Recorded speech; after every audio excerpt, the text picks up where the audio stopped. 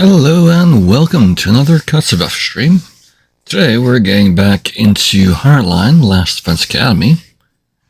And get everything set up right at the beginning, but hey, still don't work.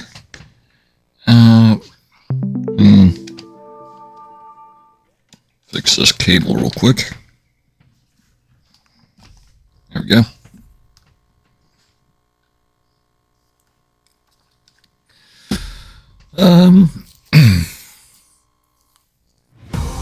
Last time we left off, we did some stuff. Trying to remember here. Can't remember if last time or the time before last time. We went through and did all of the killing game stuff. We also had continued through the one ending, or the locked route, up to day 36, where the whole QB liquid thing came back into count. Move this down a little bit.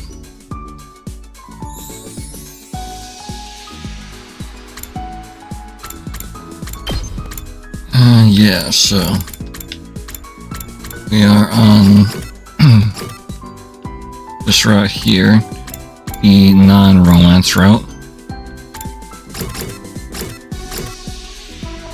Not sure if there's going to be another lock on this route. Wouldn't be bad if it was. And I do still have to do a couple of things over here, like saving Carrara, saying no to Shion, joining up, and saving Ava. As well as that one there.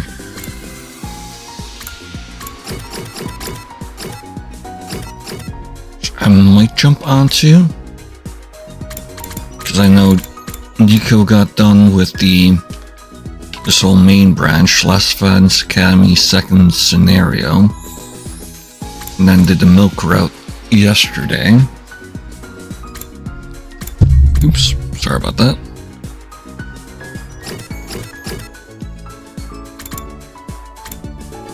These scenarios might actually be pretty quick, truthfully.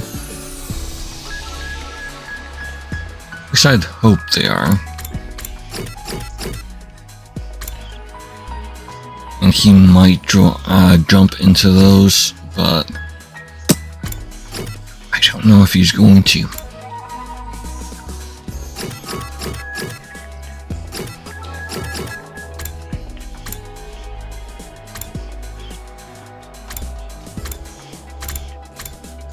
For now, I think I will continue on this thing. Just free time in the morning.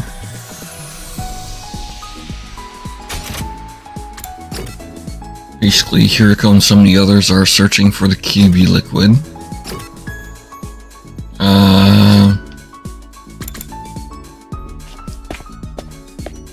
Toss another one of the items at Ava,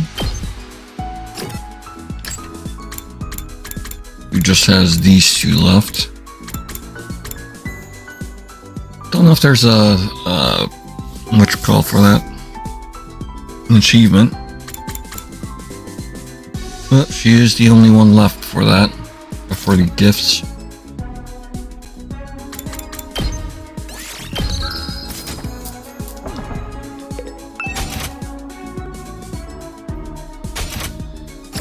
Which ones does she have? Pot plant, ornamental flowers, wind chime, ugly sweater, dry flowers, photo album.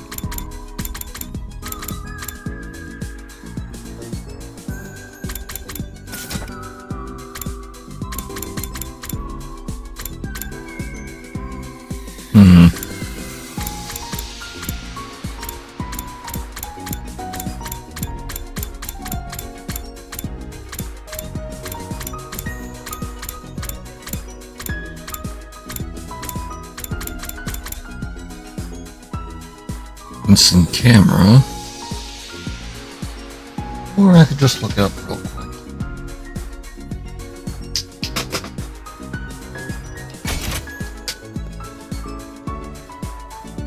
Doesn't really need to be anything special.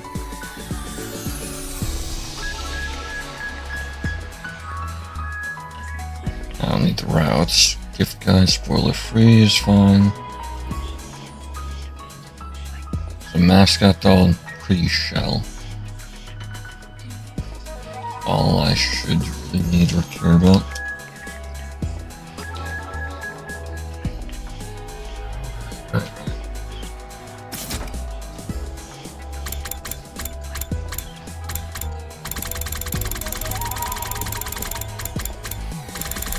Shell's up here. Okay, she's the one that wants this one.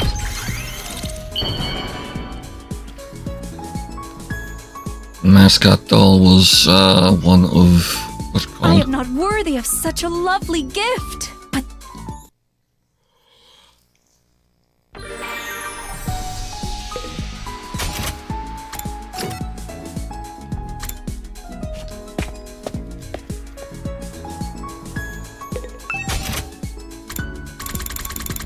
Probably further down. The one of not Siri, but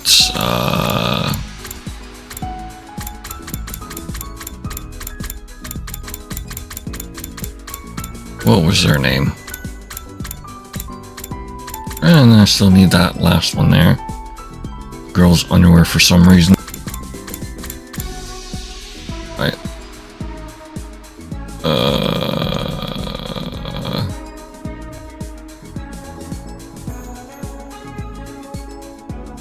Can that, oh, Nego. That's what their name was.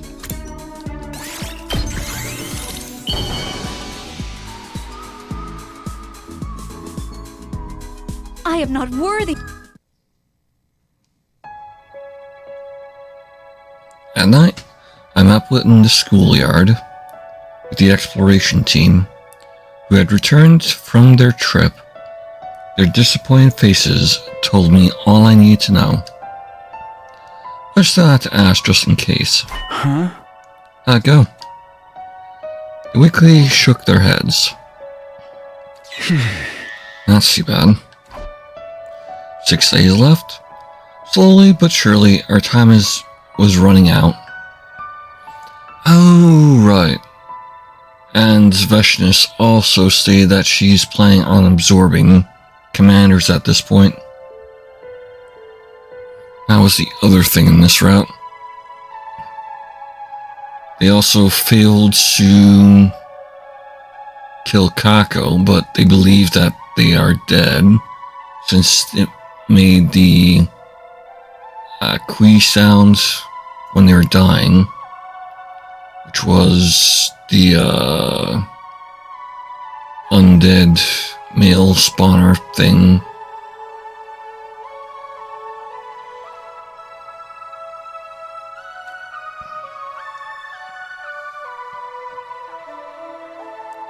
After dinner, I head for the usual spot behind the schoolyard at Hiriko's request. Huh? We want to talk about, and they're still looking for that mimetic book.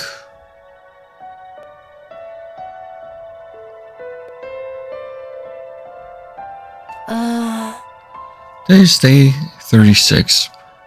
That remind me of something. Do you remember what happened on day 36 in the Box Calamity timeline? And Ito got out and closed off a bunch of the other stuff. I sift through my memories. If I remember right, you used the parallel leap machine to jump to another timeline. That's right. But in the end, we never found out which one he jumped to. I mean, he ended up in the mystery timeline. Like, mystery killing game route timeline.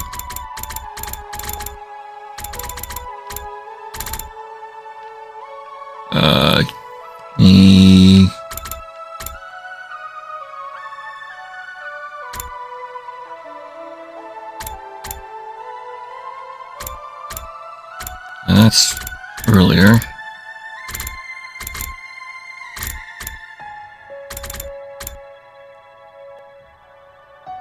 That's where invaders are.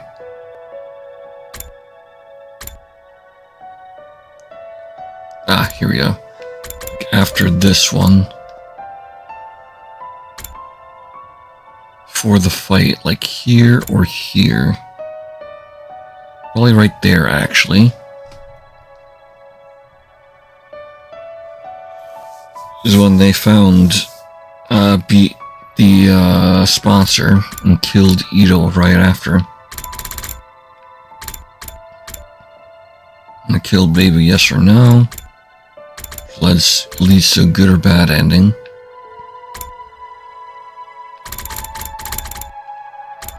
And I still got a bunch of stuff in the mystery route.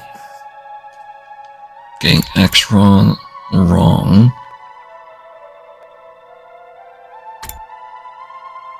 Actually, I might be the only one left from mystery route.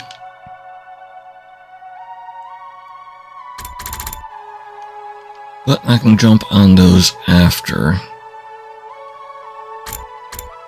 There's still a good amount in the slasher timeline too. And I'm gonna have to go and do the one stuff.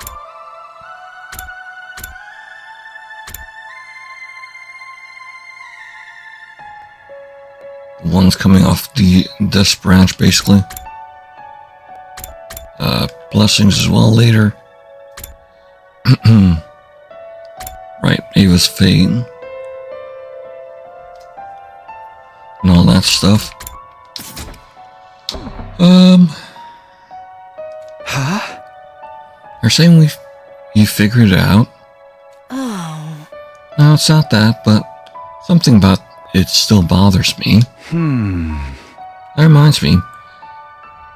You escaped from his cage back then, too. His method was different this time around, though.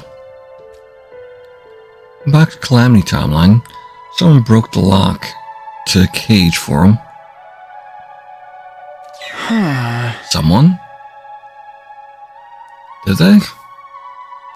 Actually, yeah, I vaguely remember that. I don't remember who it was, or what it was. If you don't remember, that's for the best. What? At any rate, use a different plan here in this timeline. Managed to escape the cage all by himself. Oh? Interesting. The moment I heard those words, I remembered something I'd heard. Sir Ato requested that I close the drain. Ah, right, that bullshit plan. With the balloons and the water shit. Basically flooding the courtyard. I opened the valve for the fountain in the courtyard all the way. Yeah. The whole courtyard was soaked, like it had been doused by a sprinkler or something. Nope, completely flooded. I did give Ato something made of rubber.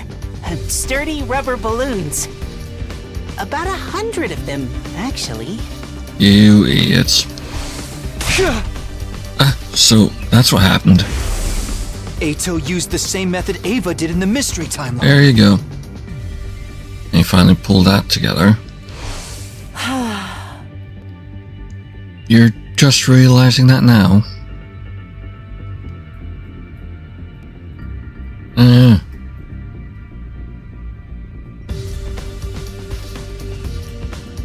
So does he meet up with Kako then? That timeline? And they give that info to them?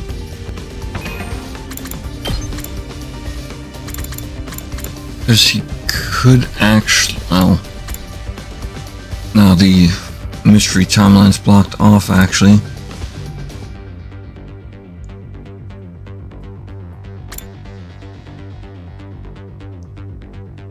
Unless it's unlocked for a little bit of time.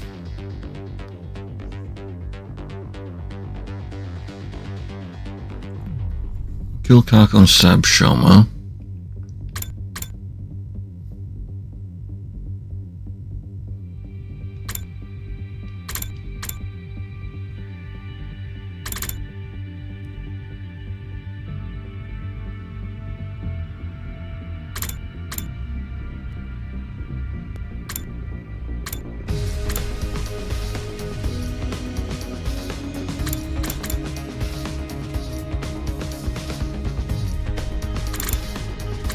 That thing? Oh, there we go. Who's that? Oh, right. He had stabbed himself at that point. Basically.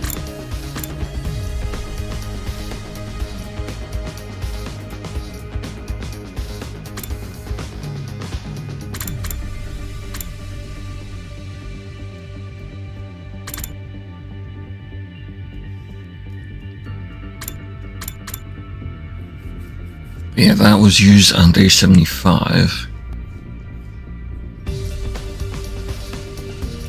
So yeah, between day 36 and 75, having Ito get over there and tell him tell Kako X the info isn't exactly out of possible. Of the realm possibilities. Well, it took me a while to connect the dots myself. On day 9, I remembered that the way Eva escaped the mystery timeline.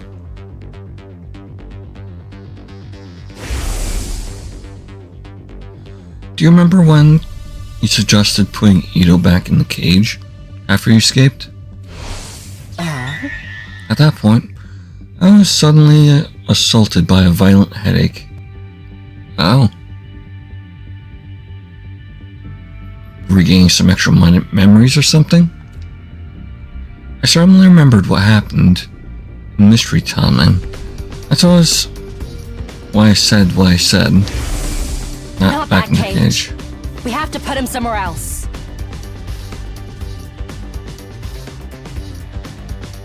Where Shoma got stabbed?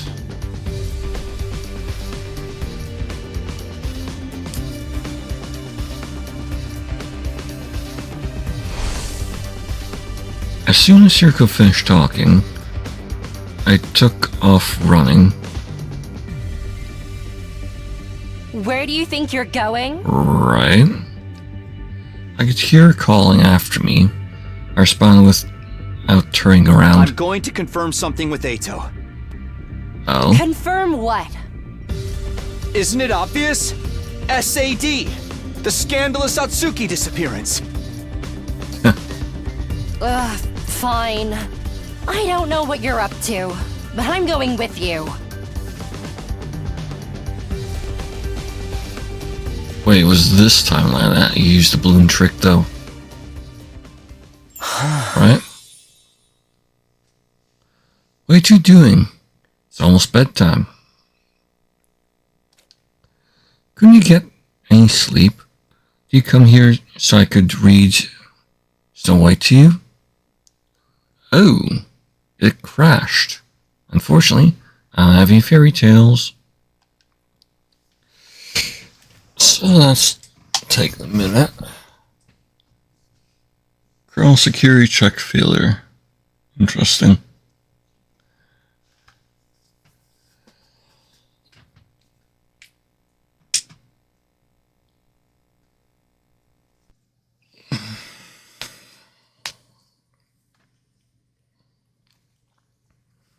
Yeah, I'll be back in a minute.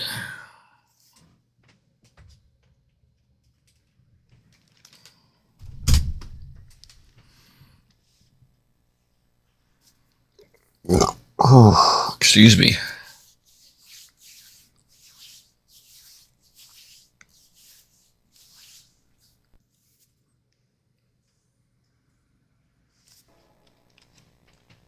Let's swap it to there real quick.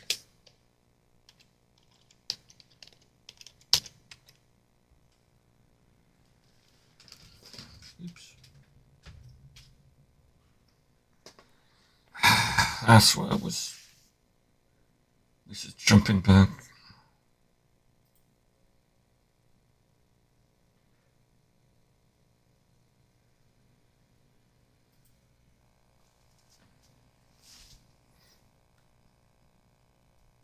Jumped into Microsoft backup your shit thing. So maybe that was causing some of the problems. Fixing surgeon.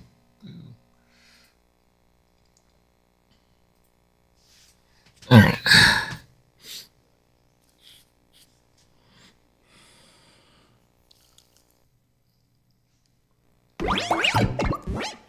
I probably haven't lost too much.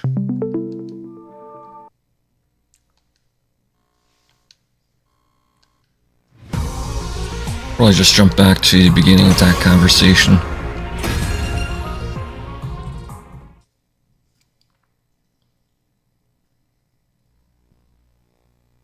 Oh, beginning of that conversation.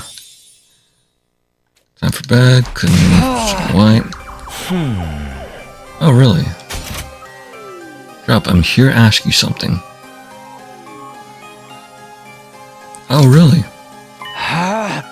Yeah, that cage by yourself, didn't you? That K person who said unlocked it for you doesn't really exist.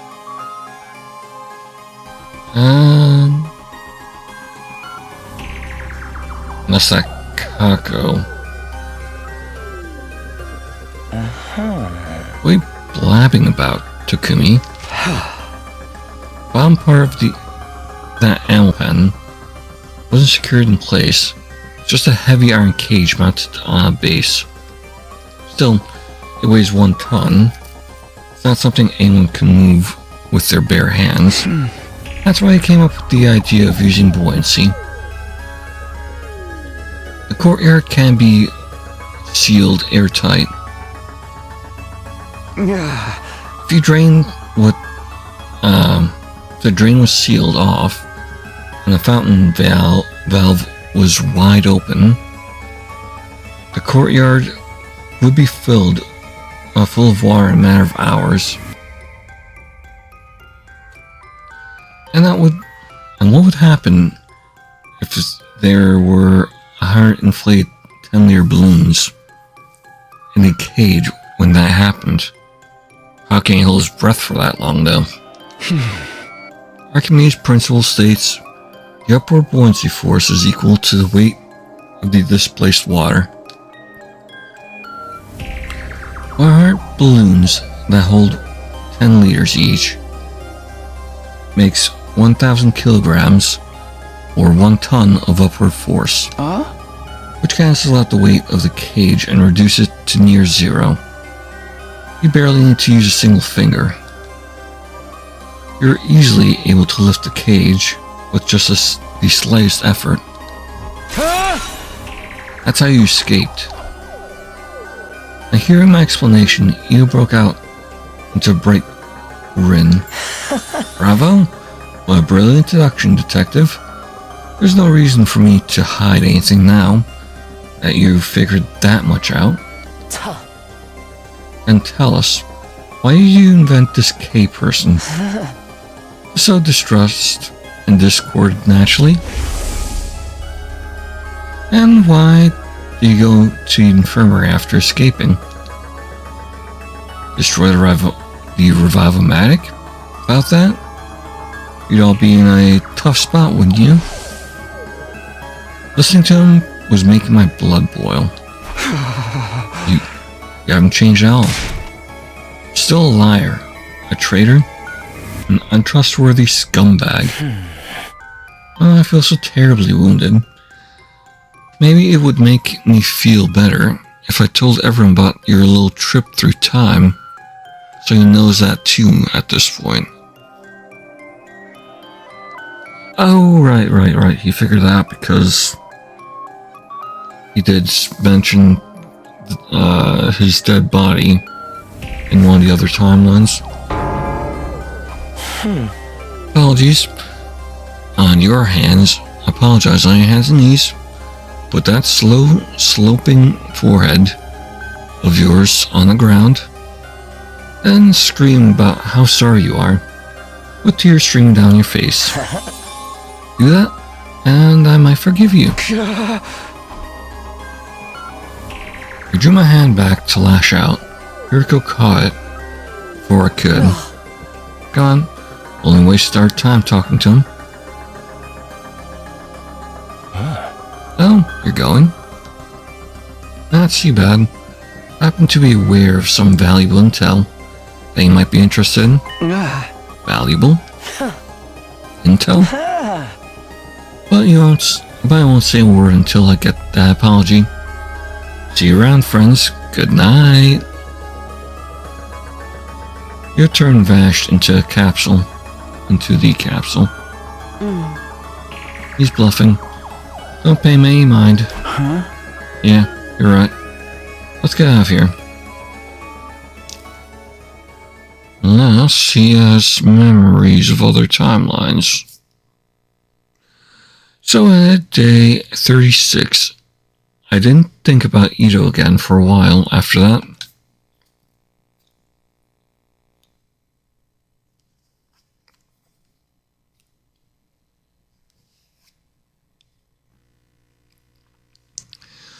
We spent the entirety of the day searching for QB liquid. Fortunately, our search didn't turn up anything, and time flew by without any mercy.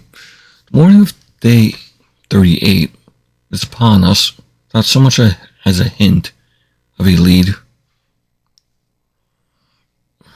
Day 38. Get ready for... Prepare to be ready to give your...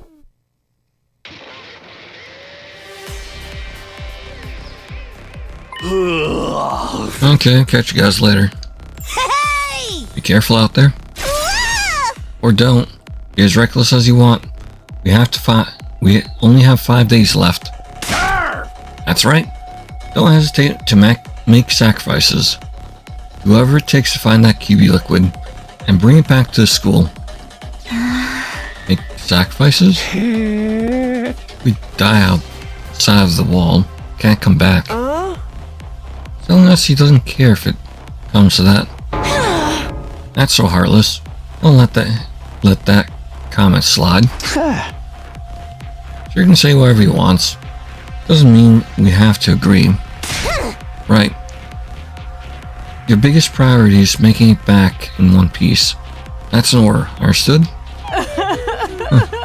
I'm so grateful for your words of encouragement.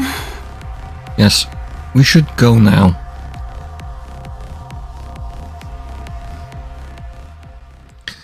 After seeing off the exploration team, the rest of us went our own ways. I always end up coming back to my room. Is this just my nature? Well, whatever. 7 people on guard duty, not including myself.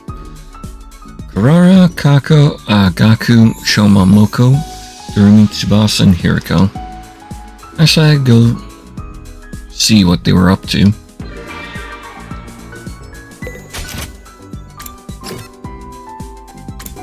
Wonder why she's at the gym.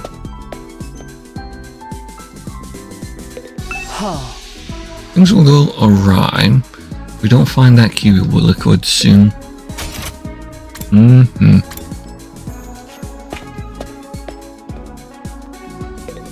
How about you, Ito? Same thing as always.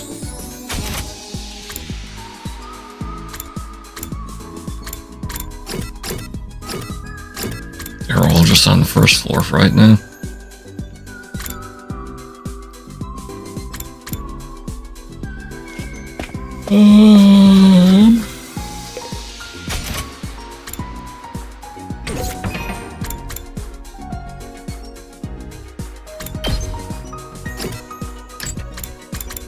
It's all here now, so I guess there isn't any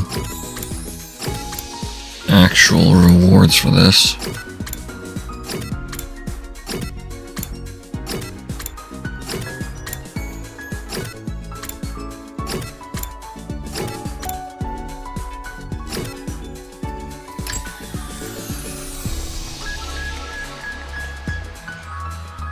I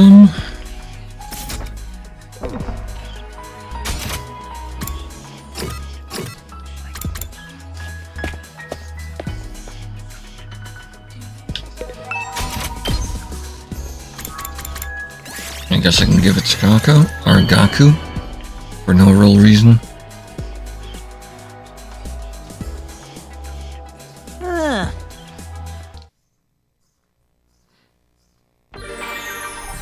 I've got anything better to do.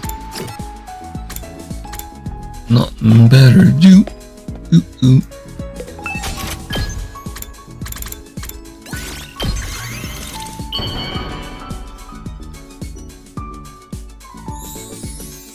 This looks useful.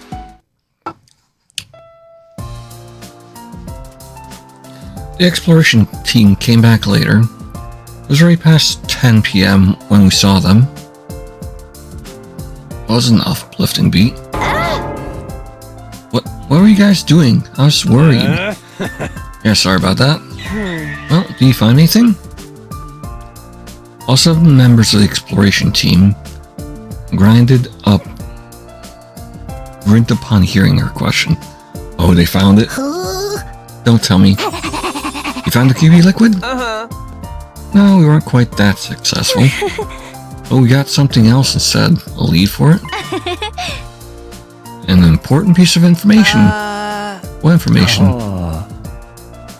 We're searching around some buildings a long way from here. And we happened upon a platoon of enemies making camp. Of course, we ourselves right away. Those clowns never saw us, but we overheard their leader talking to some of their wireless, through their wireless comms. And we heard them mention the particular bacteria. Really? Oracle bacteria. The exploration team excitedly continued their tale. They learned something from the platoon's leader's conversation. A few days ago, at an enemy base, the relay station we'd been to, and other timelines, there was a particle bacteria outbreak. They quarantined the corroded areas, but couldn't stop the spread completely. That was why that platoon had been sent out to that cluster of buildings to look for a way to combat the bacteria. Last thing we heard the leader say was, "We've secured the QB liquid." How are they going to steal from the enemy? We've already sent it to the relay station. Okay, so we're attacking the relay station to get the liquid. Cool. It should arrive any minute now. So you're saying there's QB liquid at the enemy base? The exploration team nodded with a smile on their faces. Just then, Siri and Nigo showed up. Hooray! Surprise, we heard everything! What incredible feat! And all you made it back in one piece. You're a commanding officer. I'm just so happy you're all okay. Quit with that, man. Anyway, I know we only just got this news, but we need to go immediately. Yep. To make sure that we got the QB liquid for starters, and 2, they're gonna be distracted trying to fight it anyway, so. Huh? Go where? Isn't that obvious? The enemy relay station. Of course we can't very well leave the school empty. You never know when there might be a surprise attack. Those of you who went out today should stay here. They're probably exhausted after all that walking. Wait a minute. I get why the defense team should be the ones to go up, but... Do you really mean right now? Yum, yum, yum. Yum, yum, yum. You're darn right I do. If you don't go now, you won't make it in time. Even by bus, it takes about 8 hours to get to the base.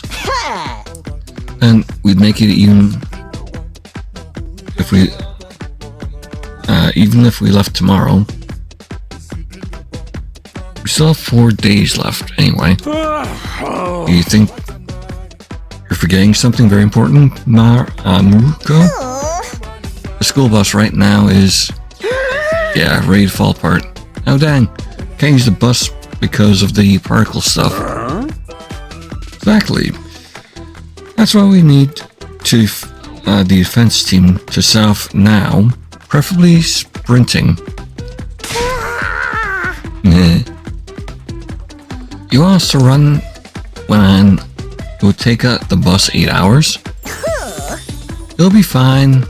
We're confident you can make the trip in a mere 32 hours. Oh dear. A day and 8 hours. Dear God.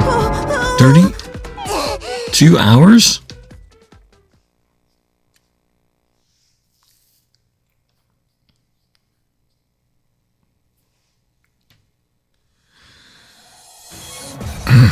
So we're not making it back by day 40. After taking a moment to rest our eyes, those of us assigned to the expedition team left for the base. There were 8 of us in all. Moko, Darumi, Shoma, Gaku, Tsubasa, Kurara, Hiriko, and me. We were cautioned against using Tsubasa's and Shoma's class weapons to make the journey easier. Really? Why? We'd be in for a fight when we got to base. Oh, because they'd be worn out. So we need to preserve our hemo ammo as much as possible.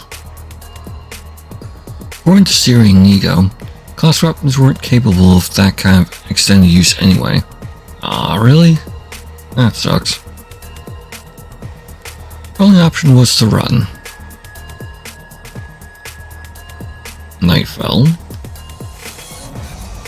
Dawn broke. And even after everything fell dark again, we just kept going.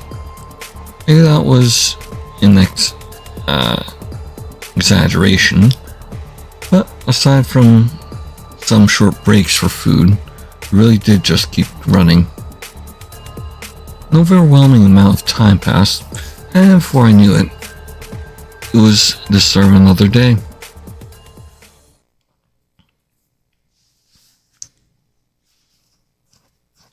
Day 40.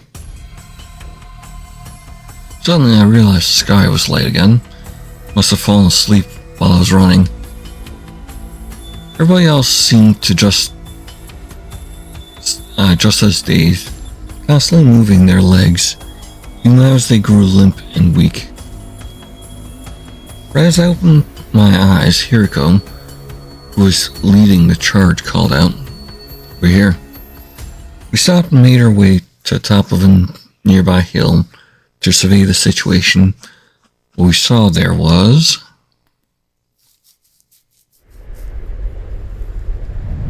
it isn't falling apart yet.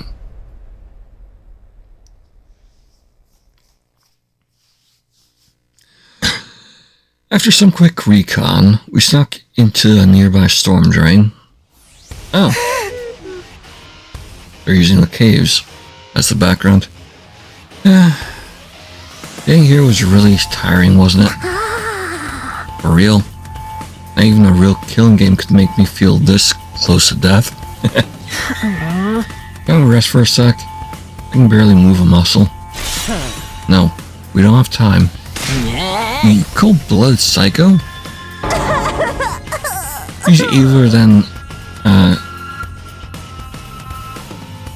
homicidal mastermind. Just to confirm, we're going to fight the enemies in the base, right? Isn't that obvious? It's not like if we ask politely for their QB liquid, they'll just hand it over with a smile. Huh? You've all heard about the enemy intel, right? Yeah! Right. Hiriko told us on the way here. Hiriko explained to everyone what she heard from Siri and the others. Yeah, Quinzel, repulsion. He flies around in the sky, right? So annoying. Now with my specialist skill on our side, I'll whip up some surface-to-air artillery to knock him down in one shot. Thing is, I have to start crafting it after he actually appears. Why can't you just make it now? This particular weapon can only hold its shape for 5 minutes. After that, its internal pressure will cause it to explode. I see. That makes complete sense then. One last thing. There's no revivals in this battle, so be careful. Right. Without the school bus, we never make it back to the infirmary in time. Exactly. So, if things look shaky, retreat immediately. Got that? Everyone nodded in silence. Their faces looked tense. Okay guys, let's do this. Special Offense Unit, move out.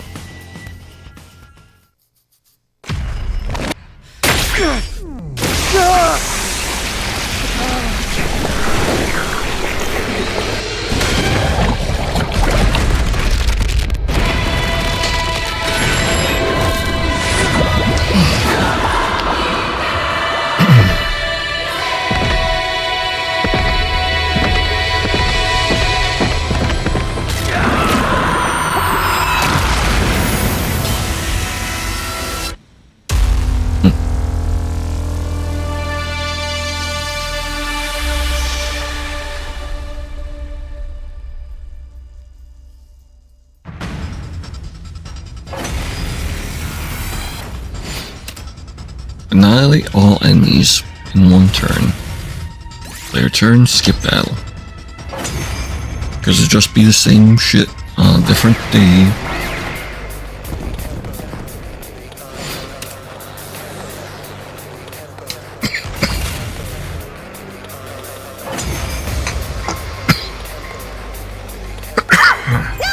Excuse me. That battle was on easy mode.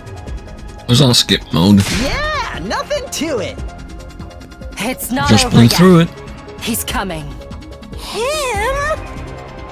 Ooh. Quinsley!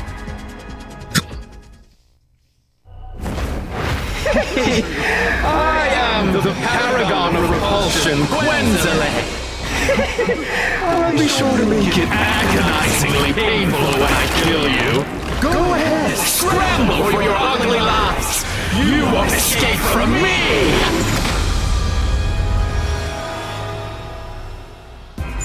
He's here. Just like a moth fluttering around a bonfire in summer. All right, cover me. I need to focus on crafting this artillery. Gaku. Kurumi. Hello, Earth to peasants! Am I talking to myself here?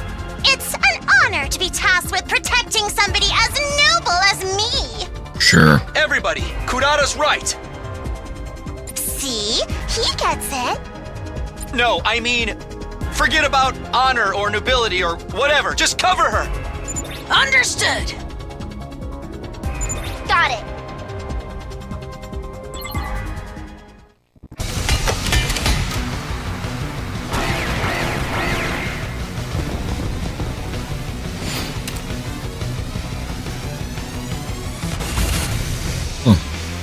It's set! Told you it wouldn't take long! Wave 3 end.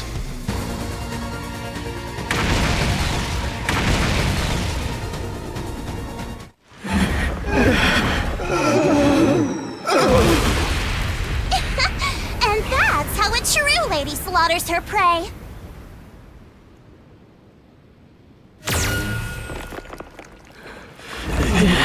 And then he complains.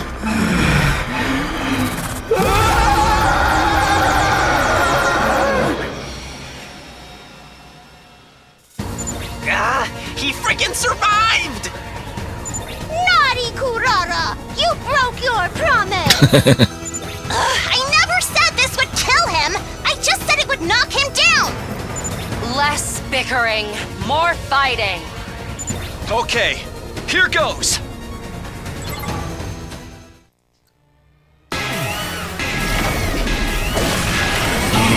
Precious.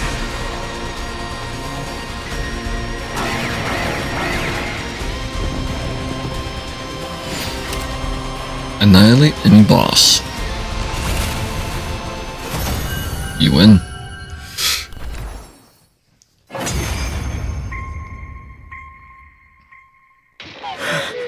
The pain.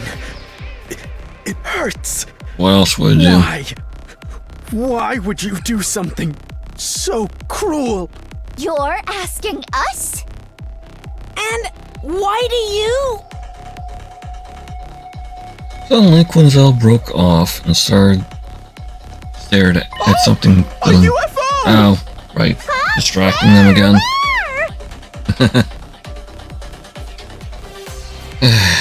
Everyone turned to look. Their caught up in the moment. I did too. I don't see no UFO. Don't tell me. Yeah. We turned back around, but it was too late. He ran off like a bitch. During those precious few seconds, the Fee Commander had disappeared completely. Did he? Yep, Run away? with a look over Looks there. like it. With that idiotic trick? Yep, Not even a kid would have fallen for that. And except you did. we did fall for it. So you're saying we're dumber than a bunch of little kids. Mm-hmm. You did.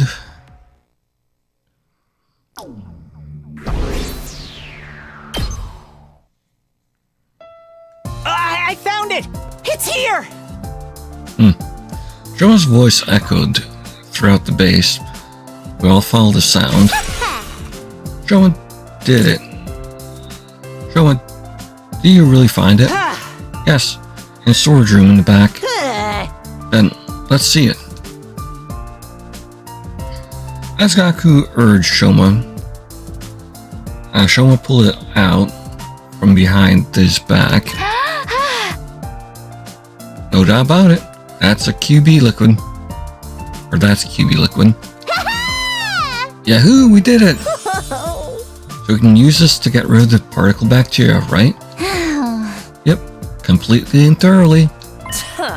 Good work, Shoma. Great work. I didn't know you had any, Shoma.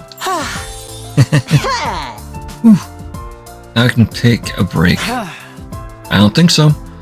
We don't have any time to stand still, let alone sit down and rest. Time to haul it back. Huh? Yeah. Oh? We only have 2 days left. It's going to take us 32 hours to get back. We won't arrive until tomorrow night. And I'm assuming you're all too tired to run at the same speed as we did our way here.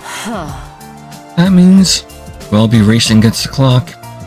If we really push ourselves, we might make it by the morning after tomorrow. Silent servant? Servant? Yeah, that's a look. Let's just get going. Those are counting on us. Yuriko started making her way outside the base. The rest of us could only sigh. Yuriko. It's just like her. Like I said. She's a cold-blooded psycho. Oh, I'm saying that. With that, we all staggered after her.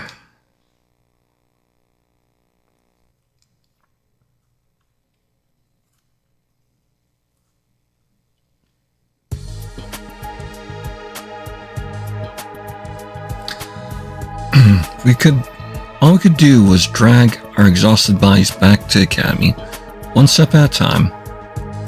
My continuous consciousness was so hazy that I felt my consciousness was so hazy that I felt like I was running inside of a nightmare.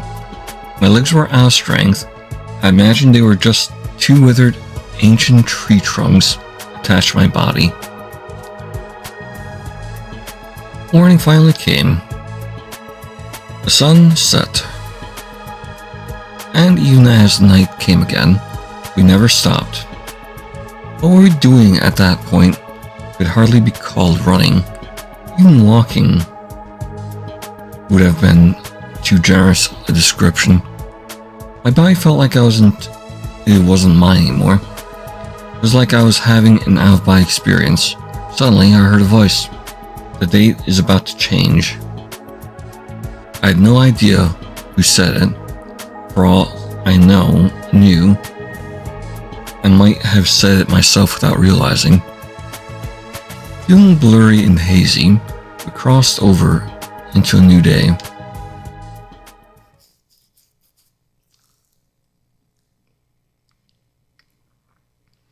Day 42. Just like Kiriko predicted, we finally arrived at the academy on the morning of day 42. Guys, I hardly know what to say in a situation like this. Welcome back, just isn't enough. You've returned safely. I was so worried that my heart almost broke. Your sisters and I prayed for you every day. Yeah, hell is this? Some kind of salty shit coming out of my eyes. Me too, my eyes are squirting. That's an odd choice of words. The friends team all looked genuinely happy to see us back. We appreciate that, but sleep! All we could muster was a dry laugh. So, what about the QB liquid? You found it, right? Tsubasa weakly lifted her arm to bring it out. Hey, nice work! And you could do it. Thank you so much, everybody. They showered us with applause, cheers, and praise. Smiles stretched across every face, and some even started leaping with joy. Now, Miss Kawana, I hate to ask you so soon after your return, but do you think you can get started with dealing with the bacteria? Oh, completely drained. Her hollow eyes stared into nothing as she answered. Fine, but I can't do it alone. I need everyone's help.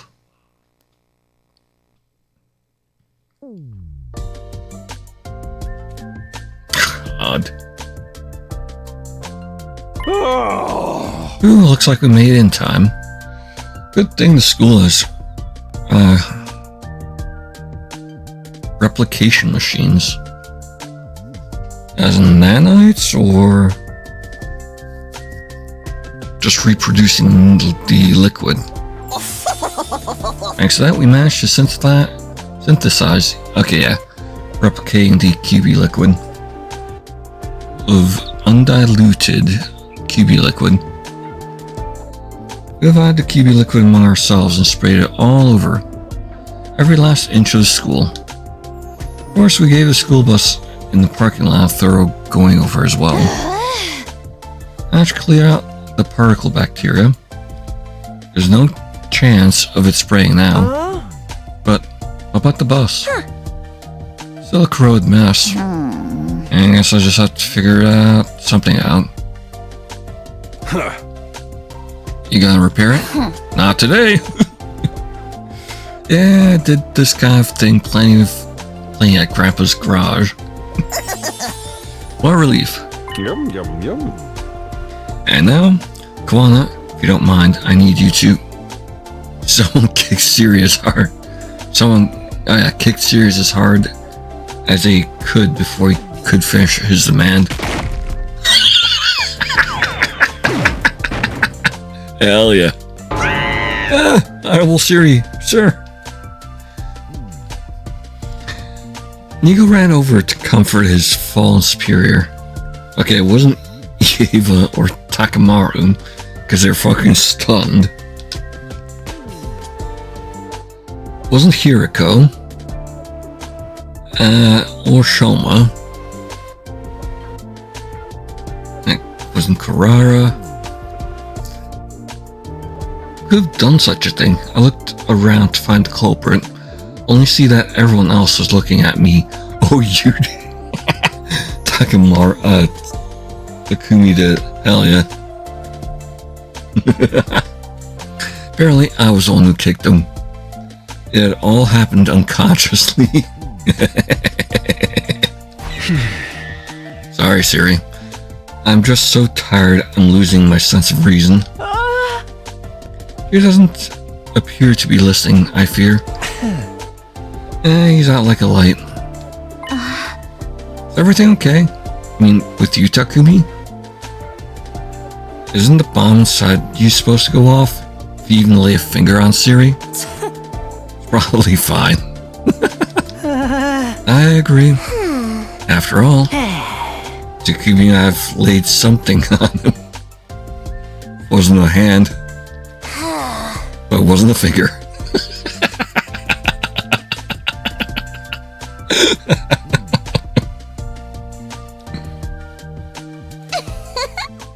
It was a foot.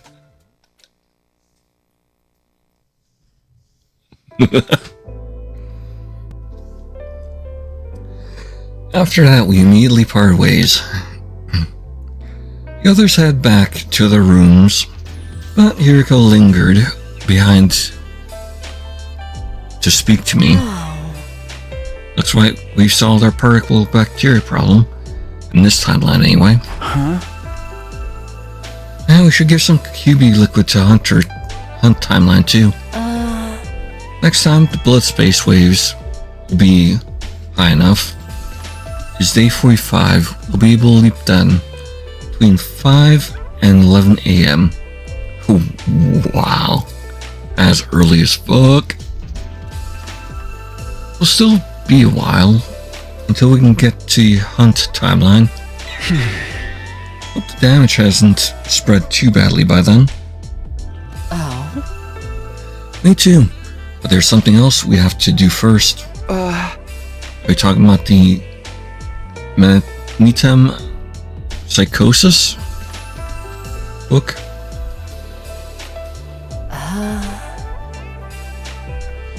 We'll resume our search tomorrow. Tomorrow will probably be our last day, actually. Right. Only have 10% of the books left to check. Hiriko gave a firm nod. Well then, it's all in your hands. With that, she left and headed for her own room.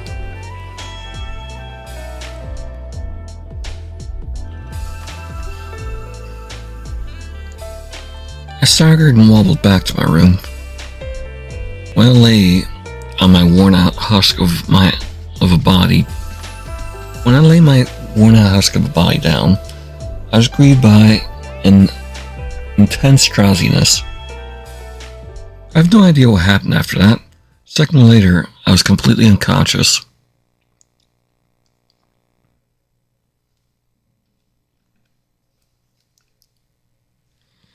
Day 43. The book search. It's evening, Takumi. How long do you plan on sleeping? You're too old to act like this. They've been awake for several days. Hey! I'm literally a teenager.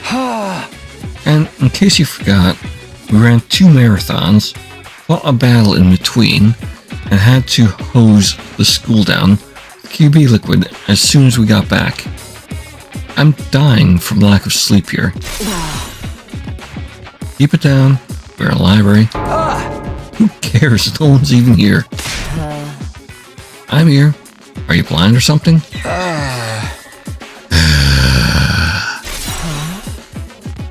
Didn't I just tell you to quiet down? Smooth brain. You're yelling too.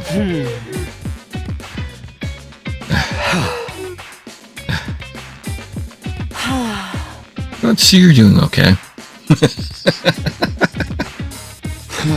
Same to you. After a short rest, Kiriko spoke solemnly. Alright, get started for real this time.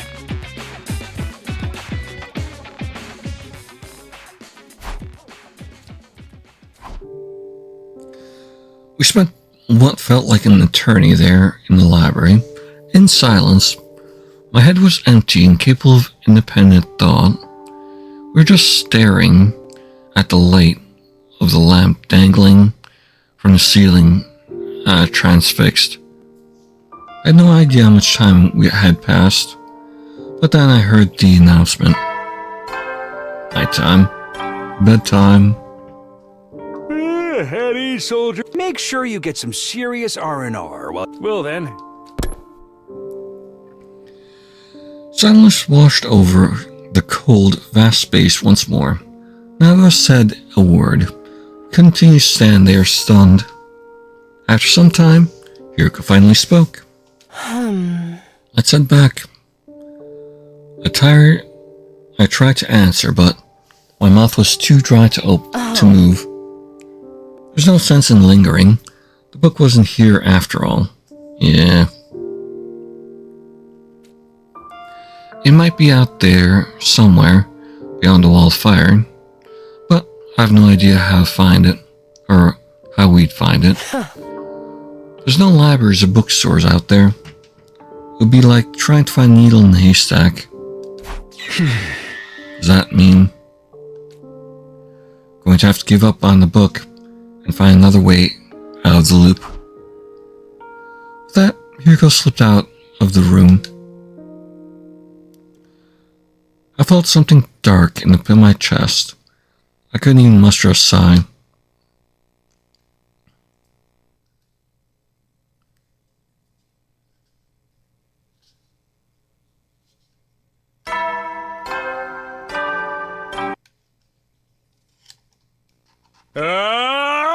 Get ready.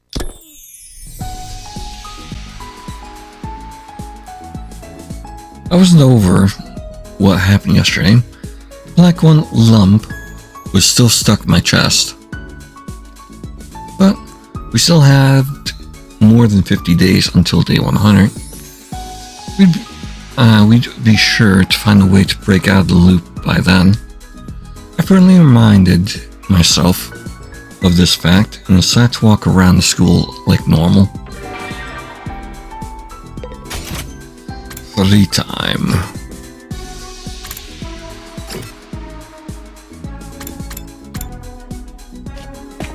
Well, what do you have to say now, Hiroko? I'm gonna have to give up on the book and find another way out to break the cursed cycle.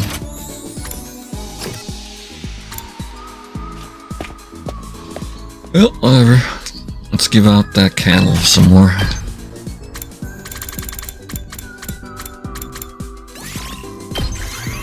Kurara and Kyoshika.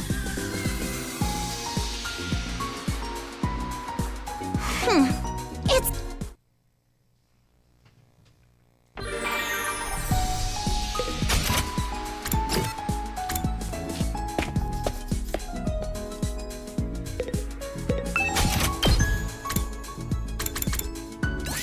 Moko and Ava are the last ones for the candle.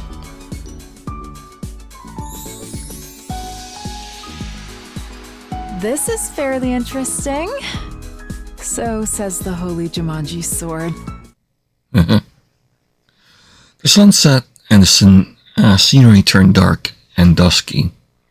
A similar phenomenon was happening in my chest. I couldn't stop thinking about the loop. Was there really a way out of it? As I was mulling it over, I realized I wasn't alone. Shion or Hiroko. Ava! Ava, do you need something? There's something I wish to report to you. Mr. Sumino said you were looking for... the book. Looking for the book called Reflections on and Practical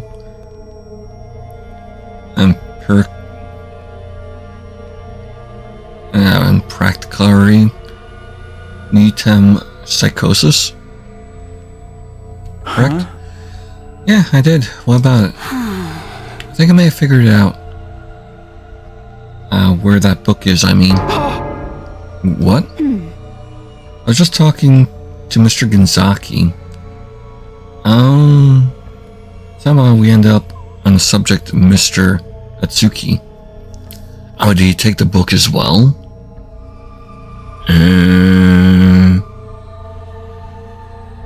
So he does have memories from a different timeline. If he knows about that book. Yes, Ito has been locked up in that room ever since day 9. Pardon my asking this, but is he doing alright? How is his emotional well-being? I give him regular meals regularly. It always seems the same as ever. He's actually pretty fond of that place. He told me it's quite quiet and relaxing. He even said it's perfect for reading. For reading? Yes, I bring him books with his meals. He asked for me for something to read, so I just grab a few from the library. I may ask, was there a book titled Reflections on Empirical Metempsychosis in your selection? If you didn't ask, then that would be why. Yes, there was, I remember. I remember it because of that weird, complicated title. Why do you want to know? Ava, thank you. I gave her my short and sweet thanks before sprinting outside. Erico! Pounding on. Just kick the fucking door down. Erico, come with me. What is it? I know where the book is. We thundered down the stairs, through the halls, and into the capsule room.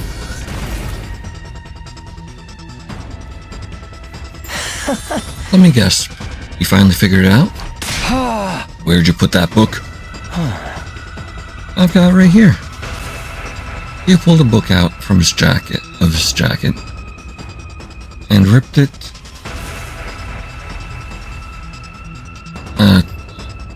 I ripped it from out of his clutches. I looked over the cover, and there it was, the title I'd wanted to see for so long. Reflections on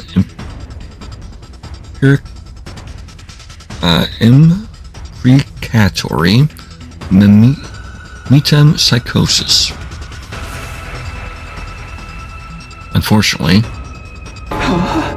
what the? All pages are ripped out. God damn it, Ito. What happened to them? Do you know anything about goats? I've been told more than once that I look like one. You asshole.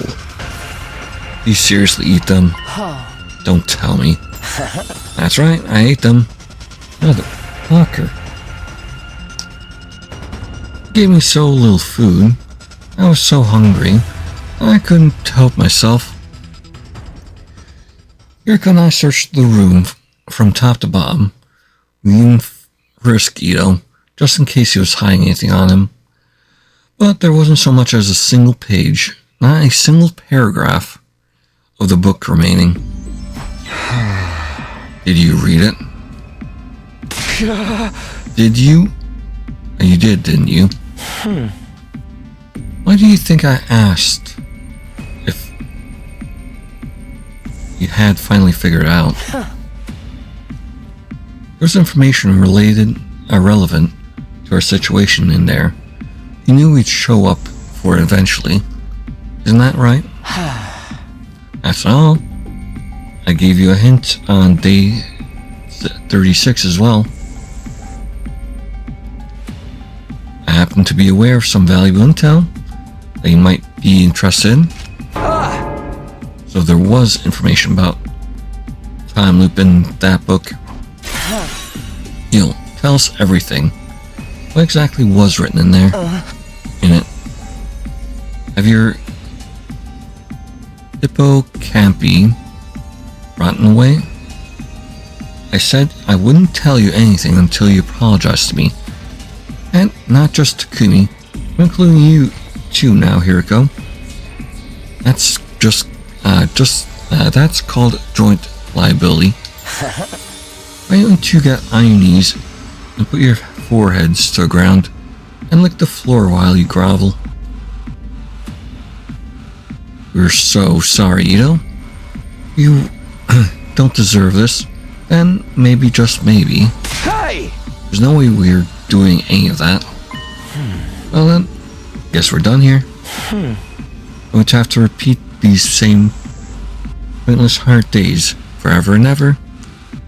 100 years, 1,000 years, doesn't matter. We'll just keep going for all of eternity. Well, maybe that's not so bad in its own way. Same as being immortal in a sense. On second thought, I'm actually a little jealous of you. So anyways, that I might have to sleep it off for a while. I'm gonna go ahead and call it a night. Sleep tight, you two.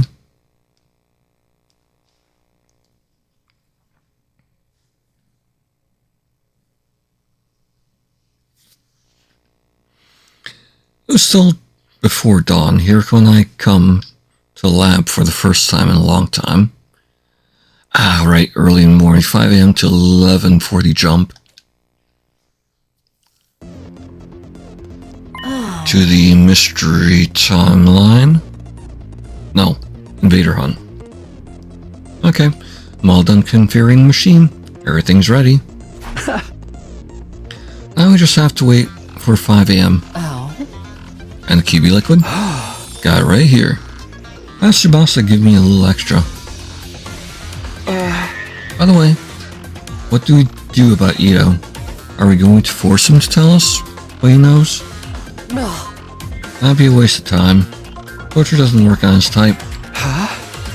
And what do we do? Hiriko wrapped her knuckles against her brow. So, as she answered, let's think on it. We still have time, and right now, we need to focus on the leap at hand. I mean, they could try checking the library for it. The goal isn't anything too complicated. This time, we just have to get the QB liquid to Tsubasa in the hunt timeline. But it's possible someone might slip somebody might slip and crack his head somewhere along the line, isn't it? Yeah. Another. Next time the blood space waves will surge is day 50. There's a battle on day 47, so can't afford to linger under any circumstances. Don't worry, I won't screw up like that again. Then go ahead and work your magic. 5 a.m. on the dot. Clad in our leap suits, we slammed the red button and jumped onto a platform. Alright, let's go.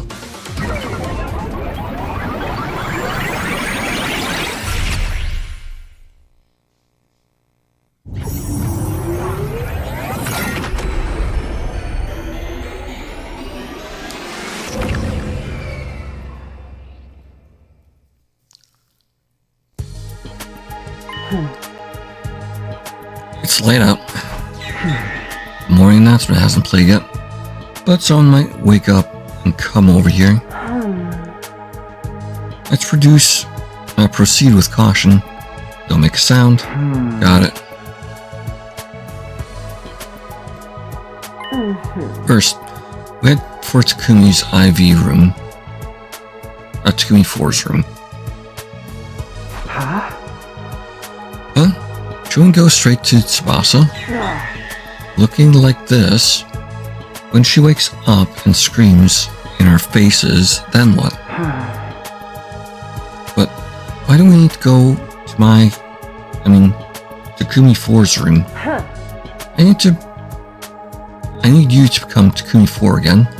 Then you can give the QB liquid to Tsubasa and explain how you got it. Explain it how. Pick something up. If Takumi 4 wakes up while you're at it, we'll have a mess on our hands, that's why. Quietly infiltrated Takumi 4's room. He was still sleeping. Rico slid up to him, and with a reckless amount of force, stabbed him with the hypodermic needle. Can't you be a little gentler when you do that? Even if he's from another timeline, he's still me. I Kick know. his ass. And that's why I did it like that. More importantly, change clothes and get to Tsubasa. I'll take your suit and head for the capsule room. I mean that capsule room. About him. We leave him here and go. The anesthetic I used is more powerful than the one from last time. He'll be out for a whole day. We've got nothing to worry about. Nice. We stepped off to Takumi 4's room. I gave my leap suit to Eriko, who wished me luck and vanished inside the school. I watched her leave before I head to Tsubasa's room. I rang the doorbell and Tsubasa opened the door, sleepily rubbing her eyelids. Actually, where were we on that at that point? Box of Blessing, Killing Game route.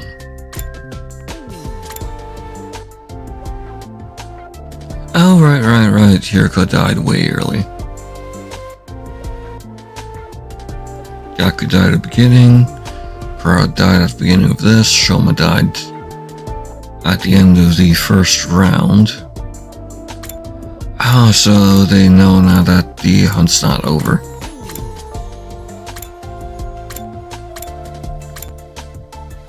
Okay, on day 36, an invader hunt.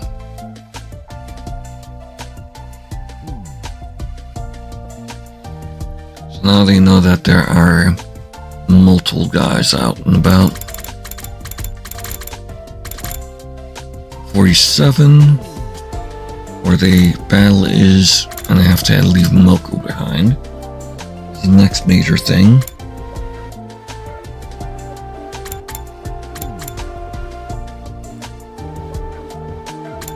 And Kyoshika dies after. To sacrifice herself to take out the other guys. The second entire group. Yep, day 57. Well, night of that, basically.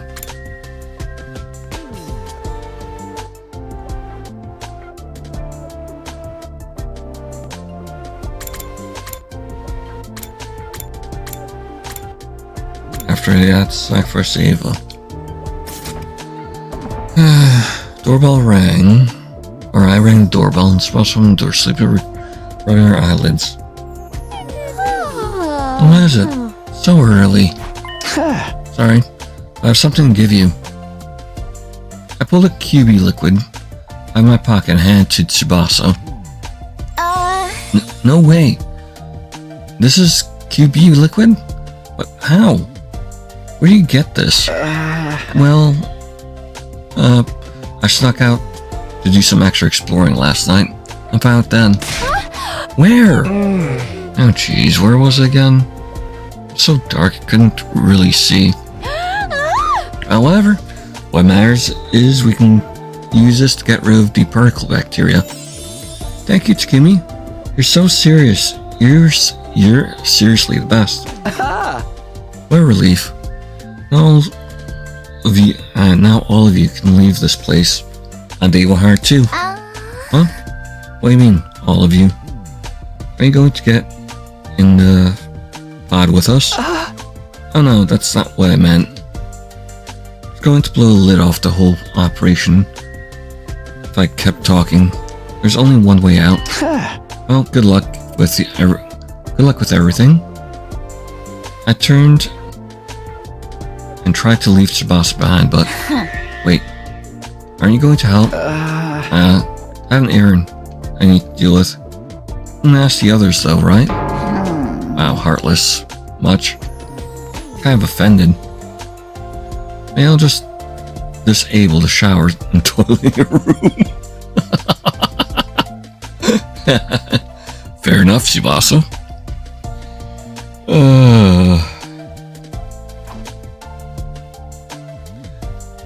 Tsubasa started marching over to my room. I panicked and tried to stop her. Wait. We had until 11 a.m. to leap back to our timeline. It was only 6:30 a.m. now, so I still had time. Fine, you win, I'll help you. Let's get right to it.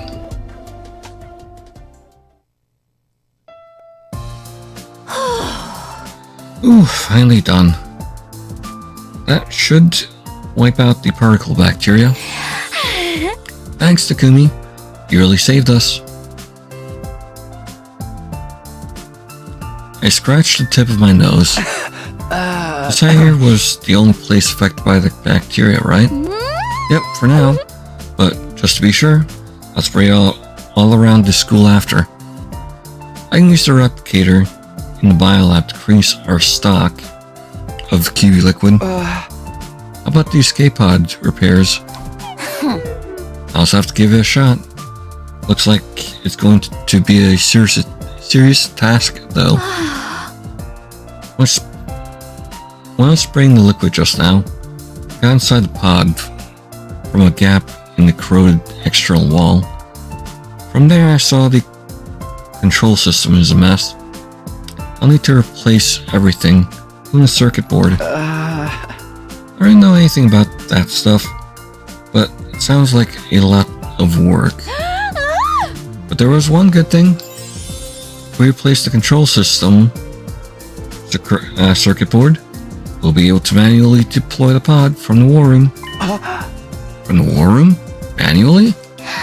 Yeah. So we could escape the school without waiting for day 100? Exactly, but it's going to take at least 50 days to fully repair it. Even if I work at top speed. So I'd be done by day 95 at the earliest. That barely changes anything.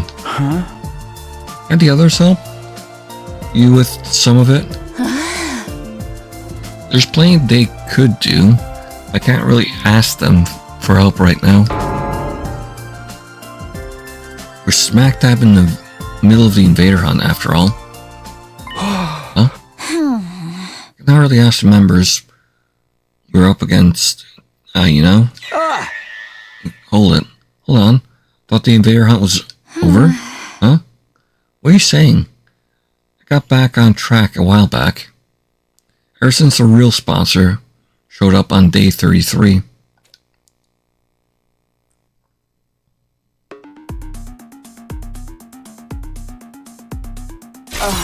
What? The sponsor's still alive? Yeah. Tsubasa said the one that got killed on day 31 was a spare. Then Kakuji's still out there. Right. Which means she's likely hiding somewhere inside the school. I was looking for a place to hide in school without being found. Our eyes met. Underground? The hidden room. So they're checking out the hidden room now? We ascended the stairs to the basement. Just as we suspected, someone was there, but it wasn't who we were expecting. Ito? Interesting. Alive and hiding. So yes, he jumped here early on. What are you doing here? On Calamity Timeline. He stared at Hiriko in her leap suit and nodded, as if something had just clicked for him. I see. You must be Hiriko. I recognize the voice. I find people by their voice rather than their appearance is something of a forte of mine. The loop suit had voice changes, but Hiriko's was turned off at that point. Everyone looks like case monsters to you. Oh, you know about that? I can't say I'm surprised. Those suits tell me you have experience jumping to other timelines. And Hiriko? You don't belong to this timeline, do you? Hiriko from this timeline is already dead. You're here for some other time. From some other timeline. That's where you learned about my secret. Of him jumping over here. Same probably goes for you, Takumi. Hiriko being alive and well doesn't seem to bother you at all. Which means the two of you jumped from the same timeline, didn't you? So what if we did? I was just thinking out loud. After all, you're the same as us. You don't belong to this timeline either. Vito in this timeline has Cryptoglobe absorbed by Takumi on day 2.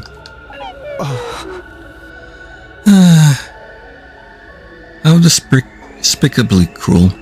Even if this isn't my timeline, that's hard to forgive. Must be from the Box Calamity timeline. Jumped here on day 36, didn't you? Oh. Box Calamity? Is that what you're calling it? You're probably right. I imagine that is the timeline it came from. I escaped the school, wandered the streets, and by chance stumbled on some sort of laboratory. Literally by chance. I decided to tinker with the machinery there, and before I knew it, I was here. No way that happened just by chance, right? Oh, but it did. It's not so surprising considering my specialist skill. Isn't it just the...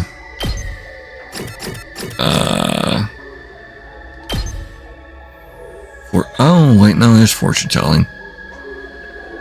As the literal name of it.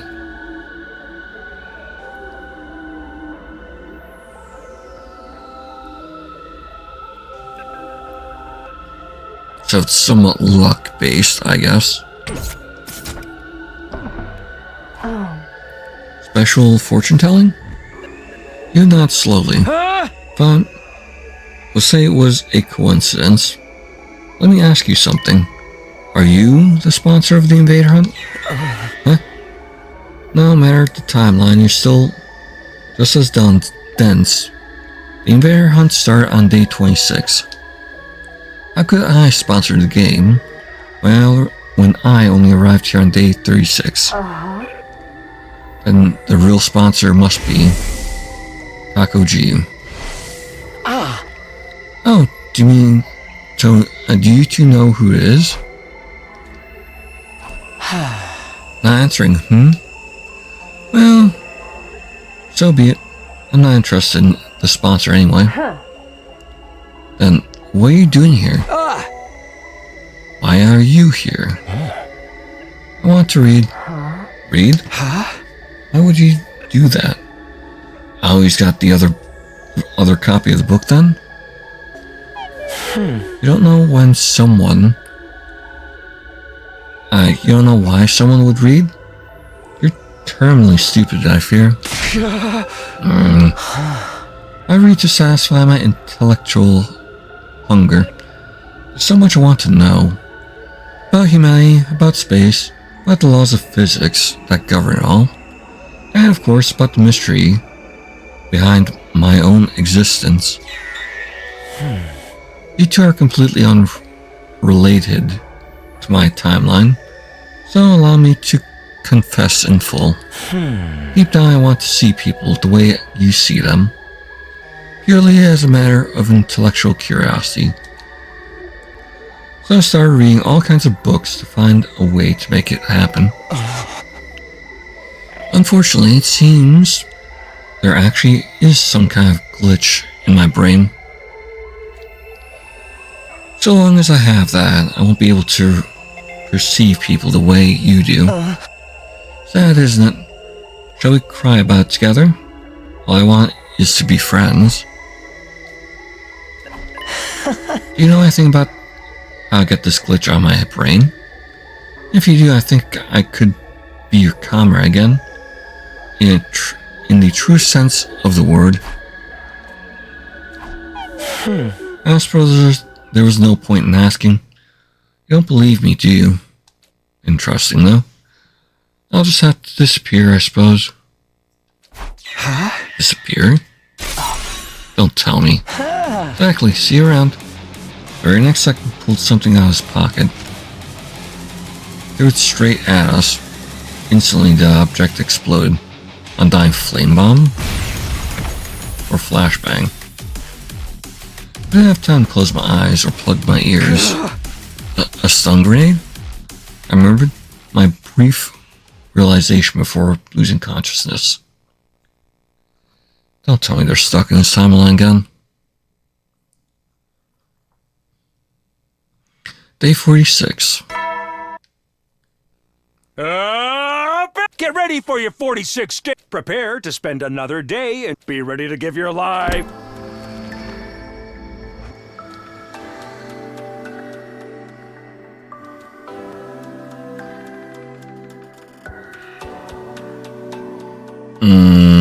So I got stuck here. You certainly sleep hard. Oh no, Maybe it's an after effect of leap damage. you did get him through. Okay, cool. This is my room, right? Are we back in steady fundamental? Of course. Oh good. And who do you think you have to thank for that? Thank you, Hiriko. Don't tell me. Again. I seriously considered just abandoning you this time. Yeah. But I knew I'd miss having an errand boy. So I carried you back. Was it a stun grenade that went off? Were you alright? I was wearing my leap suit, so I took almost no damage. Oh, neat. I sat up and got out of bed. What happened after that? After a late subside, Ito 3 was gone. So that's what you're calling him? 3? Here's Ito from the Box Calamity timeline. The version of us in that timeline are Hiriko 3 and Takumi 3, right? I figured the same could apply to him. Did I jump to Calamity?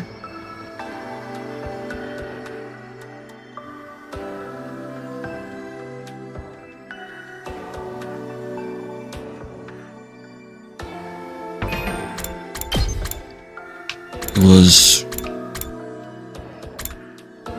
not the comedy route. It was this route here. Or was it? No, it was slasher route. Oh no, it was before it, wasn't it? Like day 16. And that was Takumi 2 at that point, which they quote-unquote cured, potentially.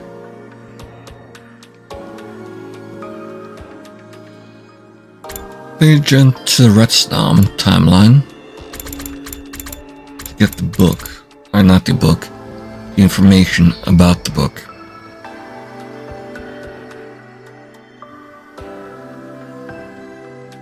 And they called them Takumi 3.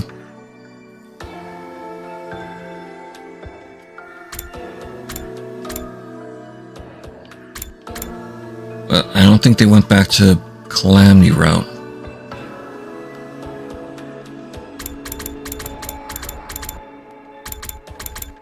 And that's where Ito disappeared. morning of day 36.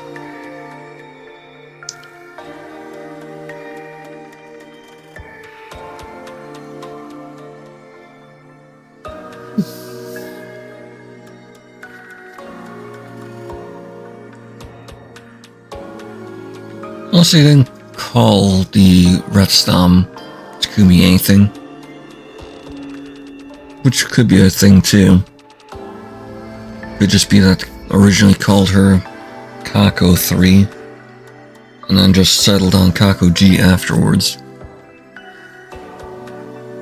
which might actually be the case. Your same could apply to him. I see. So, you three got away. I tried to chase him, but you were already on,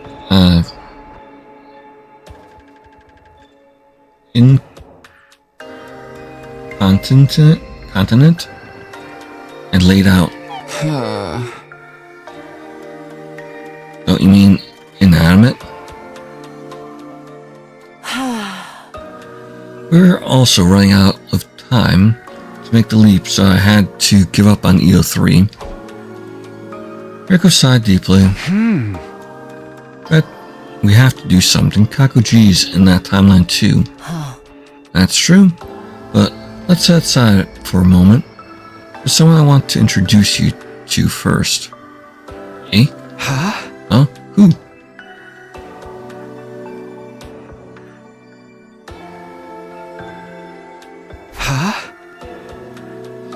Oh, did they fix Ito's brain? With the glitch and stuff? Doesn't even refer me the chair, or that chair. It's the Dolmanic Cognitive Reconstruction Therapy device. The new and improved version. So, who do you want me to, introduce to me? The new improved Ito? We're ready for you. Come on out. At Hiriko's words, someone stepped out from inside the Revive-matic. Hey, new improved Ito. What? Ito? I instinctively balled up my fist and squared up. It's okay. He's on our side now. I was wondering when they'd do this. On our side? Just to be absolutely clear, this is this timeline's Ito. In other words, Ito 1. You let him out of the capsule room? Yes. Why? To fix this glitch. Don't be alarmed, Takumi. I've been completely reborn. I didn't understand. I looked at Hiriko for explanation. Do you remember what Ito 3 said in the Vader Hunt timeline? Do you know anything about how to get this glitch out of my brain? If you do, I think I could be your comrade again, in the true sense of the word. Oh? That gave me an idea. Cerebral glitch repair program? Exactly. But I figured that wouldn't be enough to get rid of the bone deep contempt he had for humanity. So, a little brainwashing. So you used the Dolmanic thing? Oh. Yes, with Siri and Dio's permission, of course. Originally, this machine couldn't be used on Special Defense Unit members. Bullshit. Other than, the entire timeline when they used it to brainwash fucking everyone. But thanks to my improvements on its design, I was able to use it on Ito. And thanks to Hiriko, I'm as you see me now. Well, I suppose I don't look any different, but my mind feels like it's been thoroughly cleansed. And what do I look like to you now? I can explain it. Start with, Hiriko looks like an intellectual, refined woman of great beauty. Of course, that makes her blush. On the other hand, Takumi, you look like a half-fried cherry tomato that's been left in the back of the refrigerator too long. You still glitched. That was a joke. In truth, you're a beautiful young man with a dignified face, full of courage and passion. Oh, may I have said too much? Making them blush. At any rate, appearance is something that can only be described subjectively. What I see and what you see are not necessarily the same. But at the very least, I no longer have the psychological aversion to your appearance that I used to. To put simply, in my eyes, you all look truly beautiful. There's your explanation. You really don't feel hatred for us or the rest of humanity now? That's right. So we can trust you now? I swear you can. I'm out of life. Then tell us about the book. What do you read in it? Exactly.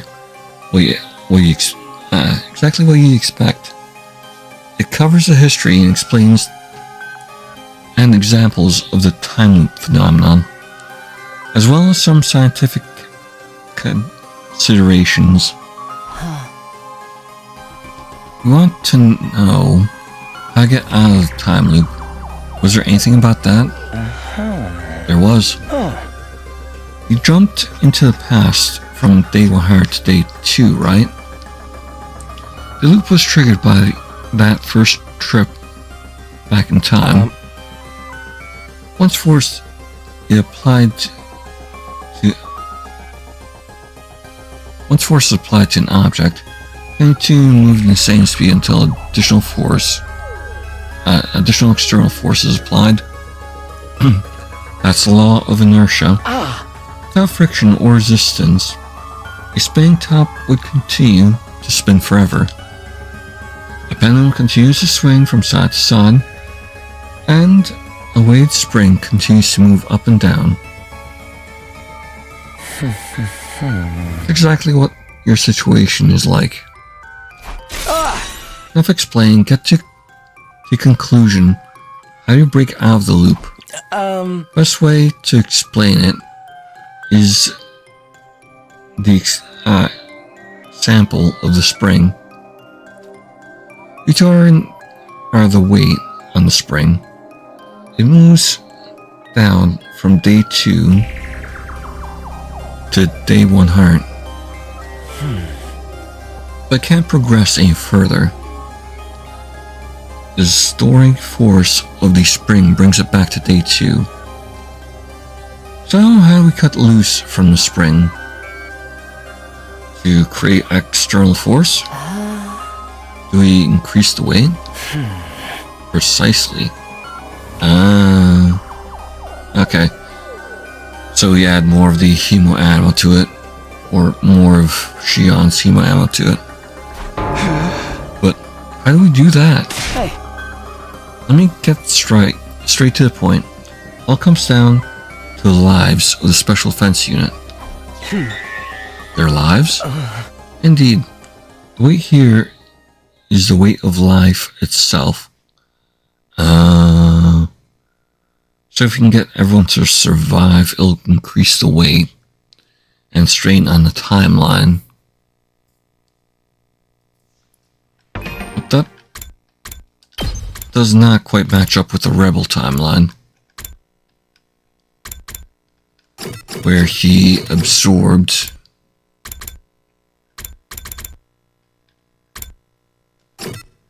extra people to basically gain an extra 15 years. Like when he absorbed Shion, he gained an extra 15 years to be able to solve this stuff.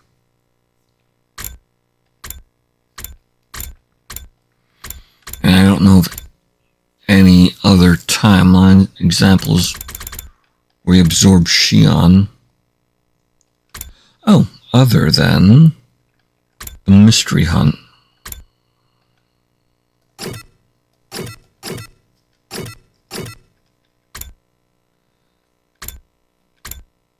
Where he killed the baby and absorb. No, he didn't absorb it. He put him in the thing, in the ship.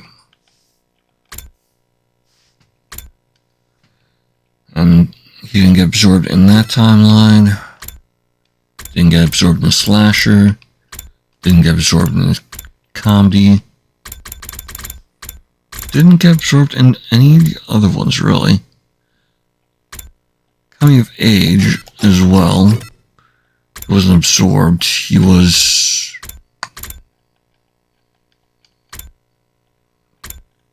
Blessings. Calamity route. Calamity route. Right here. It's absorbed Nozomi Shima ammo. And it's accepting FP's request. Flame Boys or Shions. Which he does not absorb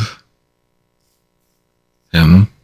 Shion is basically just gives almost all of his life force to Nozomi to heal her. And stabilize her cryptoglobin at that point. At the end, he got that decision. Probably have to jump back into that timeline to figure things out. And I'll probably have to jump into the lie part of that timeline too. In short, if all of the Special Defense Unit members in this timeline survive until day 10 a.m. on day 100, some of all those lives will serve as a huge weight that can tear away the might East Spring that is the time loop. So what Hiriko is assuming as well.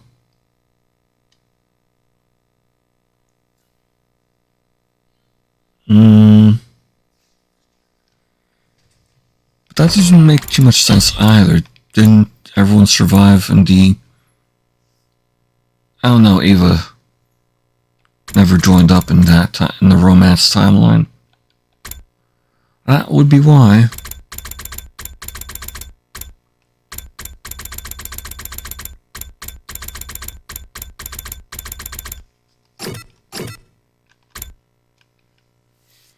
It was everyone other than Ava on that one.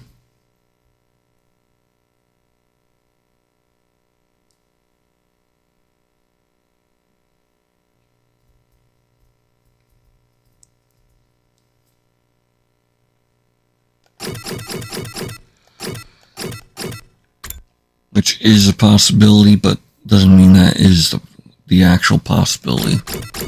What will happen?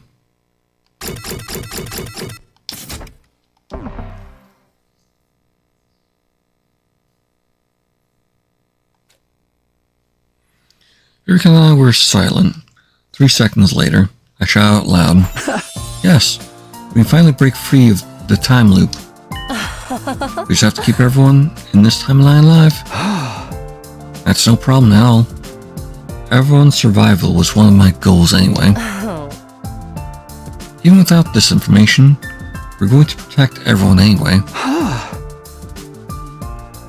Well, we have a definite objective now, so I'm grateful for that. Well, the only other problem is at the end of the mystery timeline, where everyone quote-unquote survived. Which they didn't, actually, since they were from different timelines. But they were alive and well. Stuck on the planet, though.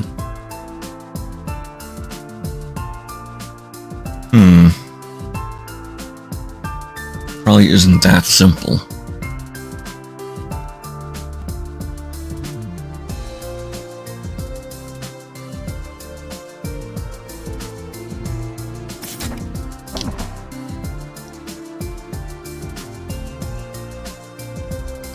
Well, we have a definite objective now, so I'm grateful for that. Our friend's survival is directly linked to to our escape from the loop, the situation just got much simpler. I looked right into Ito's eyes as I spoke. Thank you, Ito. I'm going to trust you for now. For now? Well, that's good enough, I guess. Start to regain lost trust. I'll do everything I can to support you until you can trust me unconditionally. Day 46 ended in excitement, or rather, it didn't. Tomorrow, Day 47, we'd face another defensive battle. Here I had something we need to do before that. And that something was...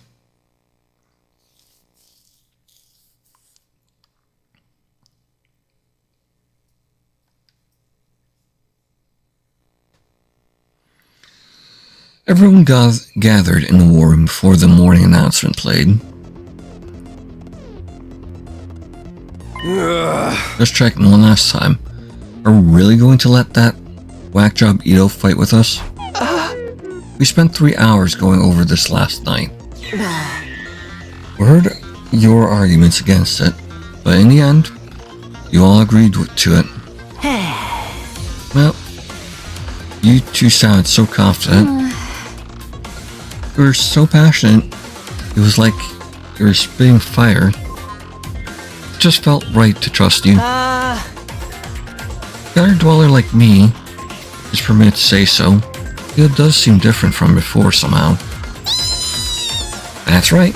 His aura from before was a poopy brown, but now it's a shining poopy red.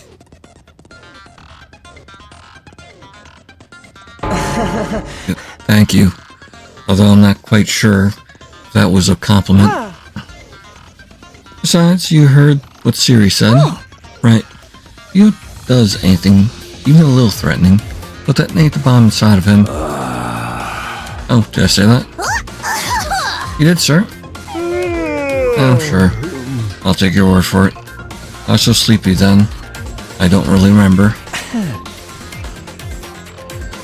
For the love of murder, are you feeling okay? Like I said last night, I'll follow our captain's lead. I agree. I'll do as do I.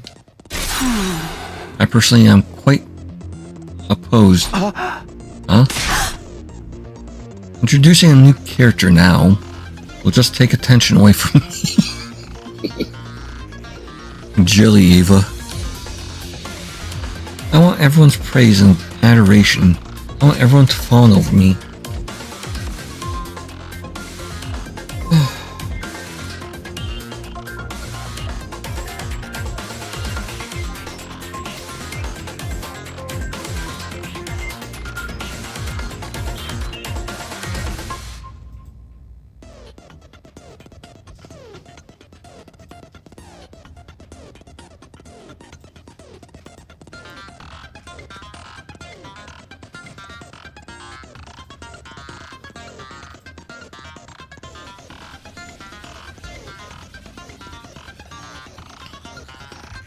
Yep.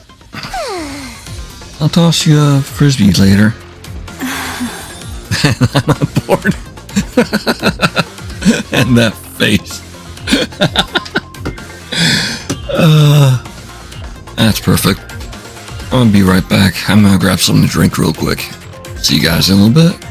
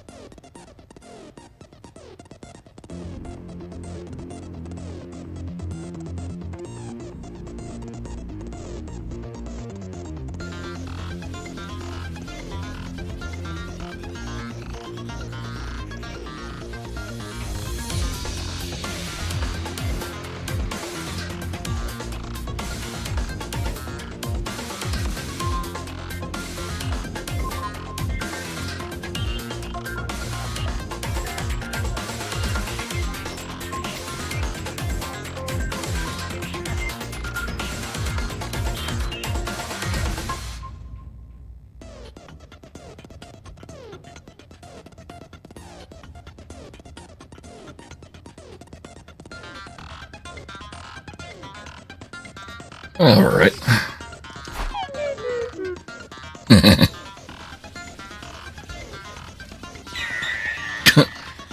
Okay, and that expression. Thank you, everyone. Ava's right.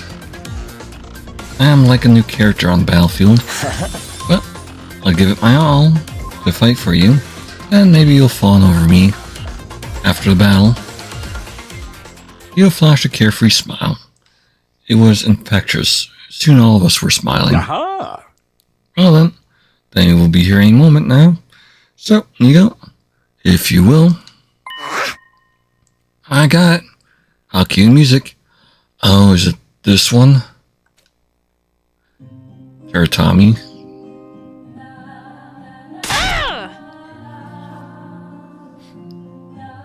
What's with this freaky old Enka song? She's actually not liking it this time? Huh. It's a folk song, right? I kinda like it. We went over the reason for the song choice already, so no need to talk about that again. The commanders will attack this time. Saratami and New Gang.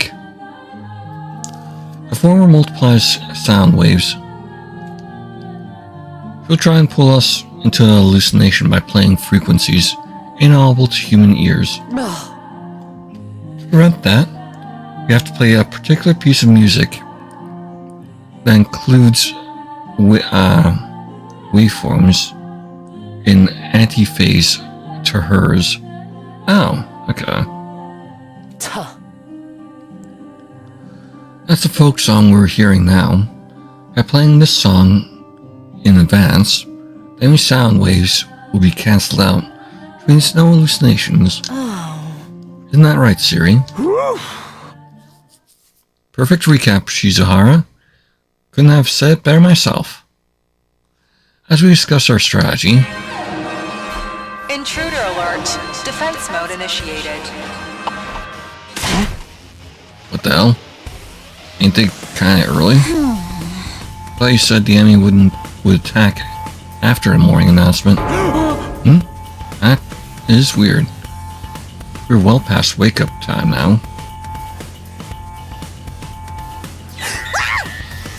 Did it have something to do with how we redirected the entire announcement system to play a song? Oh? In that case, we might be in trouble. Trouble? How? The more announcement didn't play. Might be something wrong with the intruder alarm too. They fucked up with the music.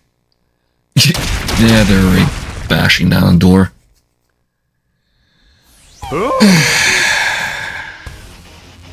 I knew it. Damn generative AI brains on them. What do we do? The enemy's already breached the wall.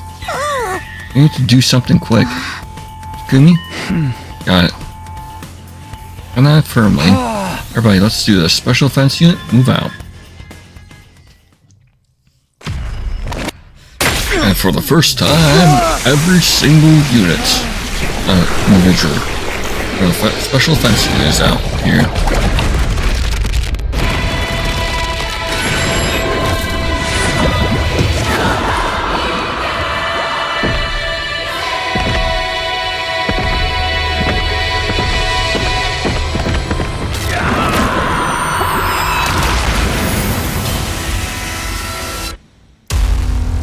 Oh, there's Ito. Right by Ava.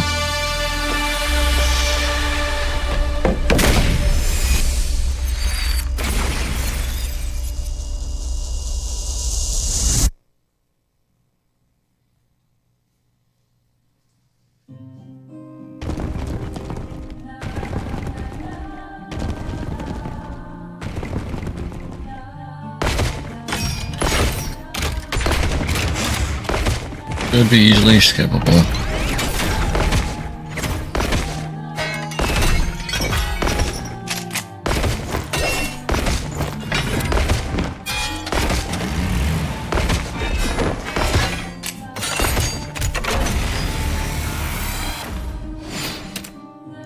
sound sources.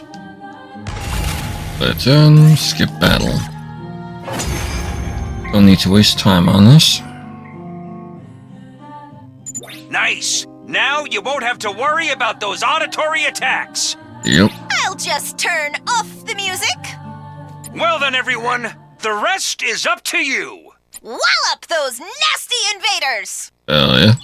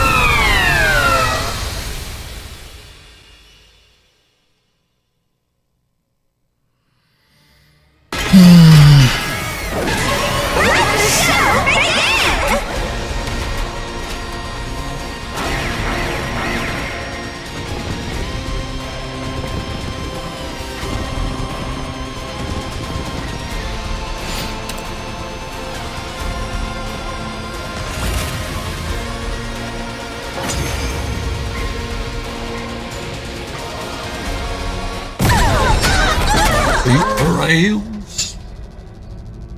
And New-Gank. I am New-Gank, the Paragon of Charity. I was too late. You must have suffered so, poor thing. Oh, I wish I could all over again. Once again, from the beginning.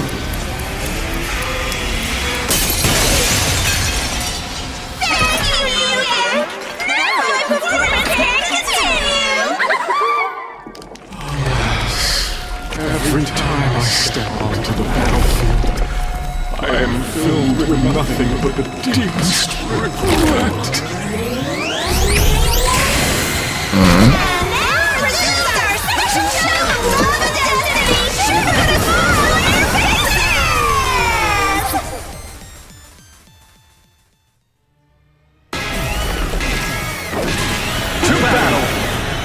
To battle.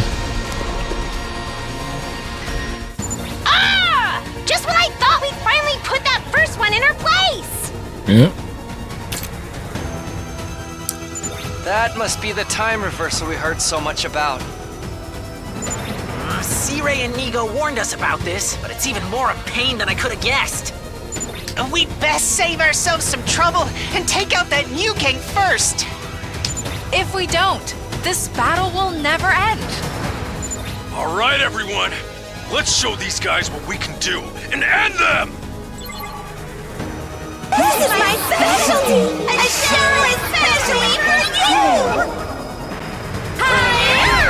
Here I go! Oh no, the school.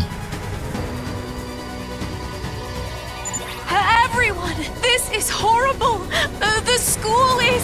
Just hallucination. Keep it together. C-Ray told us about this trick too. Right. It's just an illusion. Once we beat Tur and Tammy, it should go back to normal. Isn't it against the rules for them to tag team us like this? Shoma was right. We need to deal with New-Gank first. Okay, here goes.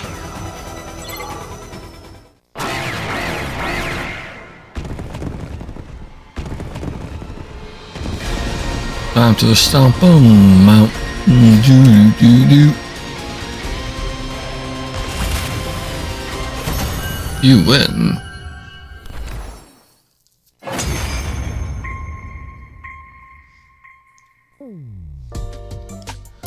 The battle was over. Turatami defeated. We could see a school as it really was again. But our relief was short-lived. As Vashna showed up. Where's Tur and Tammy? Oh, did they flee? New-Gank's gone too! They just ran off together. Oh. They were holding each other for support. Aw, how cute. Why didn't you say anything? Well, they looked so sad hobbling off like that. That was enough for me. I had a good idea what the twins were thinking. They could probably see themselves in those two commanders as they helped one another. Well, whatever. I don't feel like chasing after them to finish them off. They were so completely covered in wounds. Their organs and bones will be in tatters by now. I doubt they'll show up here again. Mm.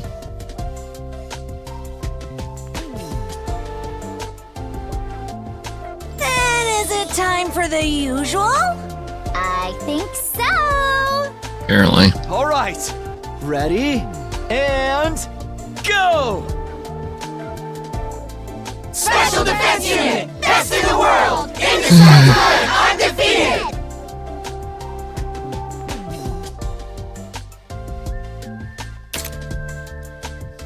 Never lose, never yield. Special Defense Unit, fight on! Right on. Everybody's voices resounded loudly. The moment there was silence, Nozomi spoke. That's not fair, Takumi! I'm the one who usually leads the chants! But Sir Takumi is our leader.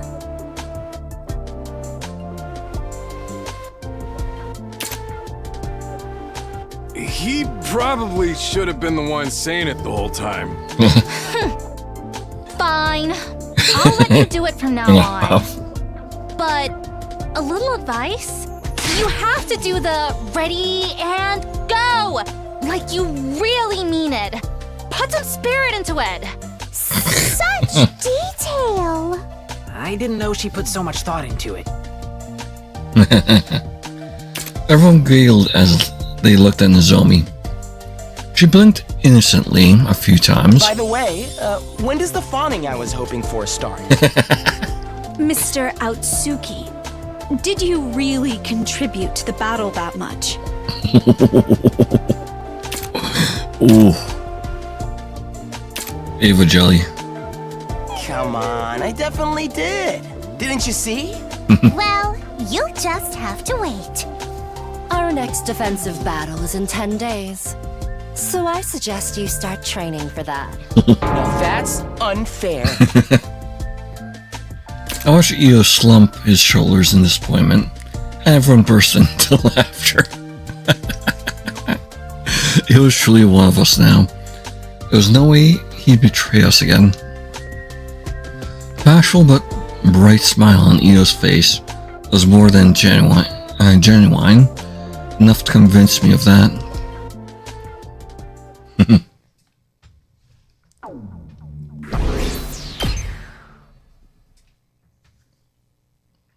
Day 48. Oh, memories of the Invader Hunt. The entire Invader Hunt day.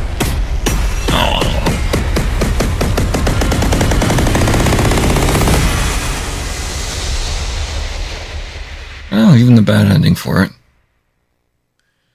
But what about the good ending? I bolted upright and looked around me. This is my room. My body was freezing. A cold sweat soaked every inch of me. Was that a dream? No, that wasn't it. I experienced something like this many times before. This must be the same kind of thing, which means it's something that happened in another timeline.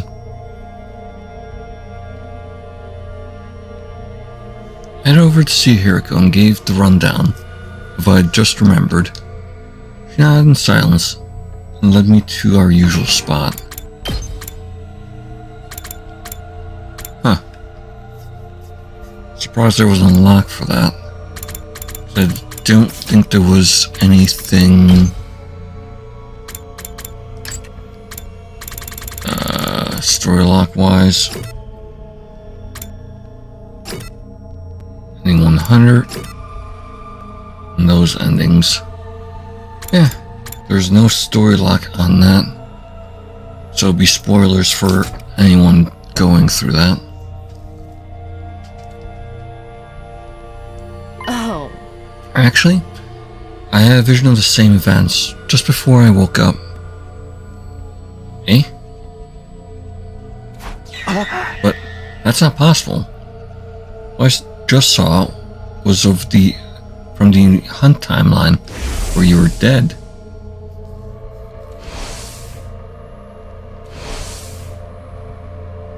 Mm-hmm.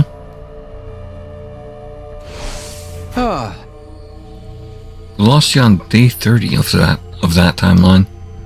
So there's no way you know what happened after that. Say what you will, but I saw what I saw.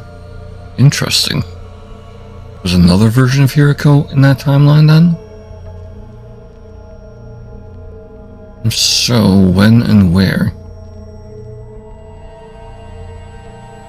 She didn't remember. I mean, she has not remembered the timeline when she was a zombie. Oh. I do get the feeling it wasn't something I saw firsthand, though. Eh? Huh. Did she absorb his memories at some point? Felt more like something I had heard from somebody else was playing into my head. Playing out inside my head. May I jump to day 100 of Hunt timeline somewhere along the way?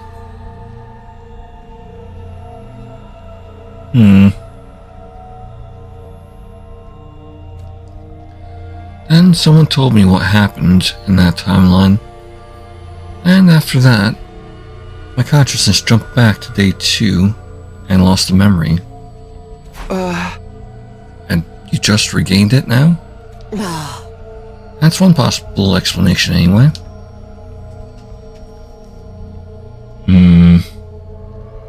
As usual, we continue our discussion after changing locations.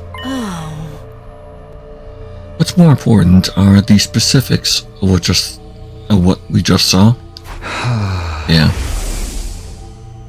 First of all, Kakuji's going to self-destruct soon. They were all undead though, so... But the death won't stop the invader hunt, because Ito 3 will take her place as the game's sponsor. We have more casualties, and finally,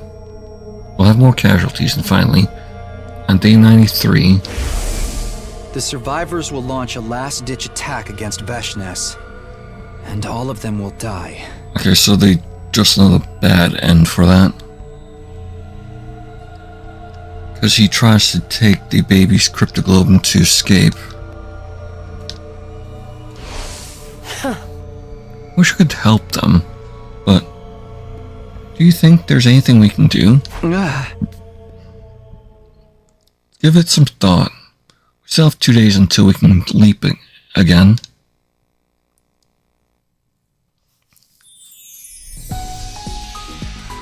I parted ways with Hiriko and head for the cafeteria and gobbled down some toast before going back to my room.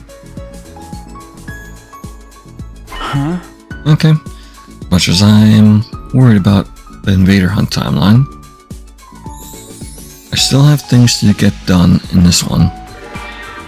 Not really. Basically just tossing materials into a wood chipper at this point.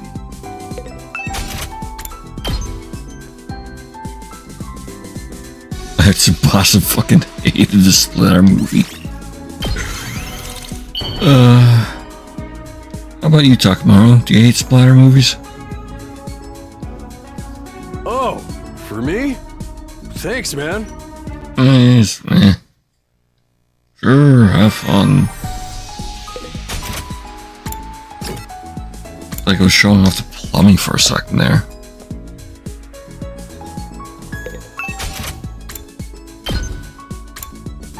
Yeah, he doesn't really care.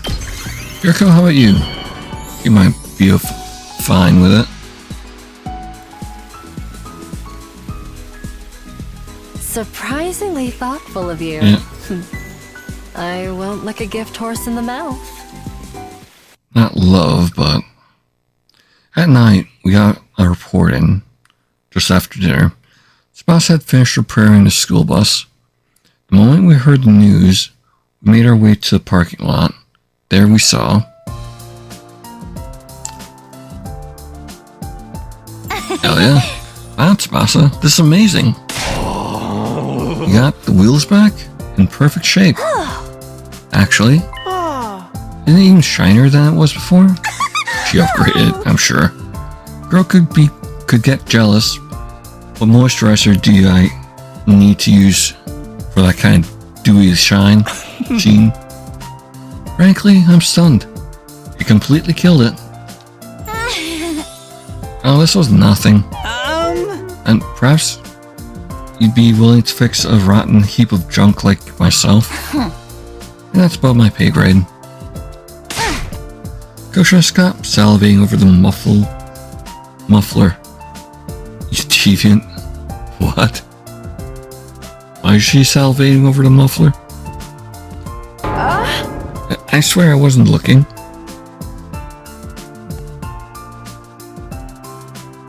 I've got no idea. I tinkered with the engine while I was at it, so I think it'll go faster than before. Hell yeah. Awesome. Let's us out by turning Gaku into Fender Ketchup. God. What? Why me? Oh, I'm jealous. I want to be praised too. Me too. Must have been so much work, Kawana. Thank you for all your efforts. I'll give you a collectible superhero eraser as a reward. Do you care about that? Yeah, no. Can't really see myself needing that. Thank you, Tsubasa.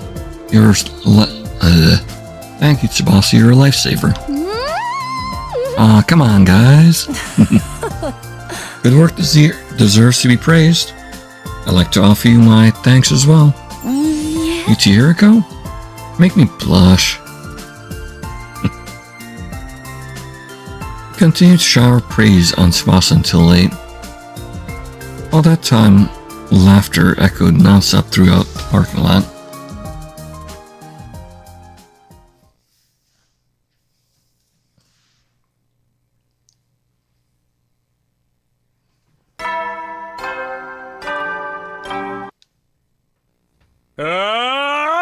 Get ready. I finished breakfast and returned to my room. I couldn't get the hunt timeline on my mind. If we didn't do something, everyone there would die. We had to do something. I just didn't know what. Tomorrow, going to the hunt timeline. We'd figure it out then. I murmured this to myself, and decided to make my usual rounds.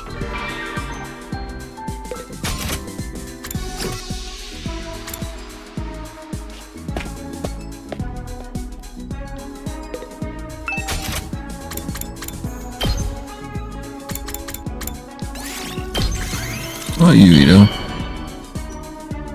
Oh, here it goes all around. I suppose I'll take it, since... Pretty middling.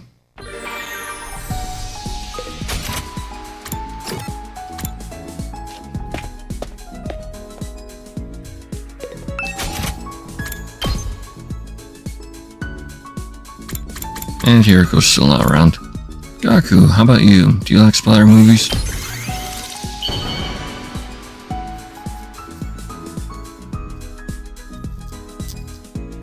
The heck? I don't want this! Nope. Huh? What do you mean we can't jump to the hunt timeline?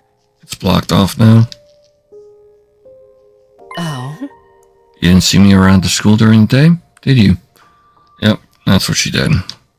That's because I was in the lab doing maintenance on the PLM. Oh. While I was doing that, I realized something. I saw a locked machine in the Hunt timeline. Don't tell me, Ito 3. It's highly likely. We're the ones who know he's there. It would be a problem for him if we showed up again. So he stopped us from going back to that timeline? Probably. I can't say for sure when he did it. But it must have been between day 45, when he first saw us, and today, day 49. Oh. Whatever it was, the lock will only be removed after 50 days have passed. That means day 95 at the earliest. And everyone in that timeline gets wiped out on day 93. In other words, we won't make it. Yes, unfortunately. We sat there stunned for a while. It might not have been from our timeline, but all of our friends are going to die. I'd spoken to versions of them in that timeline. I'd spent an especially long time with Tsubasa. Those memories came rushing back. In my mind, I saw her bubbly smile. How much longer would she be able to smile like that? I clenched my fist tightly, infuriated by the inability to help her. I understand how you feel, but what's most important is that we protect everyone in this timeline.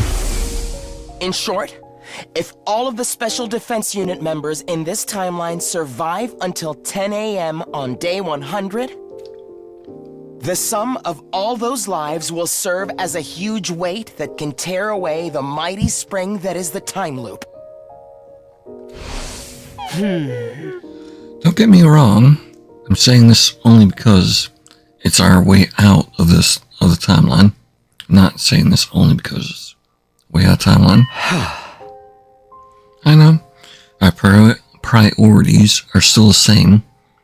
We have to make it to 10 a.m. on day 100. All of us alive and happy. Right. Let's focus on what we can do to make that happen. It's not that complicated, is it? We just have to keep winning our defense battles. All the way to day 100?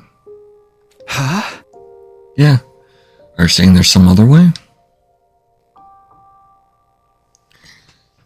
Here goes gaze. Slowly shifted up. If we went up there, we wouldn't have to fight. Even with Xion up there? Satellite? Wouldn't that be safer? It would boost our chances of survival much more than staying here. Except things are gonna go sideways with Siri. But how we get up there? Escape pod won't activate until day 100. I'm aware of that. We can't go flying into a vacuum space if we rip the door off, either. We can forget about the pod. Oh, deliver Morse code? How then? We can try calling for rescue. Huh? Oh? Use the distress signal transmitter. Maximum cargo of the rescue craft is 2 tons. More than enough for all of 16 of us. What? Didn't we go over this before?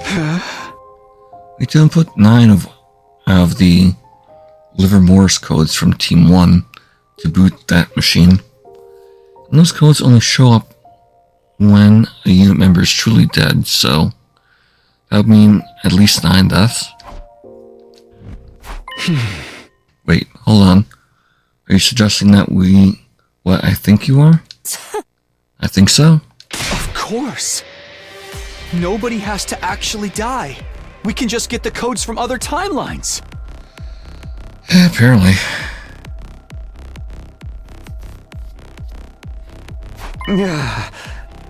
Good idea, but it's not the most pleasant means of getting things done. I mean, we'd be using the deaths of our friends and other timelines for the sake of our own survival. That's true, but we won't be killing anyone or allowing them to be killed either. Well, we go after versions of them that were already dead. Just looking at the backs of those we never could have done anything for. Sure, they'd forgive us. Yeah, I sure hope so. Think about it, Takumi. This could be for the sake of would be for the sake of saving everyone in this timeline. Yeah, I got that.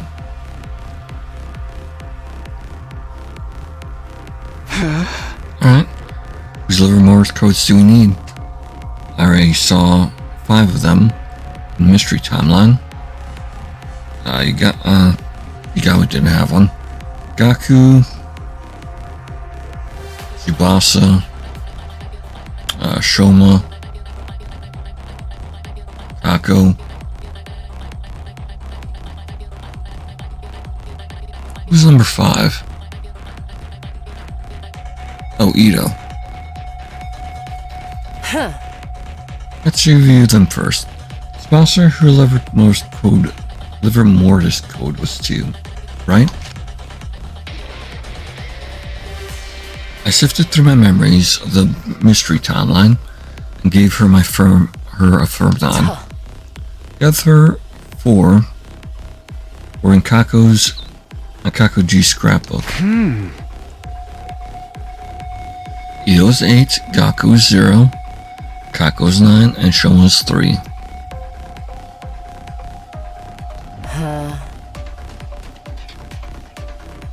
Where's that leave us?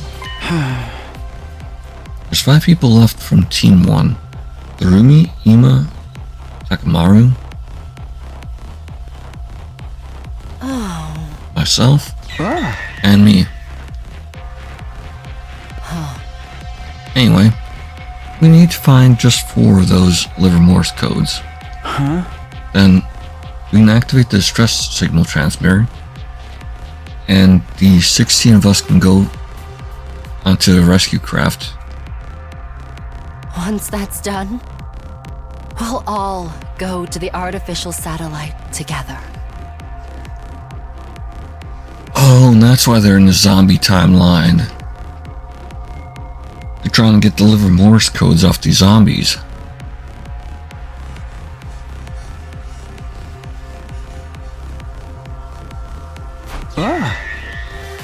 Are there any timelines where 4 of them are dead right now? I don't think so. There isn't even one where 2 or 3 of them are dead.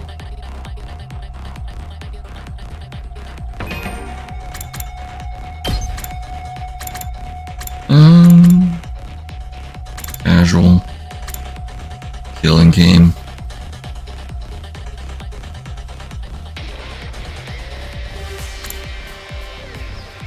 And I can't go into killing game. Mystery route, they already got that. Slasher route though. And not till day 50. That's Yagamu at that point. And there's Darumi on day 51. And she's back as a zombie. And everything's alright for a few days. While she got to the wood chipper and dying flames.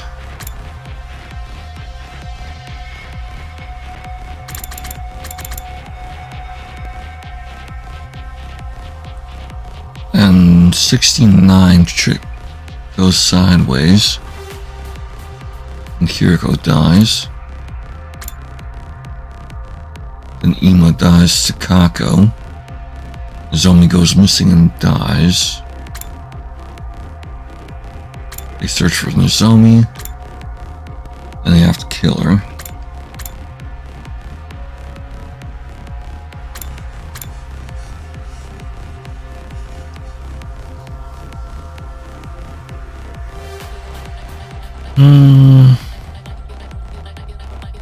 At the end, Yoshika and Takumi are the only ones alive. The zombie horde around.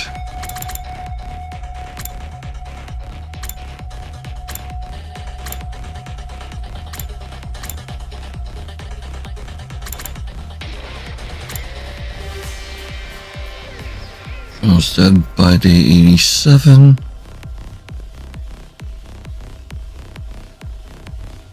So not till day 7 they wouldn't be able to get all of theirs. It's not like it's going to buy them much time.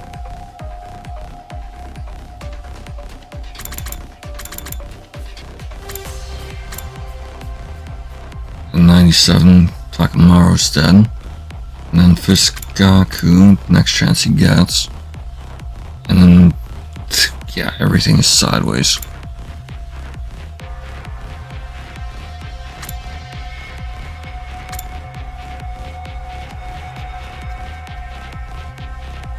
And night of day 96. All goes sideways.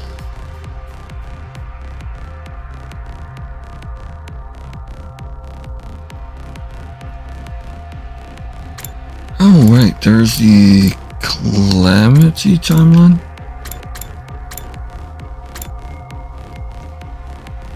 Yeah, that's Calamity timeline I was actually thinking of earlier.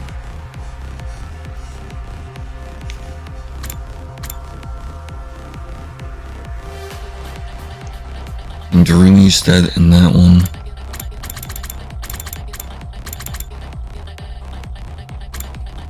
Again, 87.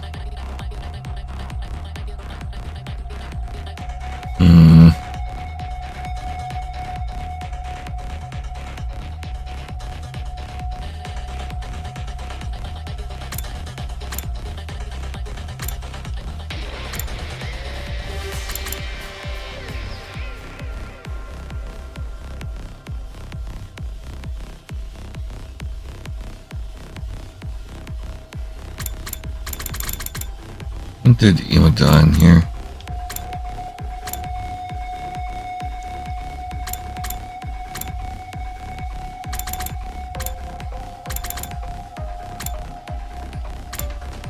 Not till 56.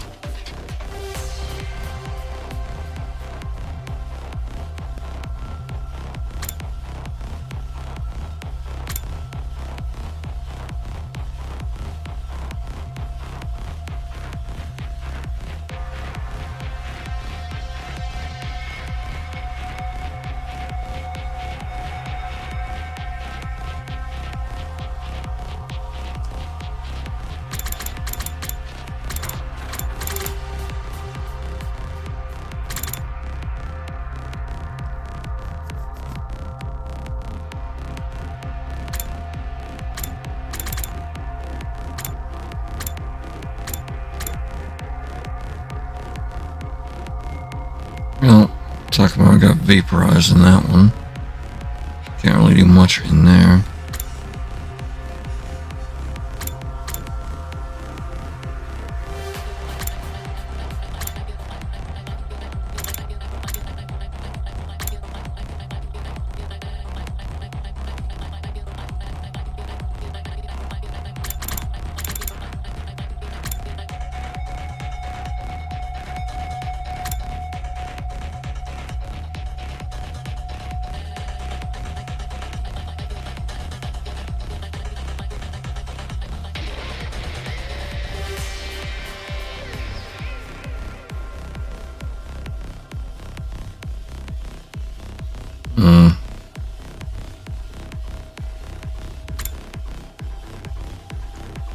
Killing game route, but they can't jump into that. They also can't jump into mystery route. Don't have much of a choice in there though.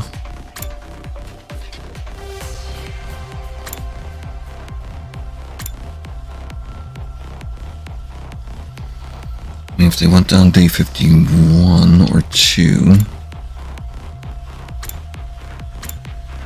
There's the Rumi.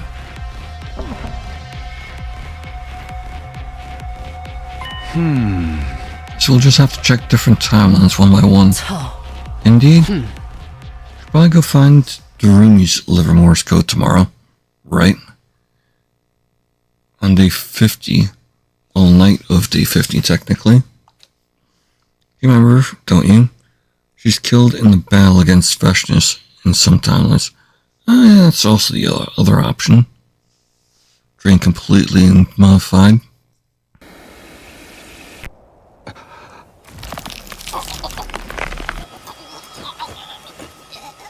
I guess they're digging her up. Yeah.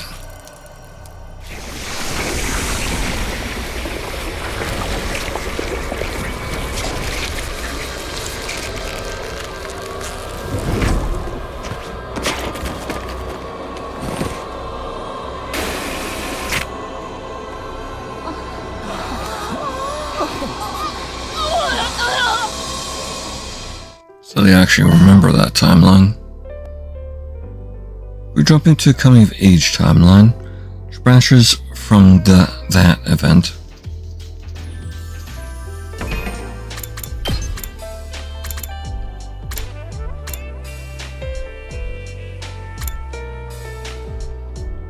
That's this one here. And Takumi's unconscious for a while, right? And that's Box Calamity. Takumi.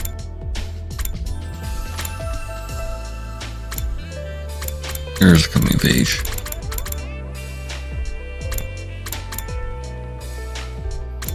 He's still unconscious though. For a couple of days, so.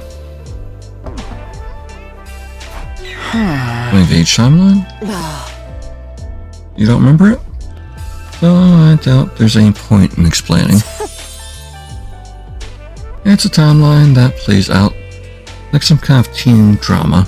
Like, wow, the teen drama. A teen dream.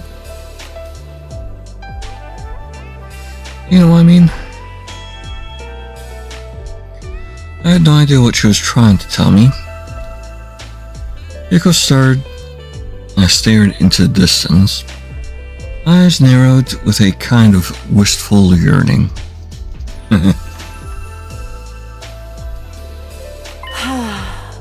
We should head back soon. You know when we can leave tomorrow, right? Huh? Yeah, just check the device. Our window's between 7:30 and 11:10 p.m. So at night.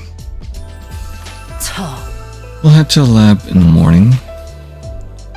I still have some maintenance to finish. I'll come to the lab alone by 7 o'clock, or else. She left before I could respond as usual. Left on my own, I cautiously glanced up at the sky and saw the satellite. We might be able to get there before long.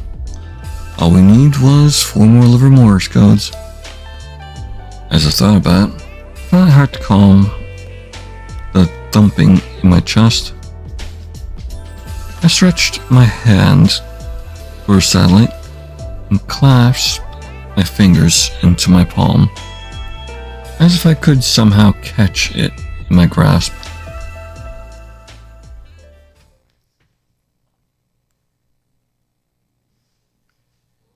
Day 50.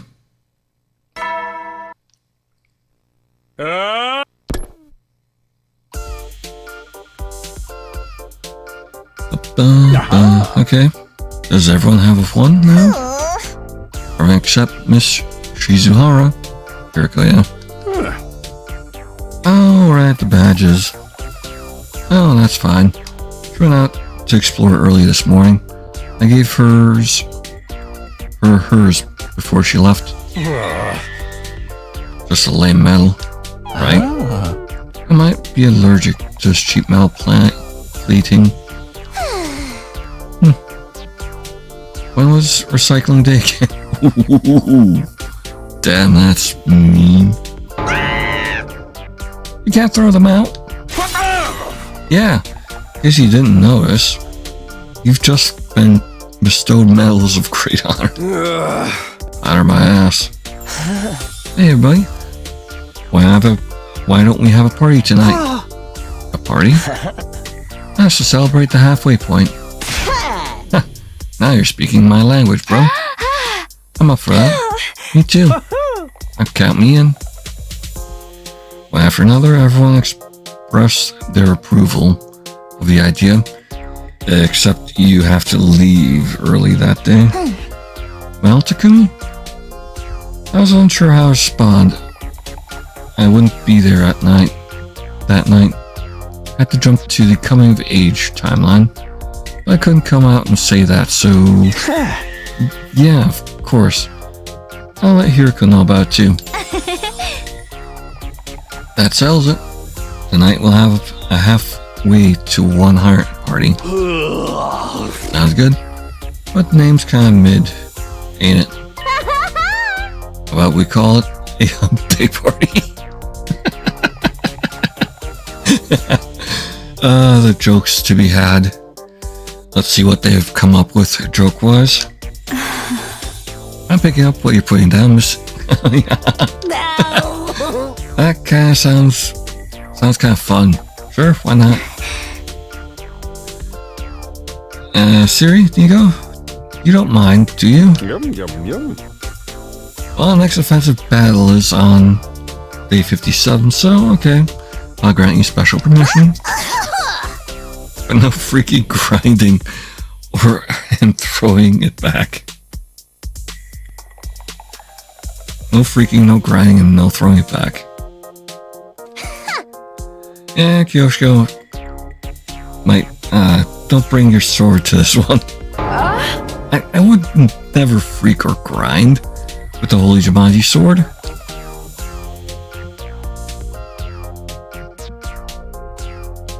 We spent the morning and afternoon preparing for the party.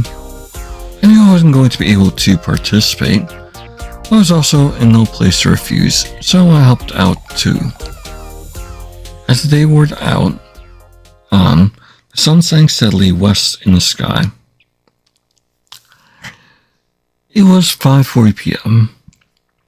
I still had some time until I had to meet Hiriko, but I didn't want to get yelled at for being late, so I decided to leave the school and head to the lab early.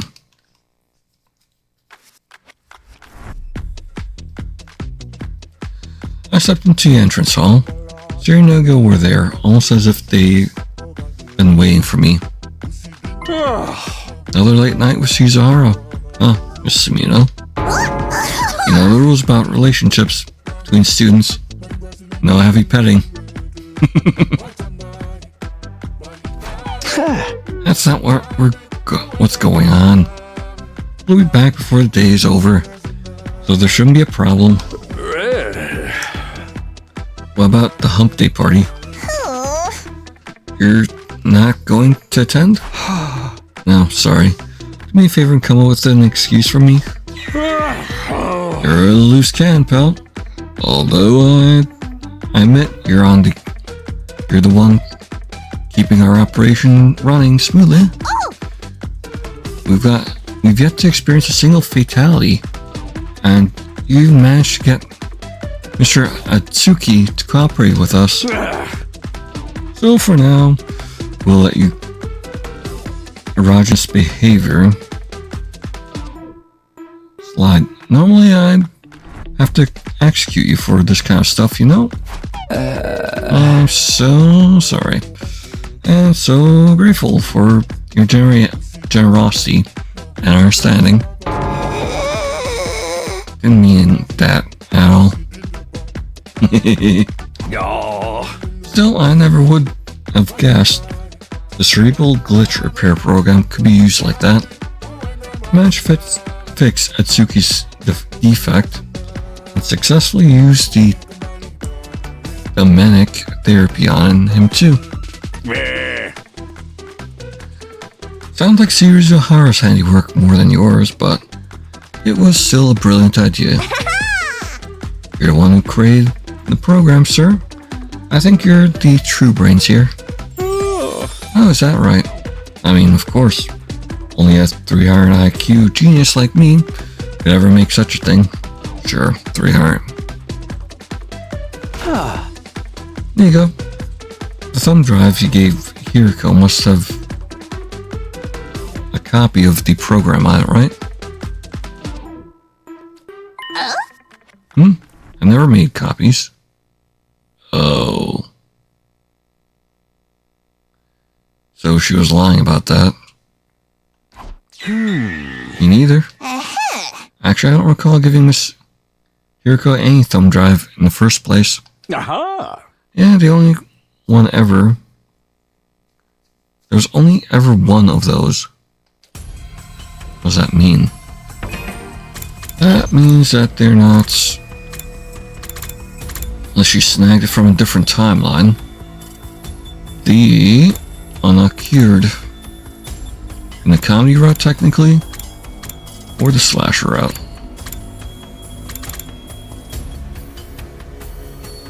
In comedy route, everything's fine.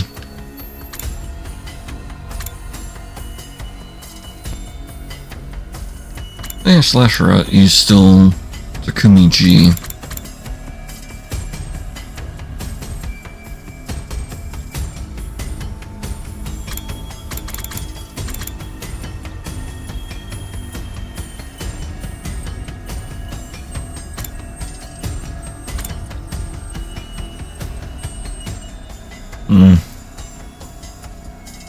No, I was thinking of this timeline, wasn't I?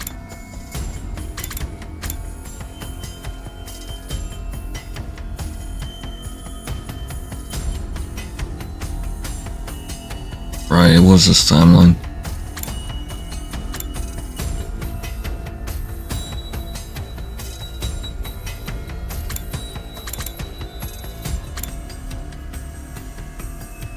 Need Vader Hunt. Mystery route.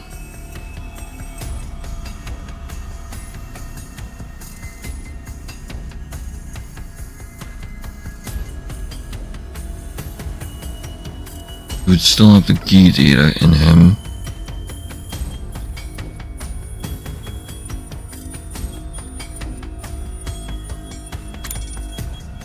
She knocked him out on this day.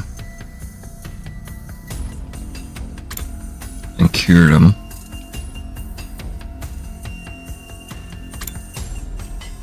This whole set of events went sideways. They weren't able to complete that.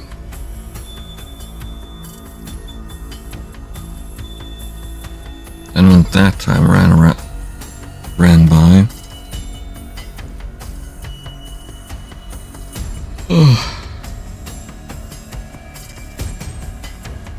when they split off, Taco G joined the party as well.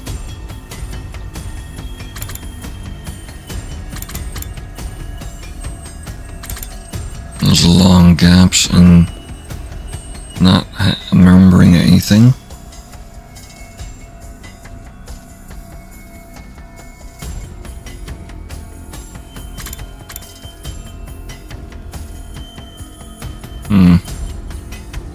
Let's put things in perspective in there too. What does that mean? A night of day 16, Hiriko and I leapt to the zombie killer timeline. We had 2 goals back then. I know it was that one.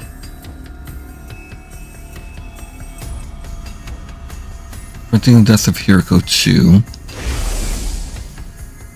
And purging the Gi data from Takumichi's brain. So we saved Hiriko 2, but we did not purge Takumichi's brain. Then split off.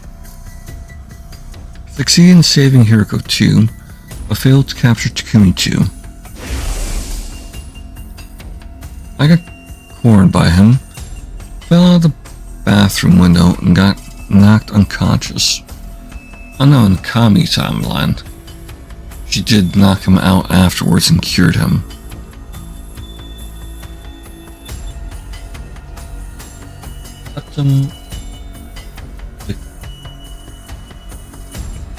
Incubus? That sounds like Latin.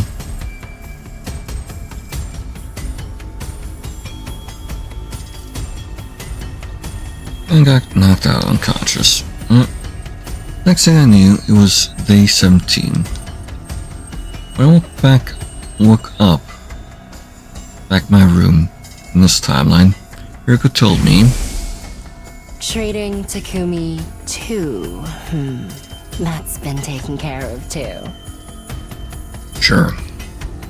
I actually had 2 thumb drives. Nigo gave me an extra one as a spare.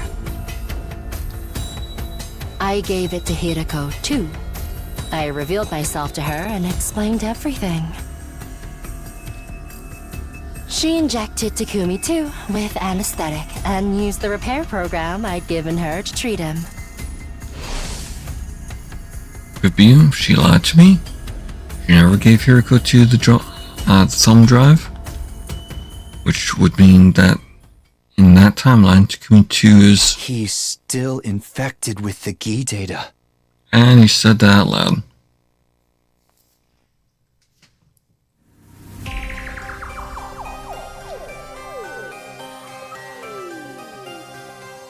Oh. I see. So Siri and Nigo exposed my secret. Well, it's true. I never gave Hiriko a thumb drive. What? Why would you lie to me? Oh. I'm sorry. Can't tell you that. Oh? So she's still trying to push a certain outcome. Why the hell not? Do you have any idea what you've done? If we'd fixed Takumi 2 then, if it wouldn't have died on day 25, and we could have prevented Moku's death on day 45 or 43. Hiriko remained silent. Her face was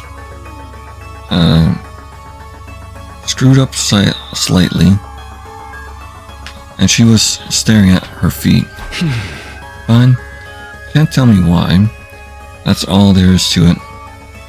We only have 5 minutes until we can leap anyway. But if you really can't tell me, you have to let me choose the next timeline we leap to instead. Where are you planning to go? Zombie killer? Hey! Serial killer timeline? Oh, this is still a kill timeline. I'm going to erase the Gi data from Takumi 2's brain. If we don't do something, everyone except you will end up being killed. There's no place for that timeline to go. Just more branches that end up with Takumi 2 murdering everyone. So, you want to create a new branching path? Yes, I'm going to create a timeline where nobody else has to get killed. A future where everyone who's left can live out a happy life. What if I refuse to go with you? I need that thumb drive of yours to fix Takumi 2, but that's the only one, so... Are you going to take it from me by force? I mean, you promised me last night. You made it, and you said we'd go to the coming of age timeline to find Durumi's liver Morse code. And what you said our top priority was making it to 10 a.m. on day 100 in this timeline together and happy.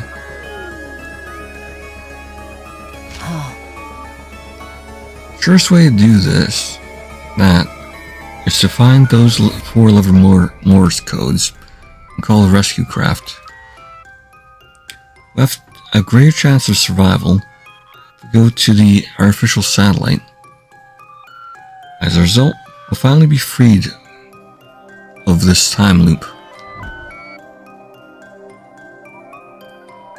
Yuriko's words helped me regain my composure a little. What she was saying made complete sense. The versions of our friends in this timeline are a top priority, and if I did manage to fix serial killer timelines, Takumi, it wouldn't erase the branch of that timeline where he never got cured.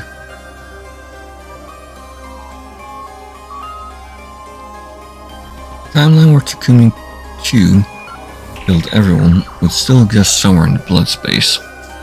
Knowing that, was there any point in fixing him? One rail would still covered in flames no matter what I did. But then, how about what Hiroko had told me before? Of course, one of them is still destined to burn in hellfire. Sorry about that. There's no changing that. But it's better than if we'd never added that second line at all. At least this gives the passengers a 1 in 2 chance at happiness.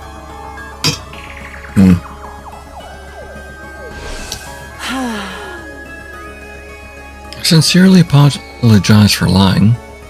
I was obviously in the wrong. In spite of everything I just said, I'll let you make the final decision. You lead, I'll follow.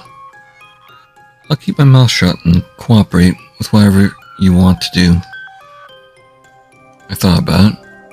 If we go to coming of age timeline, find the Rumi's Livermore's code, or should we go to serial killer timeline and fix Takumi 2? After a lot of agonizing, came to a conclusion. Oh, the first decision in this timeline.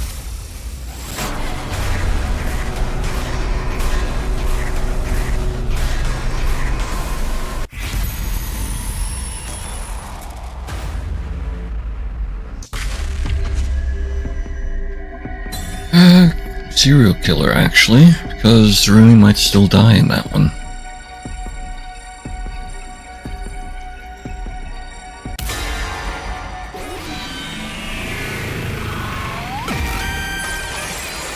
This is really the only chance to be able to fix him, too. Sorry, Yuriko, but my decision hasn't changed. I'm gonna go to the serial killer timeline. Can't just leave him. Leave myself like that. I wouldn't budge on that point. I see. She died listlessly. How about you? I told you, I won't object no matter what you choose. I'll keep my mouth shut and go along with it. So you'll help me? Yes. I gave Hiroko a grateful smile. She put her hand on her hip. And now a short sigh. 7:40 p.m. It had been 10 minutes since the leap window opened. In order to regain the time I had lost, I had to configure the machine quickly. Yuriko and I put on our leap suits. Alright, let's go.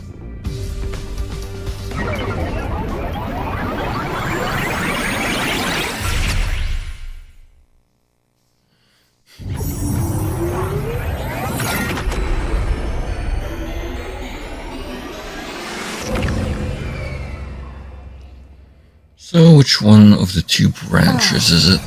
Alright, we've made it back to the school.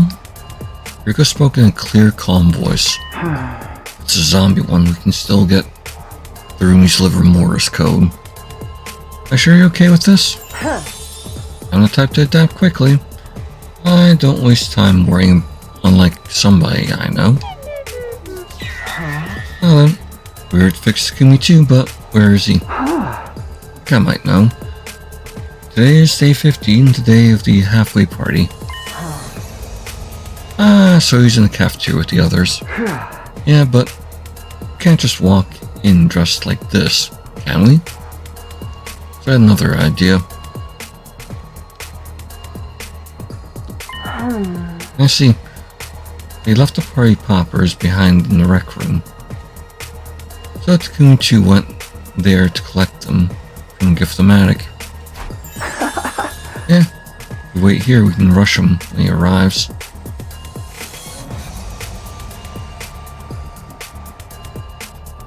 Oh, this is a zombie timeline then. Because he passes out during that one. Memory serves me right. I'm gonna come up those stairs, up to the 3rd floor. After a short wait, it was just... There he was, just as predicted. Versioning me with this timeline to come to, from this timeline to come to.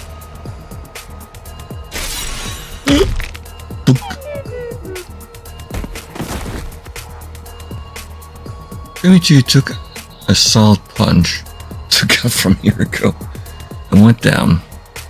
He was already unconscious before he hit the floor. Hiriko and I brought him to the infirmary. I'll let Hiriko handle his treatment.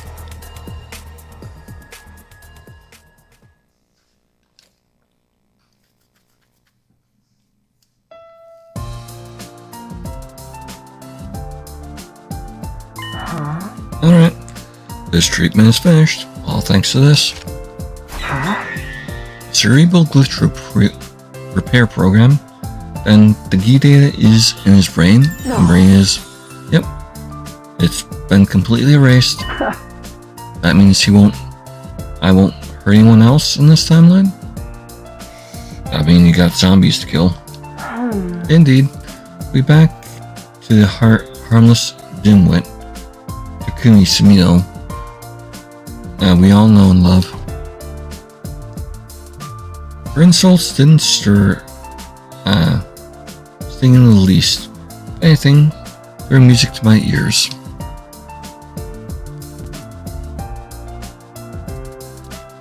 At the end of that timeline, he became the infected version. After that, Hiriko and I hauled Taku's unconscious body to Metal Shop and found a place to set him down. We're trying to be considerate when we chose that room. We thought it'd be easier for someone to find him somewhere closer to the cafeteria where the party was being held.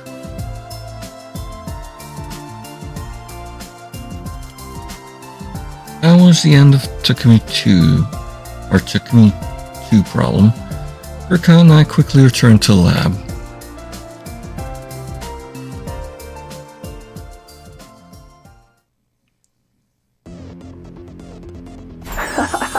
Let's head back. Oh. Right. I smacked the red button and got onto the platform.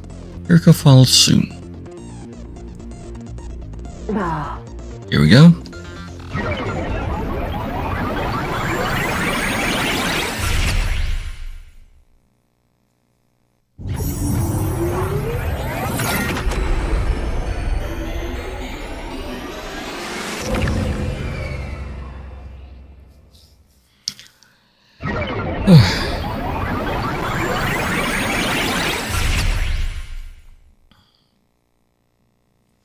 We're back in our original timeline.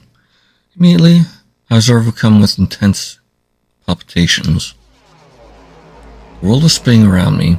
I could hardly breathe. At first, I blamed the leap suit. I peeled it off with my hand on my chest and breathing deeply. There was no sign of the pain getting better. My heart raced, my head spun, and my lungs ached. What's wrong, Takumi?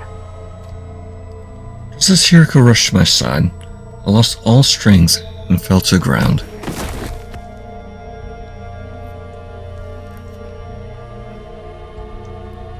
Leap damage again, eh?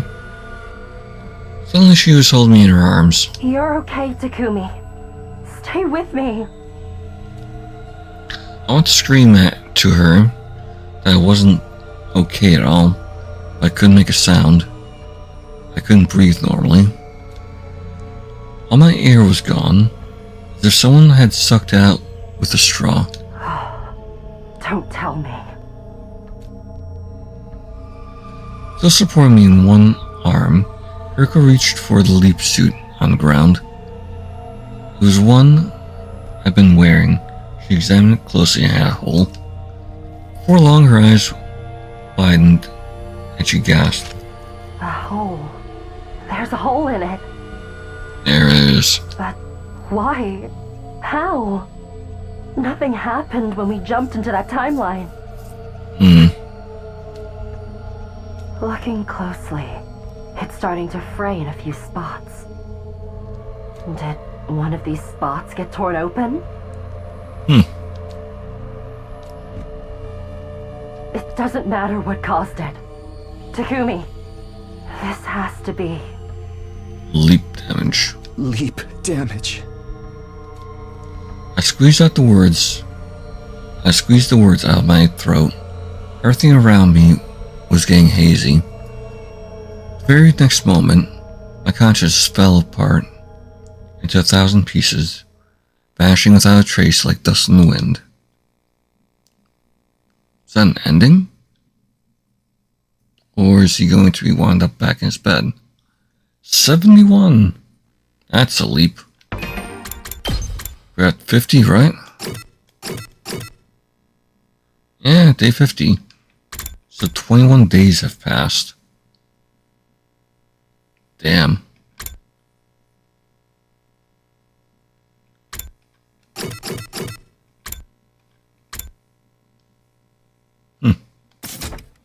I woke up suddenly, my lids slowly opened, and I saw... Hideko?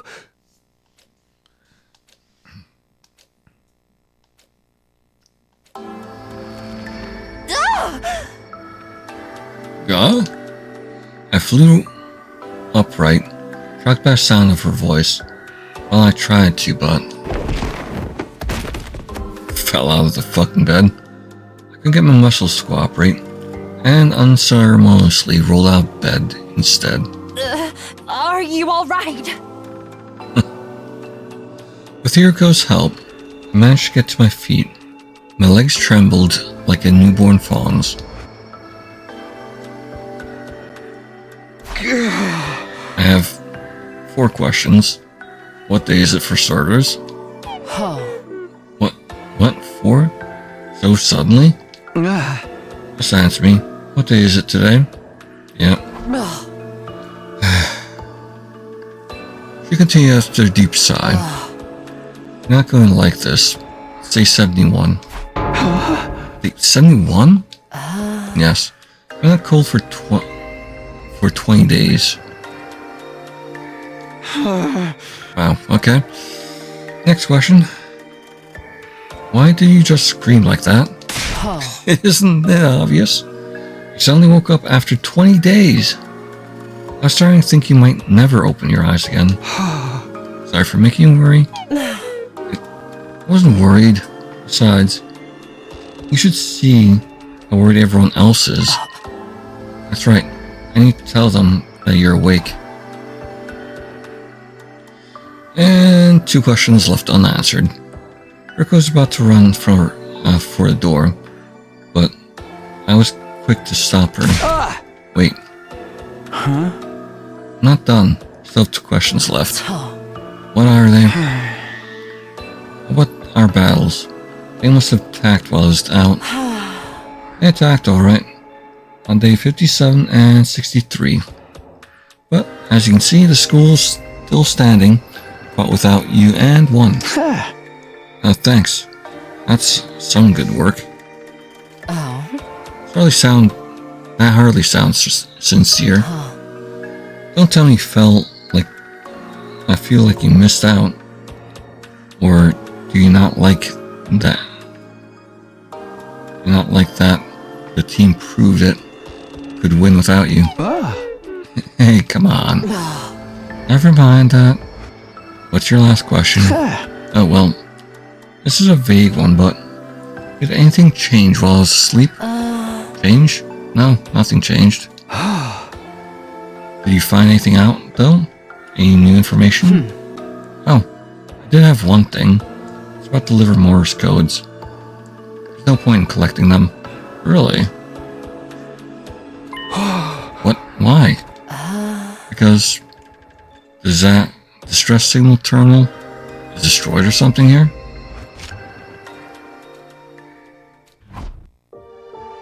Next moment, I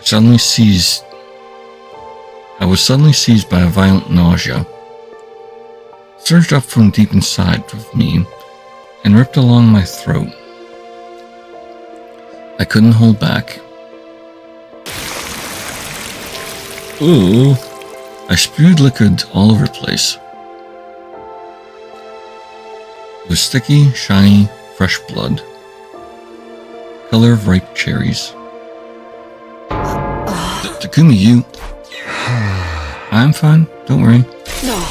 Don't lie to me. Clearly not okay at all. I've recovered from your leap damage. You need to rest more. I've rested plenty. I was asleep for 20 days. But, Takumi... Nausea was gone, but my vision was still blurry. My pulse was racing, and each throb was a stabbing pain in my head. Tomorrow is day 72. Another attack is coming, right? I can't leave it all to you. You're planning to fight like that? Yeah. Don't be absurd. You're in no condition to fight. But I have to. I have to protect everyone's happiness. Then sit down and behave. If you go out on the battlefield now, you'll make them all miserable. I will? You really are slow, aren't you? If you fight now, if you go out on the battlefield, you're going to die.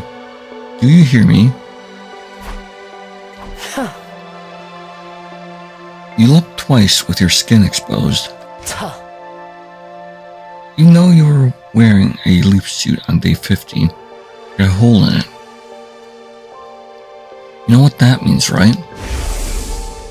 If you parallel leap 2, maybe 3 more times with exposed skin, your body will eject all of its cryptoglobin.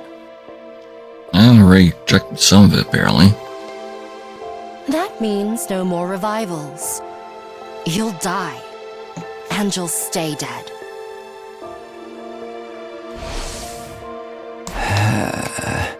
He said once or twice more. Then I have one more time left. At most. Takumi. I'm okay. Whatever happened just now is over. It's nothing to worry about. Riko shook her head, dumbfounded. You're not in your right mind, Takumi. Do you remember what I told you before? Serious leap damage can affect the brain and rob you of your memories and your ability to reason. Are you saying I'm not being rational? That's exactly what I'm saying. Going to battle like this, you only slow us down. You know that if you were thinking straight. You're also forgetting that your fate isn't yours alone. In short, if all of the Special Defense Unit members in this timeline survive until 10 a.m. on day 100, the sum of all those lives will serve as a huge weight that can tear away the mighty spring that is the time loop. We need all of the Special Defense Unit members together until the final day. If we lose just one person, you and I won't be able to break free of this infinite loop. So please, stay here, rest. Do it for me. Yuriko had a point. Maybe I wasn't thinking rationally. The team had managed to win battles without me, twice. They had more than proven themselves. There was no sense in forcing myself to go. Arguably, it was part of my duty as captain to trust them. But even things had worked out for them so far, there was no guarantee that would be the case in tomorrow's battle as well. I stayed back and everyone got killed. I'd be overcome with immeasurable regret. What was the right choice? Should I go and fight, or stay and let everyone else handle it? I agonized over the decision until finally I made my choice. Again? Interesting. Well, let's do it for Yuriko.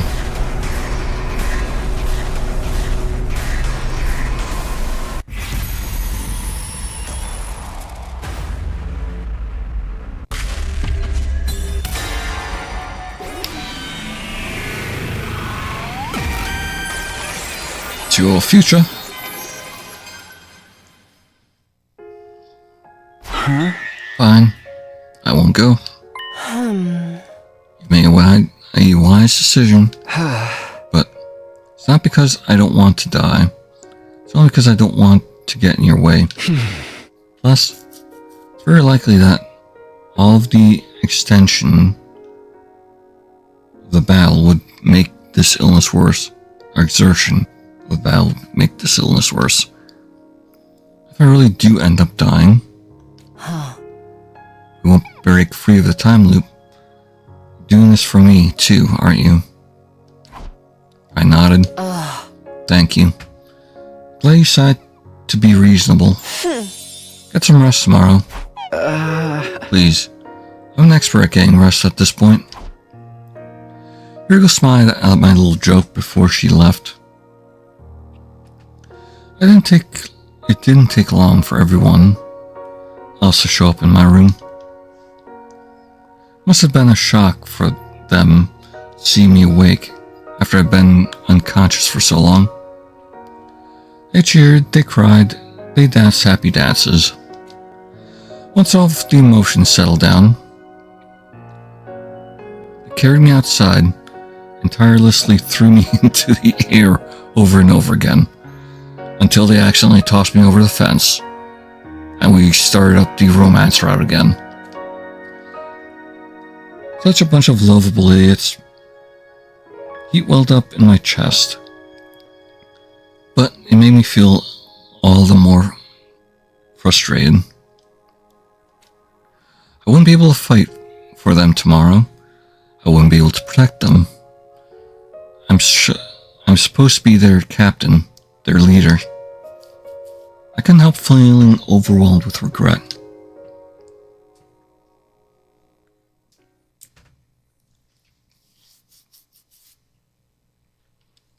$72, $73.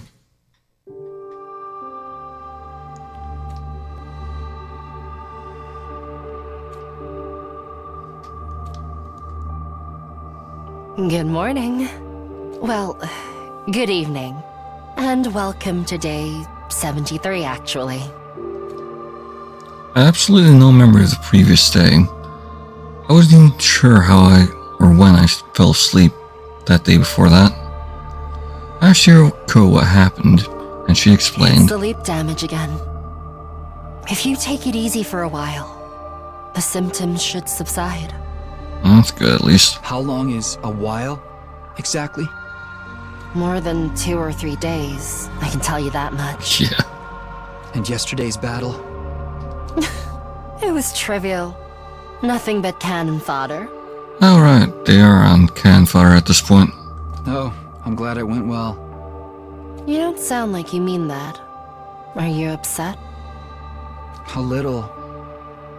I feel like I got benched before the game even started. Yeah. Yuriko's expression softened a little. Can you stand? Huh? I'm asking if you're able to move. Probably. If I try. All right. Then come with me. I have something to discuss with you. Oh?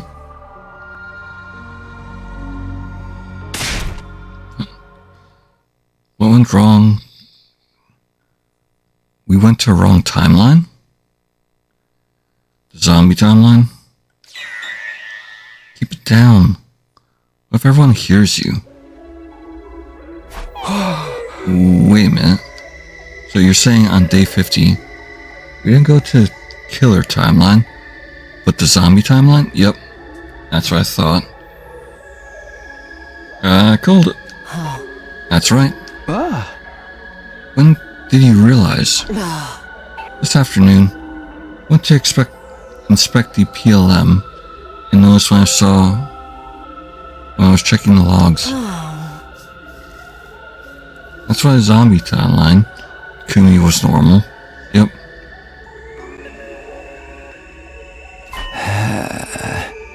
It was cured on day 50 by us. So I didn't end up becoming a killer in the zombie branch? Yes. How could you mess that up? Excuse me? Have you forgotten? You're the one who set the machine that time. She was right. I was the one who decided we should go to the serial killer timeline, and I've been responsible for setting up the machine. We were 10 minutes past the beginning of the leap window at that time. I was configuring the machine quickly and had to regain the time we had lost. Clearly, I'd screwed up. It was a careless mistake that ended up putting us in the wrong timeline. That became me. We call the serial killer Takumi 2. This means Takumi 2 still hasn't been cured. I'm afraid not. You're so calm about this. I'm always calm.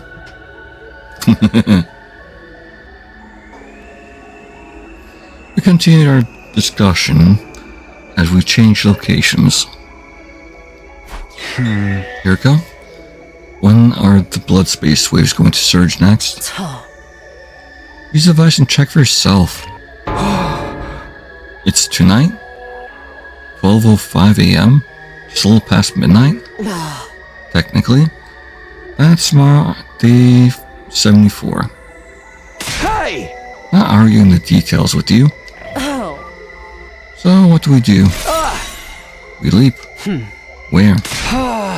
Serial killer timeline, obviously. Today is day 73. Takumi 2 has already killed 4 people. Eva, Moko, Takamaru, Karara. We jump now and cure him. We can at least prevent him from committing further murders, right? We can build a new rail where Takumi 2 stops his crime spree. Messed up the settings, so I have to take some responsibility for what he did after day 50. It's only right to make up for that. I mean, can't just let him run wild, can we?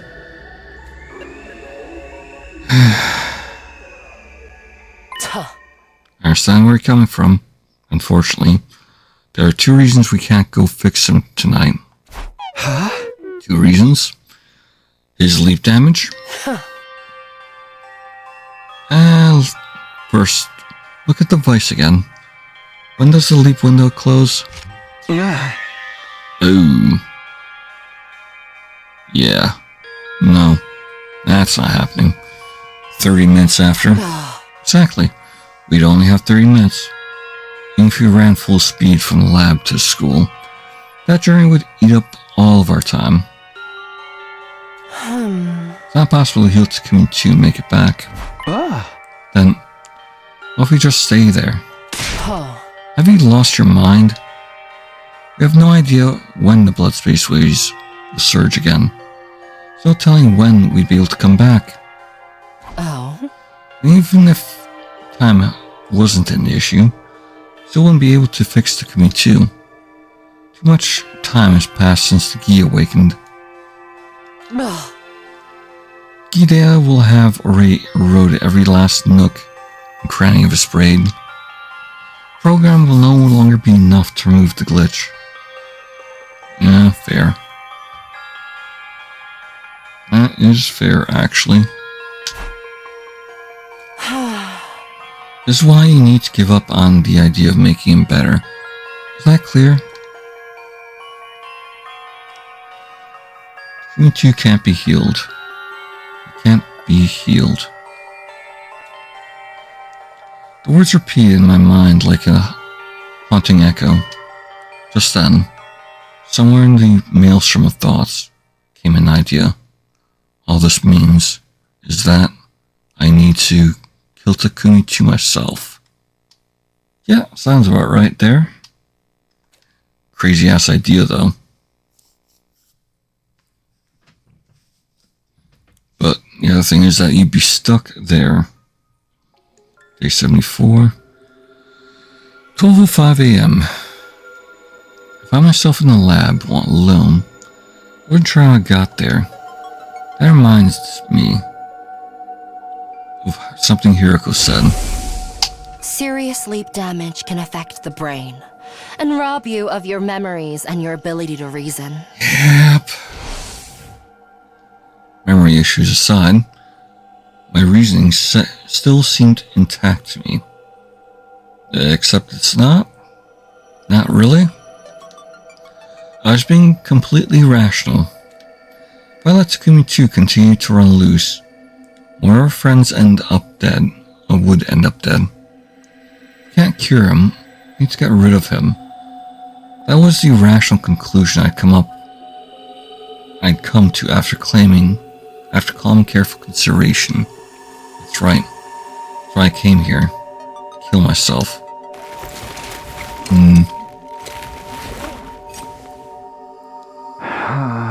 Time to end the serial killer timeline. Technically that's the same idea.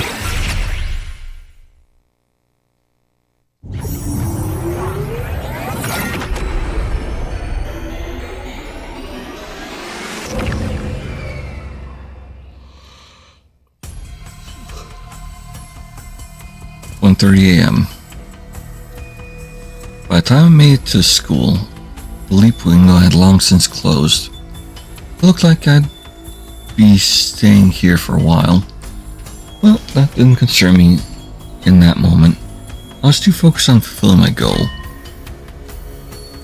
I was still wearing my leap suit. The idea of killing myself while being recognizable made me uncomfortable. I want to consider Takumi 2's feelings too. He'd be able to rest easier thinking he was killed by a mysterious stranger rather than knowing he'd been killed by himself. Just then, I realized I was holding something tightly in my hands. It was the power saw. I had no recollection where it came from. I picked it up on the way here. Anyway, better look for Takumi 2. So he's basically becoming the serial killer himself. His lack of rationale and memory. My consciousness was fading in and out again. Suddenly I was in the first floor hallway. With Nozomi as well. Didn't have to look far. Takumi 2 was right there in front of me. So was Nozomi too.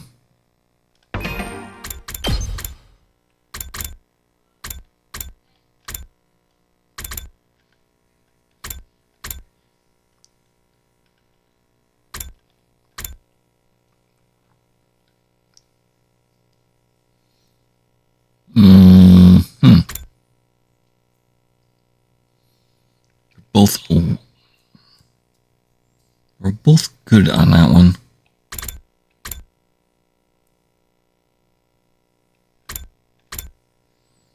That's a zombie one there. Nozomi's already dead.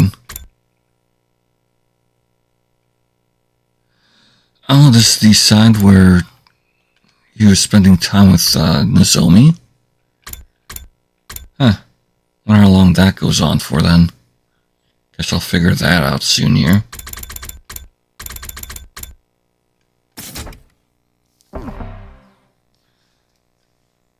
Huh? Eek! Nozomi, run! This way.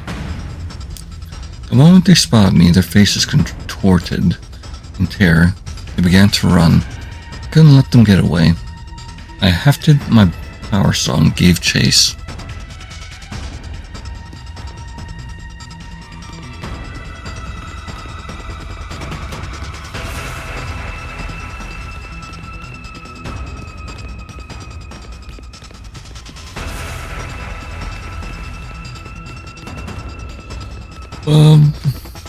Up the stairs.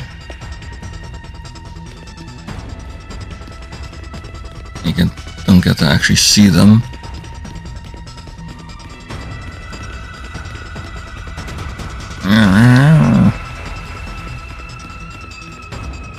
Ooh.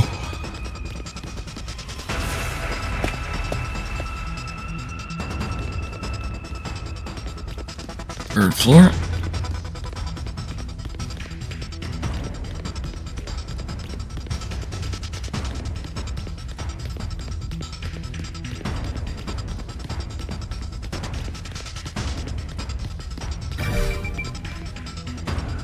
Onto the roof.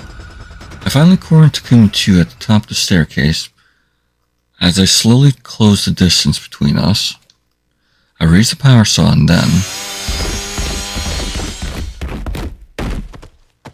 I wasn't sure how, maybe he slipped, but Takumi 2 fell backwards, tumbling down the stairs. I quickly followed him down. And there he was, splayed out on the ground. His face was twisted in agony, looking barely conscious. He must have hit his head. Now's my chance. I can kill him right here. I furiously rushed over to Takumi 2 holding the power saw, high above my head. He only tackles him then, or jumps in the way.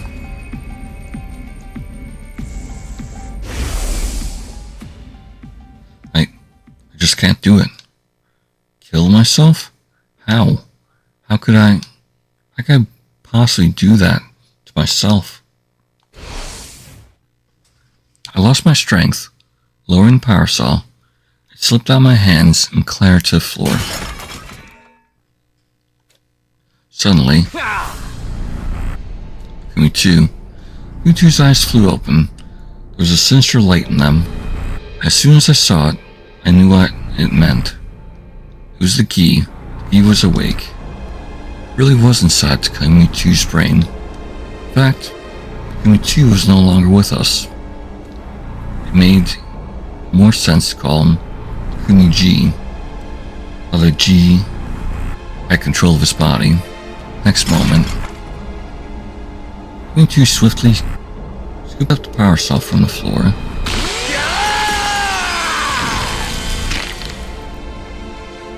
So yeah, timeline where he died in that.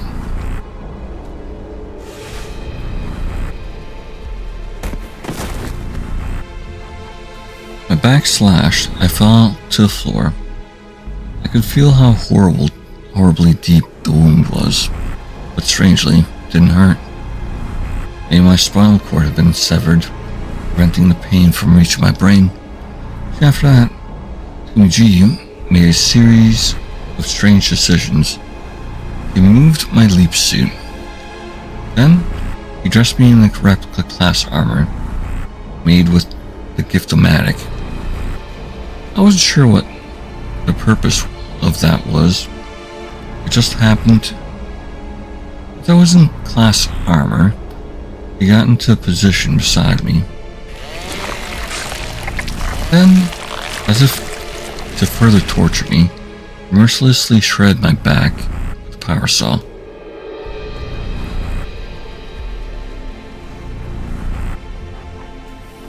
When he was finally finished with his incomprehensible course of action, Takumi G left with a satisfied grin on his face. All that remained was my body, dressed in class armor, or more accurately, my corpse. After all, I stopped breathing a long time ago. Or I'd stopped breathing a long time ago.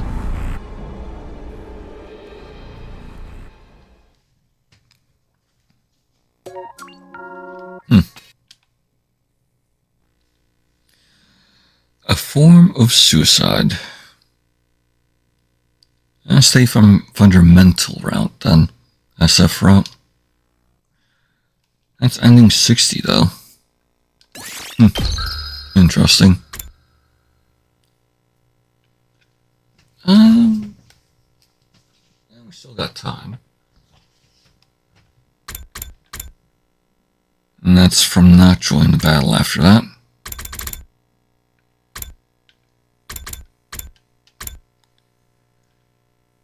And I'm sure it actually wants me to jump to coming of age timeline. But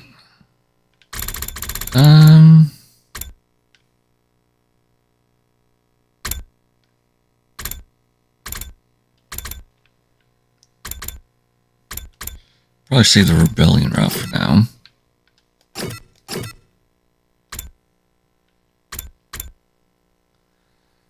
Yeah, let's go with Ava's fate actually. See where that leads us. Saw your destiny.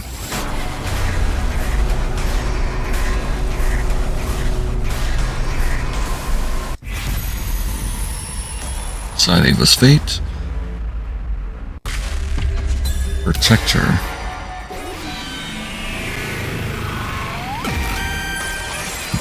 Your future? No, I won't allow it. Can't do this. This isn't about the truth or how important it is. Can't sacrifice Ava's life to get to it. That's going too far. Takumi? Letting her live could be dangerous. She might remember her true self and her true loyalties at any time. And we can't take her back to our official satellite when this is all over. You're saying we'll have to kill her sooner or later anyway, right? Well, what if we don't? I want to find a way. I don't want to throw Ava's life away. For better or for worse, she's our friend. She's one of us. I couldn't live with myself if we killed her now. Takumi, you're following your heart. I respect that. Wish I could back you up on this, you know? But she's the total command. But she's the only commander left. I don't like it either, but it's the only way. Releasing Ava from her pain will release us from all these secrets. Well, all the lies. Why can't you understand that? Tell you, none of that is worth killing a friend for. It's alright. Please don't hesitate to kill. No, Ava, don't say that. How you really feel, is it? You can't die here. You have a reason to live, remember? That's why you surrendered to us, isn't it? Because you had to survive, no matter what the cost? My true feelings. Oh? No, I don't want to die. I know you're going to hate me for this. I'm prepared for that, but you have to die. We'll never know the truth. Goodbye, Ava. The final tortured scream. Shoma began rushing toward Ava. But he still tries. Shoma, no, stop! He slipped past me and launched himself at her. I don't want to.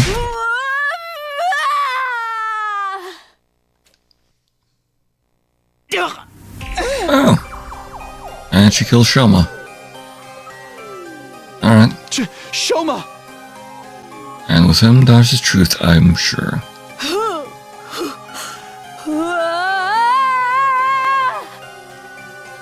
I recoiled in shock at the gruesome scene that played out over the next few seconds. At the last moment, Ava had moved like some kind of feral beast and driven her weapon right through Shoma's heart. A huge amount of blood, or rather, cryptoglobin, started pouring from the wound, flowing into the former commander. Ava! I guess this is what I get. I'm a miserable failure to the very end. Hey, what the hell do you think you're doing? Don't blame Ava, everyone. It's not her fault. She's just swatting a bug that tried to hurt her.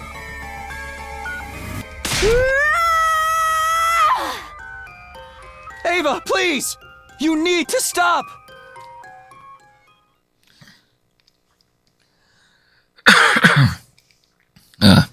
Snapping back to my senses, I tried to pull her away from Shoma, but it was already too late. No! Turned into a husk. Shoma is... No! No!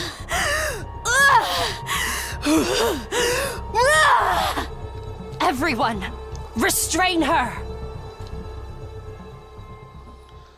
We all braced ourselves for another battle, but rather than fight, Ava trotted unsteadily on her feet and passed out. She lay motionless on the ground, right next to Shoma's dried up, desecrated body. Why? Why did it turn out like this? Once Ava was safely back in her cage, we dug a grave for Shoma and laid him to rest next to the others. All I had wanted was to stop any more of my friends from dying. Instead, I'd saved one life at the cost of another. How could this happen? Shoma! Damn it! This isn't the death I would have wanted for him. Whatever the last one last secret Shoma had been so obsessed with was, we never learned the truth about it now. I didn't care about that, though. We had a much more immediate problem to deal with, namely, what to do with Ava. She'd been unconscious ever since she absorbed Shoma's cryptoglobin. Lying so still and quiet that it was hard to tell if she was still alive, but that didn't change the fact that she'd killed a member of our team, in spite of her brainwashing. That wasn't the kind of thing we could just ignore.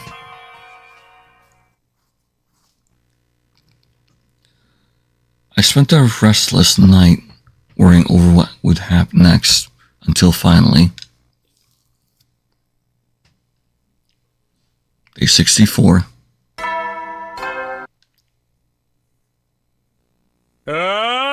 Get ready for... Prepare to spend... Be ready to give your...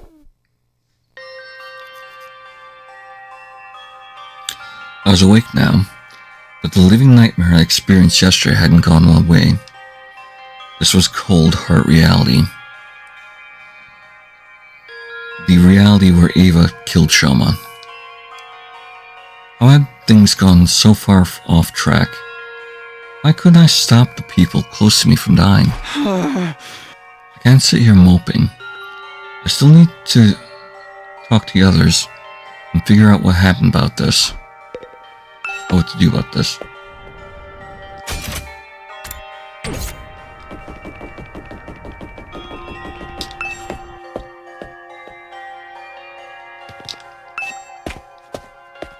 In the cafeteria.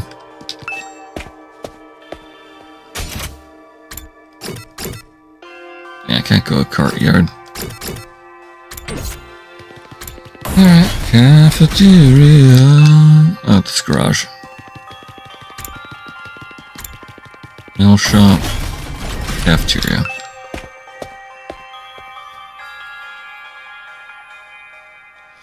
Over in the cafeteria, everyone looked solemn. When I came in, the mood seemed to get a little more tense. Ava's been in the cage ever since yesterday. You see, necessary precaution. She goes crazy like that again. Kaku could be in danger. I don't used to be in charge of the key, but we've put it in the war room for now. We ought to move Ito's cage to a corner of the schoolyard.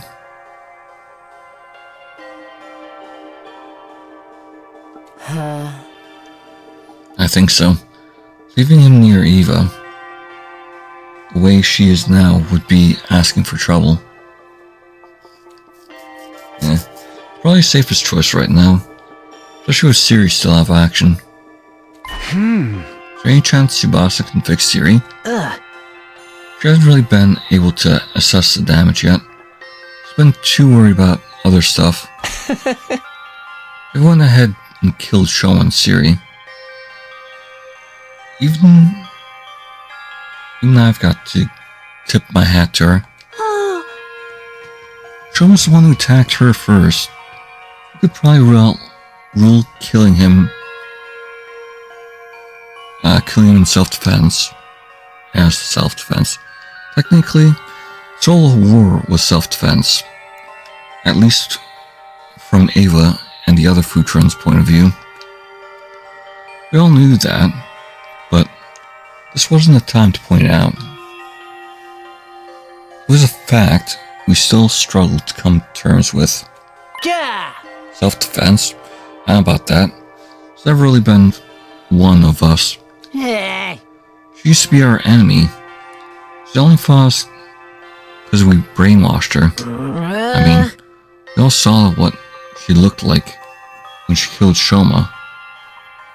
That look in her and took his cryptoglobin, right? Yeah, that was pretty intense. She was like some kind of monster.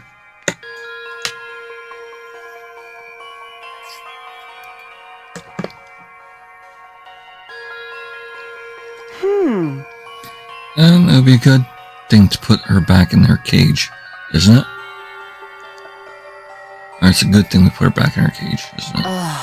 Perhaps, but will that be enough? If she goes berserk again, I don't know if we can bring her under control. What are you getting at? You're saying it's too risky to allow Eva to live, right? You want to kill her? That doesn't seem fair. Just because she might be dangerous. Might not. Might nothing. She killed Shoma. We'll never be safe with someone like that around. You just want to wait around until she breaks out of her cage and attacks someone else. She stopped being a member of this team the moment she killed one of us. You gotta treat her like any other enemy now. You too, Takamaru? I know you don't want this, Takumi. That's why I won't force the decision right away. But you need to be aware of the danger and threat Eva will be. Treat Ava with appropriate amount of caution. Just as long as I'm not the one who has to guard her, I won't be her next victim. Ava's fast becoming a target of mistrust and fear, and it wasn't entirely unjustified. There wasn't really anything I could say to argue her case, so I just left.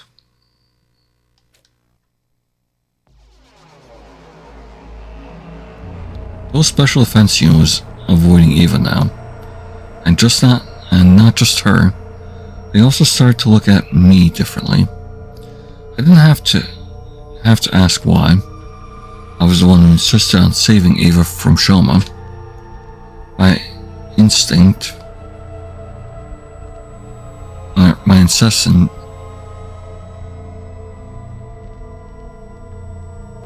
instinct that she'd tell us how she really felt. It's probably why she snapped too. I was just trying to stop Shoma from doing something he'd regret, but if I'd stayed quiet, he'd still be alive right now. On the other hand, if I hadn't stopped him, he'd have killed Ava. Damn it. What was I supposed to do?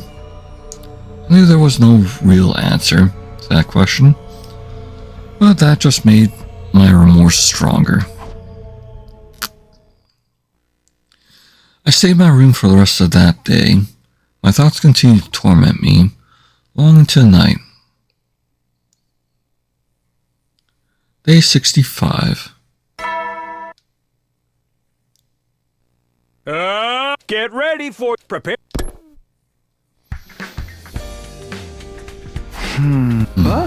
This morning, I don't think the others will feel like talking to me right now.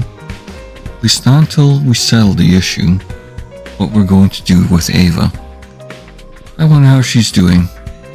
How does she feel being shut up in her cage beside her fate for her? Maybe I will check before I do anything else. Went to the courtyard, made my way to Eva's cage. In spite of all the chaos she caused a few days ago, she was sitting there quietly just like always. The only difference was she was tied up now, taking another of her freedoms away from her. Her expression didn't change when she noticed me. Have you come to punish me, Mr. Sumino? Huh? I'm sorry. I don't remember anything after the end of the battle. But I've been told that I did something terrible. I must be punished. I will accept any punishment. Please, pass your judgment on me. Eva. Sorry, but I don't have that right. Nobody here does. We can't judge you for what you've done, Ava. Eva's only the way she is because Siri obliterated her real personality, made her a mindless slave. If anything, what happened to Shoma was our punishment for doing that to her. Of course, the way she was now, all that was lost on her. I'm sorry. I don't understand. If I'm not going to be punished, when will I be let out? I cannot obey your orders inside this cage. I need to fight. I need to kill the invaders. No, it's okay. Don't need to think about that stuff right now. Really. The only reason you feel like you need to is because of what we've done to you. I don't understand what you're trying to tell me. Do you want me to stay in my cage and do nothing? If that is your order, I will obey it. Sure, let's go with that. I'm sorry it has to be like this, but bear with it a little longer, okay? Understood. I will remain here on standby until further notice. Fly. I left the courtyard without coming to any new conclusions, but I still don't think Ava killing Shoma meant we should kill her. It was our fault she was like this, in more ways than one. We were the ones who started this war, after all.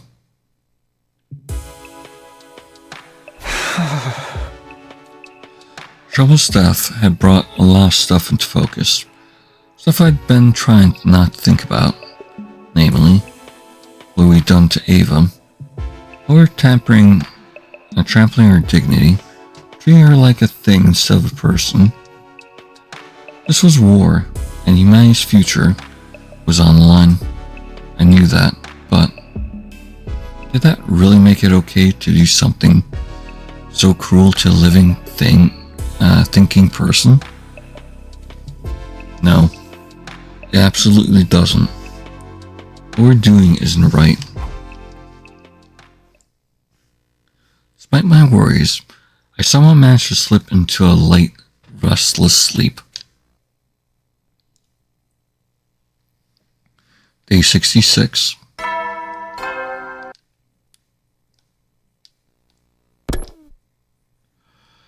That morning, I decided to see Ava again. I couldn't explain why, but I felt like I needed to talk to her some more. How are you feeling today, Ava? My physical condition is the same as ever. That's good. Those restraints aren't hurting you, are they? I am fine. They are a little tight around my chest, though. Hey? Oh, right. Sorry. I don't think there's anything I can do about that. I stayed and talked with Ava for a while. To be honest, I wasn't sure if I could really call it a conversation. I wasn't talking to the real Ava, after all. This was just what was left of her after Siri had removed any part of her past personality that might have given us trouble. That got me thinking, what's the real Ava like? Not Ava the enemy commander, but Ava the Futuran, the person.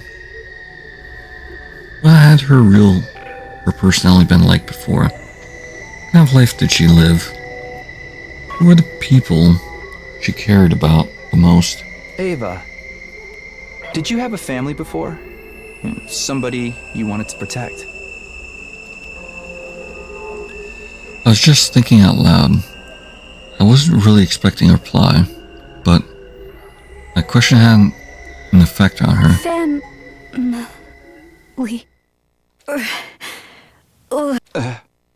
Huh?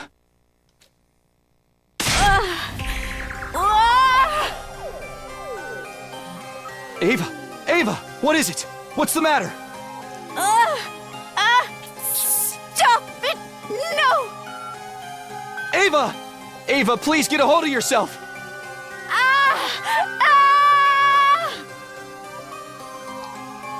Something was seriously wrong here. Ava jerked around erratically, a look of agony on her face, and then she slumped over motionless, like a puppet whose strings had been cut. Ava? She's still breathing. She must have passed out. But why did this happen? I should tell the others about it. No. The others think she went berserk again. They're looking for a reason to execute her. I better stay quiet. As I stood there looking down at her, Ava's lips parted, ever so slightly moved. Commune! Curious little Futuran.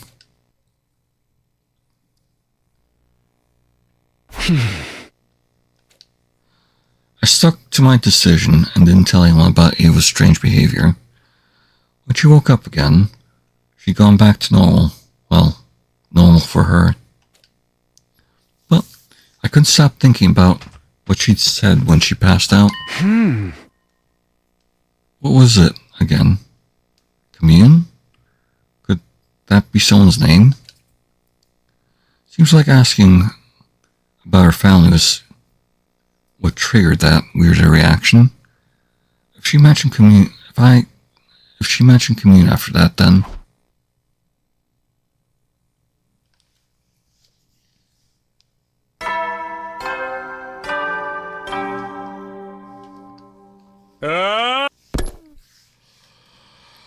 things were still awkward between me and the rest of the team. I went to the cafeteria a little later than usual, so I run into them. Huh? Alright, no one's here. True, I was staying out of everyone's way right now, but none of them were actively seeking me out either. It had been like that ever since I saw Ava, or saved Ava. I didn't blame them for being mad at me. I was largely responsible for Chomo's death. I don't have anything to do, but I'm still worried about Ava. I'll go check on her again. Takumi? Oh hey, Nozomi. Been going to talk to Ava a lot lately, huh? Yeah, I guess. Is that a problem? Not a problem exactly. Don't take this the wrong way, but I think you should stop. Huh? Can't tell what you're thinking, but what happened wasn't Ava's fault. It's just because of the brainwashing. But keep this up, people might get the wrong idea. Think about how this looks. Someone was right, of course. She summed up the whole situation pretty well. Let me go talk to Ava every day. Wouldn't be unusual for the others to start getting suspicious of me. Thanks for warning. I'm sorry. I'm just saying, what must sound heartless. I mean, you're all Ava has right now. If you stop going to see her, she'll be a target of everyone's hate. With no one to turn to.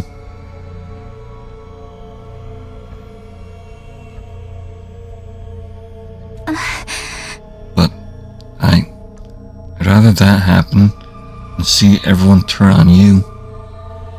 I had to say something. Even now, she's doing her best to be honest and considerate. She's only such a good person, better than I'll ever be. No, really. Thank you. But I'm going to keep seeing Ava. What? I'm not doing it for her. It's the only way I can deal with my guilt. Both for getting Shoma killed and for making Ava the way she is. Heck, even for the fact that humanity are the ones trying to take Futrans home. The Futrans home from them. I've been complicit in so much horrible stuff. Feels like the guilt is going to crush me. Talking to Ava helps, somehow. Kumi?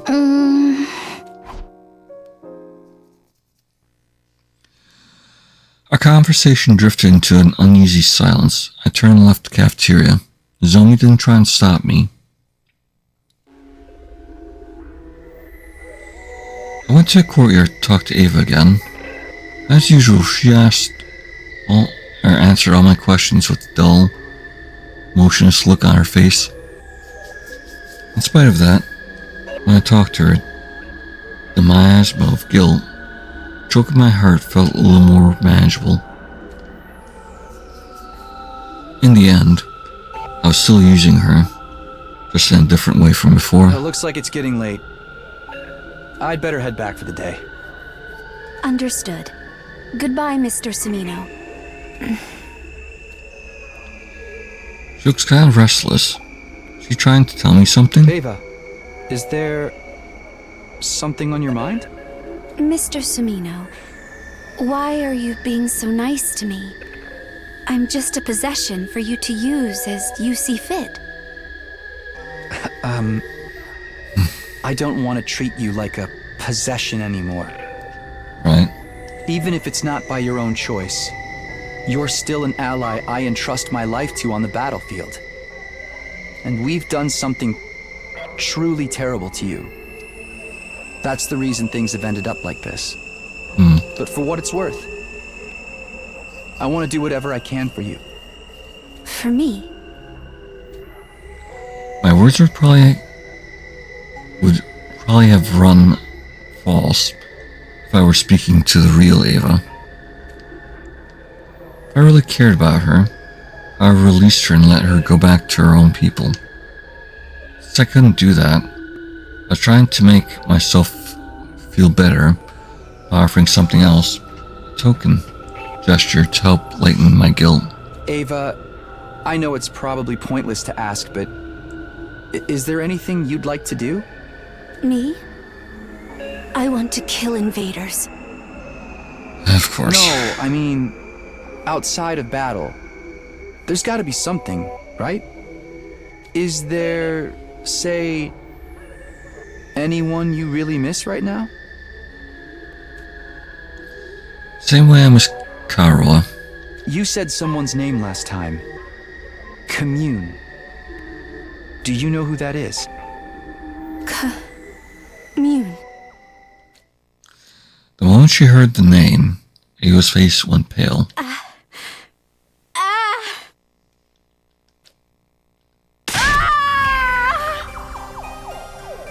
Oh no, not again! I wish I hadn't mentioned that name now, but there was no talk taking it back. Ava began thrashing around like she had last time. with one very important difference. Where am I? How did I get here? What the? Cool. She's regaining her true self. My head! No! Stop! Get out of my head! That'd be Kane. The brainwashing's wearing off?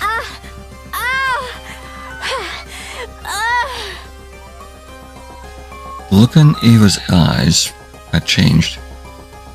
It had gone from a beast-like confusion of fear to fear and suspicion. It was the same way she looked when I tried to talk to her the first time before Siri took her away for his emergency treatment. Please, no! No more! Don't mess with my head again! Why are you doing this? How can you be so cruel? Ava, please, you have to calm down. I'm not going to do anything to you, I promise. I probably didn't sound very convincing, but I was desperate. You have to stop yelling, though. If the others hear you, we could be in big trouble. You won't do anything? That's a lie! Why would I believe anything you say? True. That Siri's not here to operate the machine. This brainwashing is gone for good. But here come the others find out. She's her old self again. Listen to me, Ava. You were brainwashed. It's only just wearing off now. But if the rest of my team realize that, they'll kill you for sure. I don't want that to happen. I know this must be hard for you to believe, but please, just trust me on this. I'm trying to save your life. Save my life? Oh wait, you're... My frantic pleading finally got through to her. She began to calm down.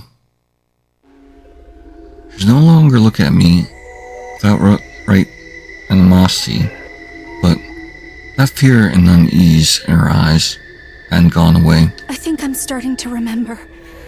It's like something out of a nightmare. A me who wasn't me. Right? You're... Takumi Sumino, leader of the Special Defense Unit. You remember what happened while you were brainwashed? Only a little. It's coming back to me, but it's still fuzzy. Did you mean what you said just now? You really want to save me? I do. Please, believe me.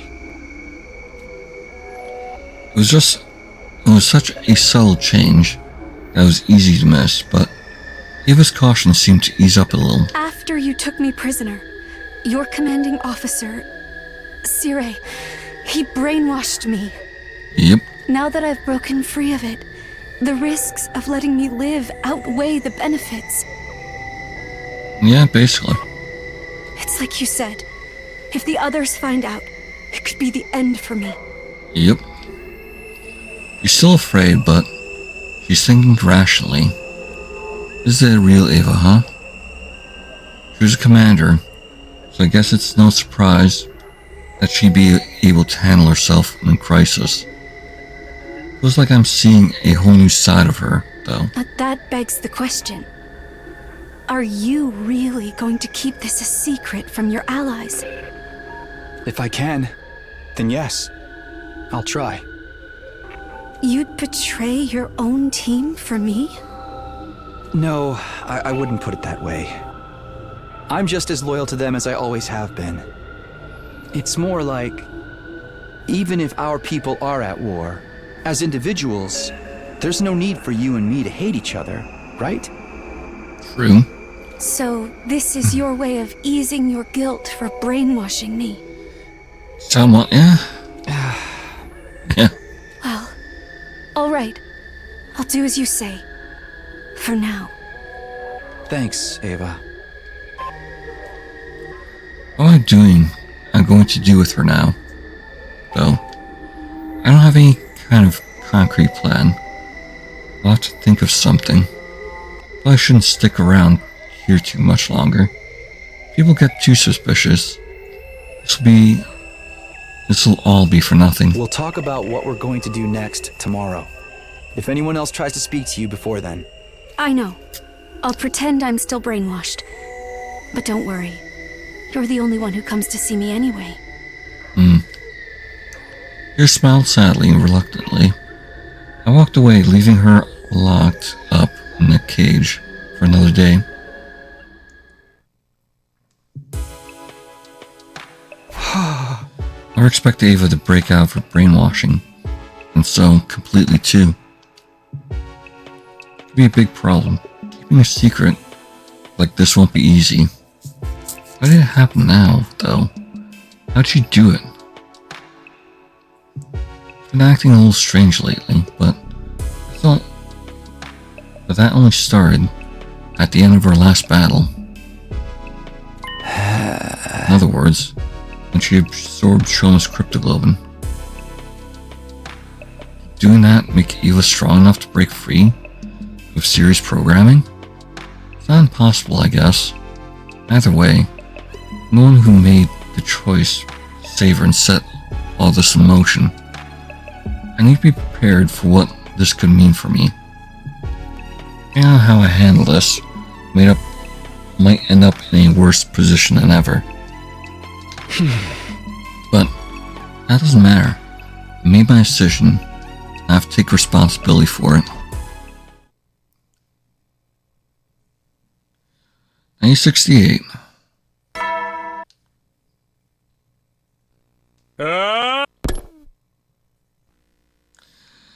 After eating a quick, simple breakfast in the cafeteria, I made my way to the courtyard when no one was watching. Naturally, I was going to talk to Ava about the future. Takumi Samino. When Ava saw me, she dropped her act, allowing emotion to show on her face again. You're late. You ought to consider how I feel, waiting for you all alone. It's better rebuke. She seemed more relaxed now, almost like she was warming up to me. Sorry. I didn't want to look like I was in too much of a hurry and risk tipping anyone off. I know. I was just trying to make you feel bad. She's teasing him. I guess I deserve that much, at the very least. We are enemies after all. You and I, we're enemies. Invaders and the invaded. Ava started and stared at me intently, her gaze burning with a dozen warning emotions. Warring emotions. Anger, hatred, grief, and more besides. Why did you attack us? If you'd never come to Futurum, none of this would have happened. I won't make excuses. I know that we're the ones who started this war now. No, I didn't mean to blame you personally. Right. Attacking humanity on that? You didn't know. You were told you were fighting to protect your friends and family. True. If I had to put a name to the emotion on Ava's face right now, I'd have to call it pity? Compassion, maybe? I guess, in her eyes, we were just misled soldiers made to fight in a war we didn't fully understand. So, what's going to happen to me now? I'm sorry. I'm still trying to figure that out. I'm not necessarily expecting you to set me free, but it would be nice to know. Well, it would be one way to go. At the very least, I can promise I won't tell anyone you're back to your old self. They hate you enough as it is. Hate me? Isn't that a little excessive? You killed Shoma. They didn't treat me this way or make me wear these strange clothes before. Why did things change so suddenly?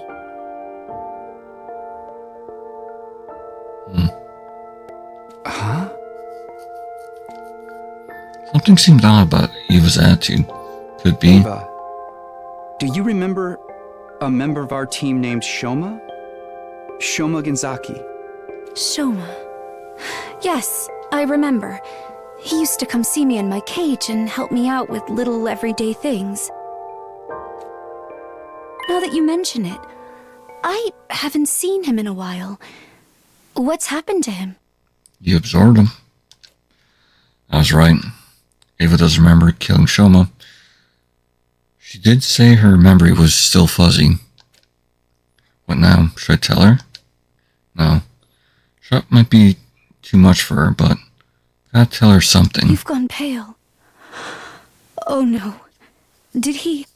Yeah. He died. In battle. Oh. I see. I'm sorry to hear that. It was too observant for me to hide the truth completely. But at least I was able to hold back the most important detail for now. He was kind to me, even when I was a prisoner. I got the feeling that he just wasn't made for war. Yeah. He was a good guy. And a much braver, kinder person than he ever gave himself credit for. Too true. You've had it hard too, haven't you?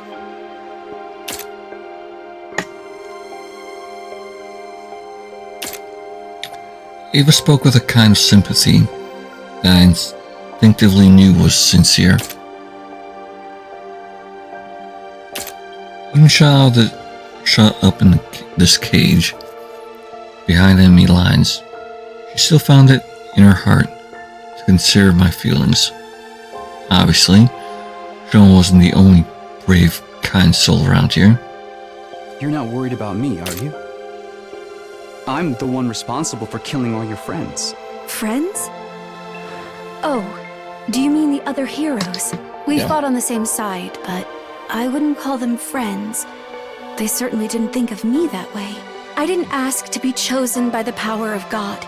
If it weren't for that, I would never have gone to war in the first place. I never wanted to be a hero. With that, I finally understood.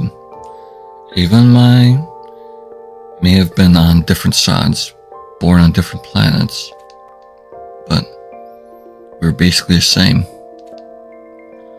Neither of us want to fight or kill other people, but with our homes and families on the line, we've been left with no choice. We didn't choose this life, it was chosen for us. It's the same for all of you, isn't it? I understood that once I saw you outside of battle. You don't really want to fight either. It's too bad we had to meet like this. Yeah. In another time and place, we might have been... Yeah. Ava can bring herself to finish that sentence. I couldn't say anything to comfort her, either. I just stared into her big sad eyes. After a while, I checked again to make sure no one was watching. Made my way back inside.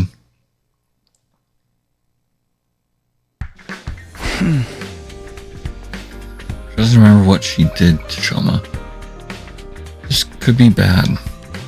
Questions said to commanders are forbidden to absorb another person's cryptoglobin. And Ava does remember. You don't just have to deal with the guilt of killing someone who didn't deserve it, but breaking one of her people's most precious and most serious religious taboos too. Can't do that to her. Better keep it a secret a little longer. I was so absorbed in my thoughts, I didn't notice someone else coming down the hallway toward me until they spoke up. Hi, Takumi. Hey, Tsubasa. Huh? Oh, hey, Tsubasa. Feels like a while since we've talked, huh? Are you okay? You look kind of pale. I'm fine. I didn't get enough sleep last night, that's all.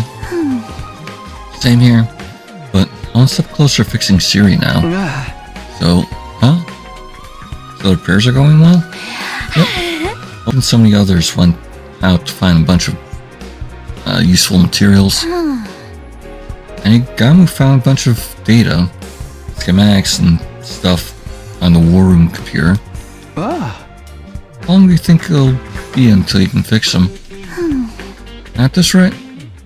At the rate things are going, probably just 3 more days. I didn't exactly like the guy, but it was useful to have around. I think Shion misses him too.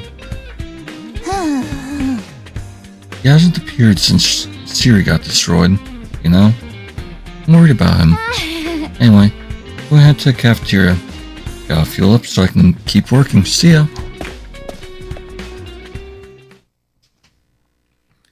I parted ways with Tsubasa and went to back to my room, feeling more uneasy than ever. 3 days. Sounds like she really is going to fix Siri. Now things are looking really bad. Siri comes back and hears Ava's been acting strange. Be sure to look into the cause thoroughly. Then the fact that the brainwashing come undone is bound to come out. Master said she's done. She'd be done another 3 days. That makes day 71 my time limit. It'll leave me a lot of time, but what should I do?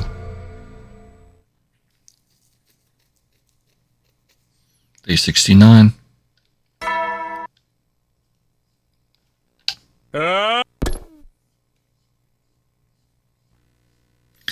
After breakfast, I once more made my way to the courtyard to talk to Ava. We discussed the situation from different angles, and she told me a little more about Futra and its people. As we talked, I gradually became aware of something. I was enjoying myself. Being here with her, talking about whatever came into our heads, was a nice way to get away from everything for a while. You know, the more you tell me, I get the feeling Futurans and Earthlings aren't so different after all. Too true. I know. It's not just how we look, but our culture and history is similar too. Maybe we share a common ancestor somewhere in the distant past. Sounds like something out of a sci-fi story. Yep. But it wouldn't be all that strange at this point. Ava suddenly stopped talking and looked of profound sorrow. A look of profound sorrow across her face. Is something wrong? I know that telling you about this won't do me any good, but... Commune? I was thinking about my daughter. Daughter? You have kids? Do I look too young to be a mother? Well, technically she is adopted. Her name is Commune. She's only a little girl, but she's very smart. Commune. So, she was remembering her family? Her birth parents tried to oppose Veshnes and were executed. Oh, so that's how that happened. She killed them right in front of her. And that makes it even more fucked up since that is her sister, Veshnes. Commune has suffered so much already. I just want her to be happy. Don't look so worried. We may be apart now, but I'm sure God is watching over her. You know, I've been meaning to ask about that too. The god that you believe in on this planet, what kind of deity are they? I can tell you some of our legends, for starters. Long ago, God gave Futurum the boxes of blessings and calamity. Oh, wow. It's actually coming up in here. Calamity. 7 boxes of blessings that could grant any wish, and 6 boxes of calamity that would bring disaster when opened. It's said that God's power is what gave the boxes such frightening potential. After they appeared, that same power brought about a long period of peace. We still believe that those chosen to wield it are closer to God than others. But when this war started, everything changed. Our divine powers are no longer used simply to protect others, but to actively slaughter our enemies as well. My sister, that is, Veshnis, was at the forefront of that change in attitude. Cool. Commune's Bring that birth too. parents tried to stop her, so she killed them. I saw fear, sadness, and powerlessness reflected in Ava's eyes. I was still getting used to seeing her express so much emotion. My poor Commune. Fate hasn't been kind to her. Even now, she can't be truly free. Even if I'm just a replacement for the mother she lost, I still want to give her all of the love I can. Just a replacement. Somehow, I doubted that. When Ava talked about Commune, her whole being radiated love. The kind of love that only a real mother could feel. Seeing her like this seemed to make everything fall into place, and the last of my doubts disappeared. Listen, Ava. I've made up my mind. I crouched down in front of the cage so I could look her in the eyes, face to face. I'm going to get you out of here. Hell yeah. What? Are you serious? Yes. So long as you're at this school, you'll never be safe. Sooner or later, you'll be seen as a potential threat and executed, or brainwashed again. Either way, it amounted to this Ava disappearing forever. I didn't want that.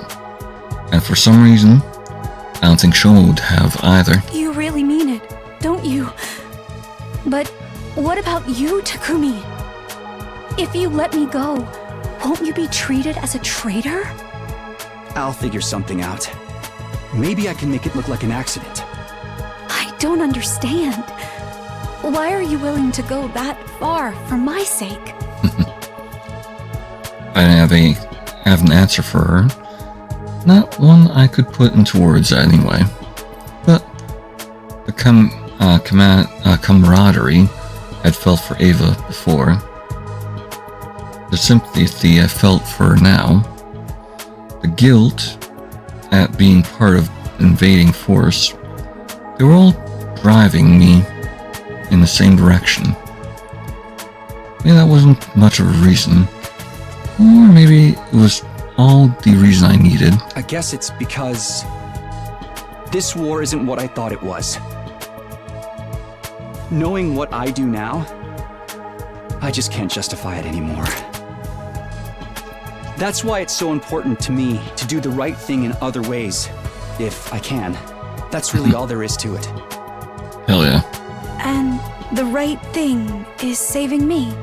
Yep. Saving you and reuniting you with Commune. Oh. I respect that. And I don't want to stop there either. Talking to you has made me realize how alike we all are. You and Commune can find other common ground between our planets. I'm sure of it. I'll try to find something on this side too. Maybe then we can stop the fighting and end this war peacefully. Maybe I'm being hypocritical. Or naive. Maybe I'll be treated as a traitor. But I don't care about that. I just want to follow my heart and do what I believe is right. Takumi, thank you. And just like that, my future had been decided. Now I knew what I had to do. It was best to do it sooner rather than later. I'd get everything ready today and carry out the plan tomorrow. Wait, it's day 71, right? No, 69. Okay, there's no battle till 72.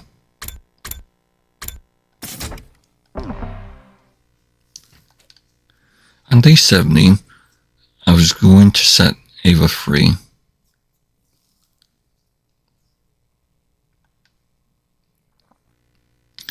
I got up early before the morning announcement.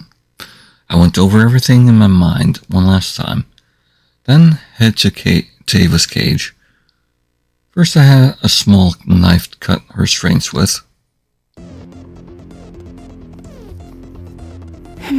They really moved it. Whew, I can finally move my arms and legs again. Those ropes were really tight around my chest too. Yeah, I mentioned that. All that's left is to unlock the cage, but knowing Hiriko and the others, they'll probably have some kind of extra security in place.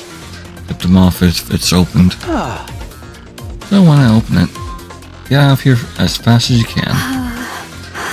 Are you sure you want to do this? I held her gaze for a few moments, then smiled. Too late for second thoughts now. I've come this far, I'm not backing down.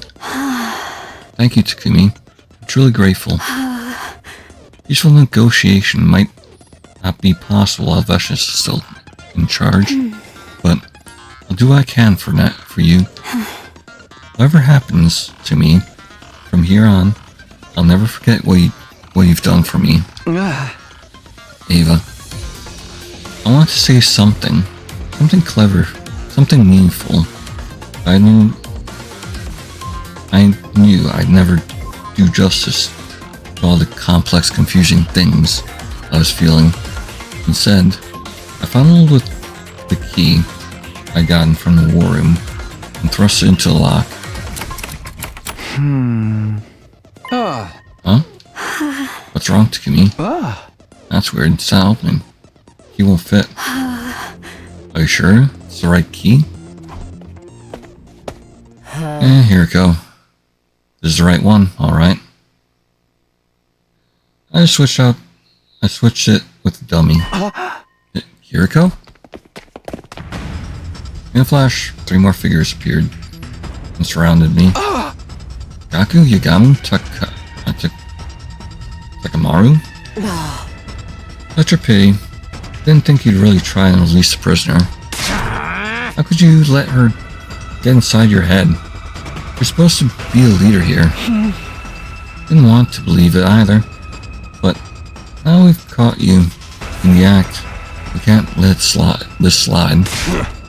You betrayed us, Takumi. Ain't no way I'm accepting you as leader anymore. What's going on? How you guys know? Yeah, he's been fixed for a while now, hasn't he? I've got bigger things to worry about.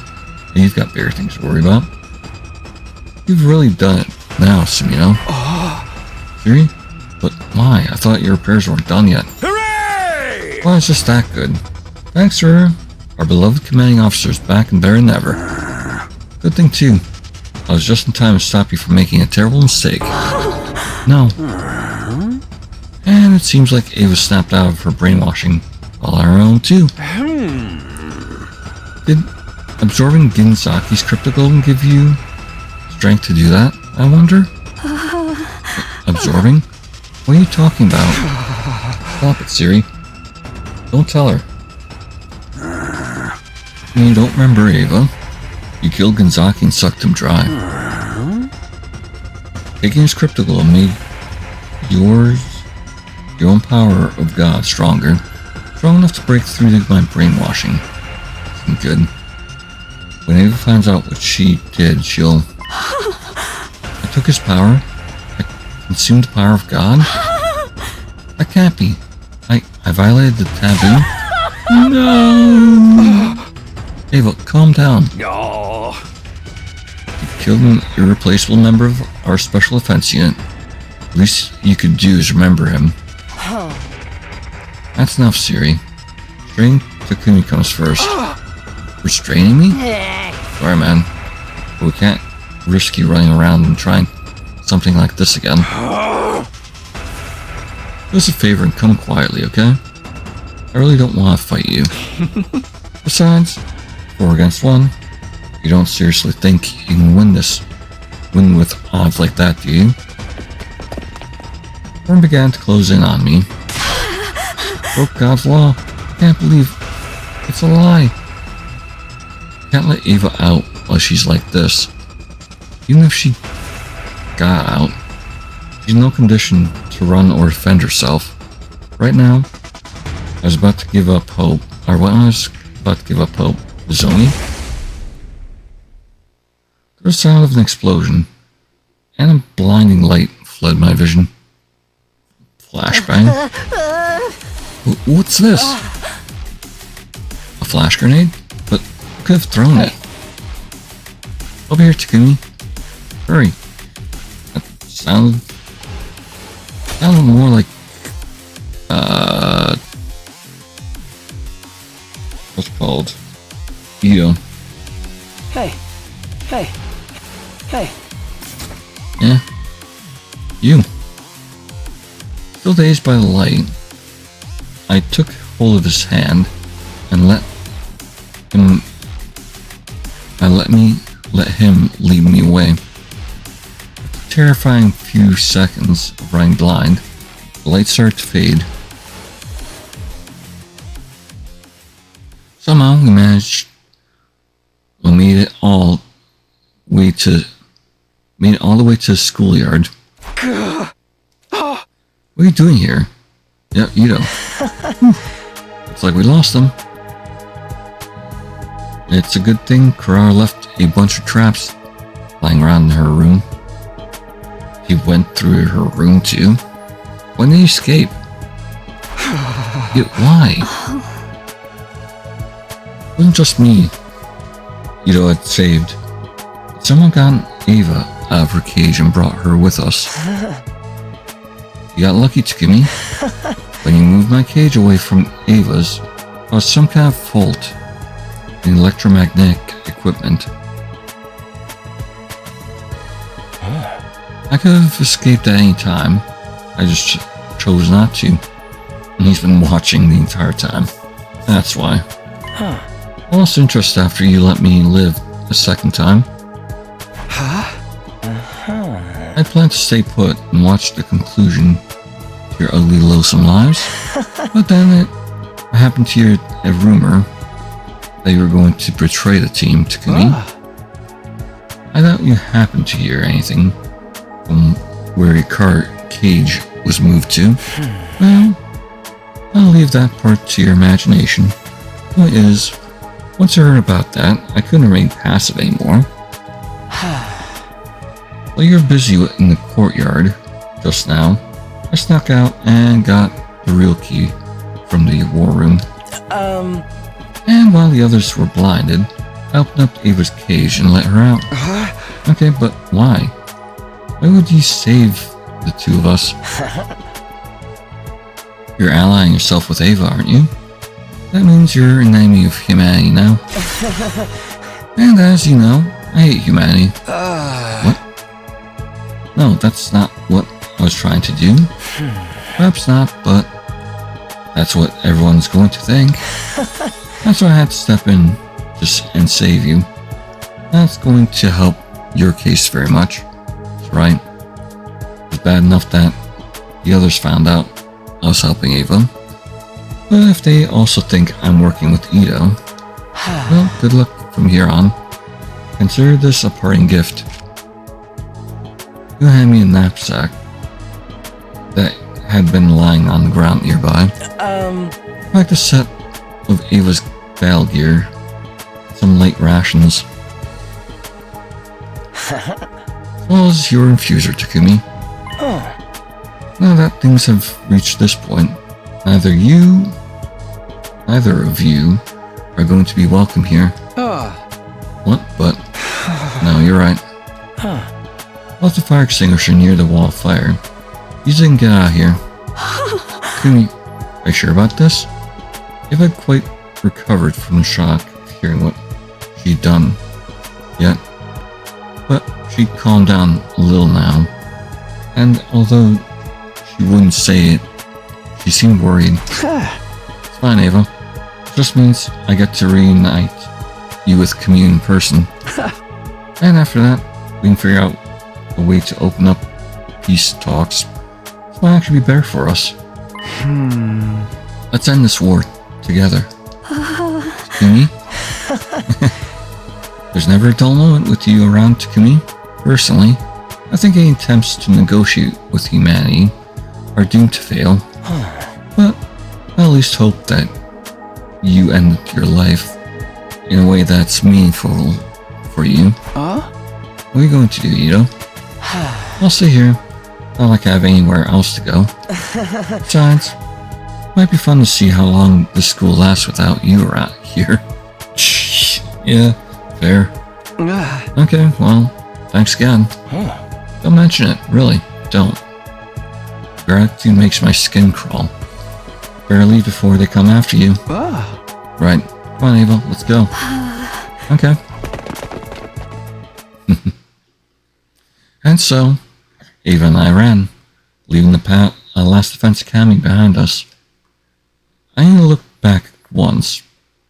One final look at the school. For a moment, I thought I saw Karua standing there, seeing us off, with a melancholy look on her face. Oh. There he goes. Do you want to say anything to Nozomi helping him? Didn't you want to say anything to him? No, it's fine. If this is what Takumi wants, there's nothing more to say. You worked so hard to save him, though. Are you sure you want to keep it a secret? Oh. You can beg me for my help. Let me out of my cage, and even went and found the real key for all of them. All for him. Is this what they call unselfish love? You'll have to forgive me. I've never understood that kind of thing. No, it's not it. It's, honestly, not sure how I feel. How to feel. We have to fight if we want to survive, but as long as we keep fighting, other people will suffer. In a situation like this, I have no idea what's right or wrong. No one does. I think it's part of why Takumi is leaving. Can't think of the Futrans as just the enemy anymore. That's how he feels. I won't stand in his way or force him to stay and fight against his will. All I want is for Takumi to press forward and trust in his decision, just like he always has.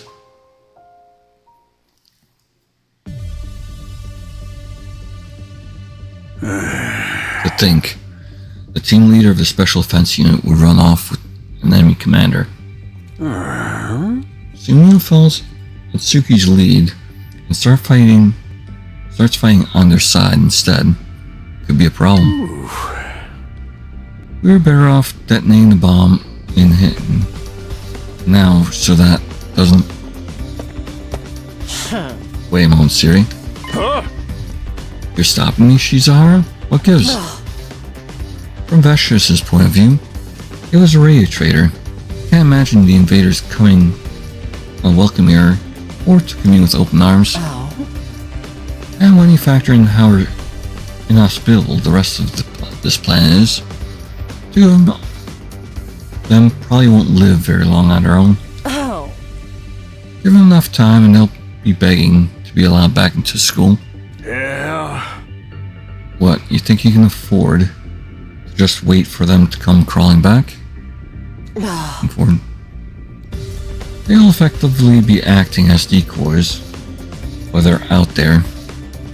They might even kill some of the enemies for us. But if Vestris kills Takumi and takes his clip to Globin, being her is going to be hard enough already. We don't have much chance of winning without Shoma, Ava, and Takumi anyway. I don't think Takumi deserves us, desert us, without good reason either. He has a plan, I'm certain of it. What kind of plan? I don't know, but I do know he'll do his best for us. In his own way. You can't do that if you kill him now. Why not take a chance on him figuring something out. Huh. She's great at this. Also, a little reminder, we could have left you the way you were before. We didn't have to fix you. You can consider this your way of returning the favor. Well, I never had you pegged for the sentimental type, Shizuhara. Though you were all about strategy and logic. Yeah, sure, why not? You've won me over with your honeyed words. I guess it's always better to bet on a slim chance than no chance at all. And let's face it, the way things are now, Inumai needs every chance it can get. Oh. We certainly do.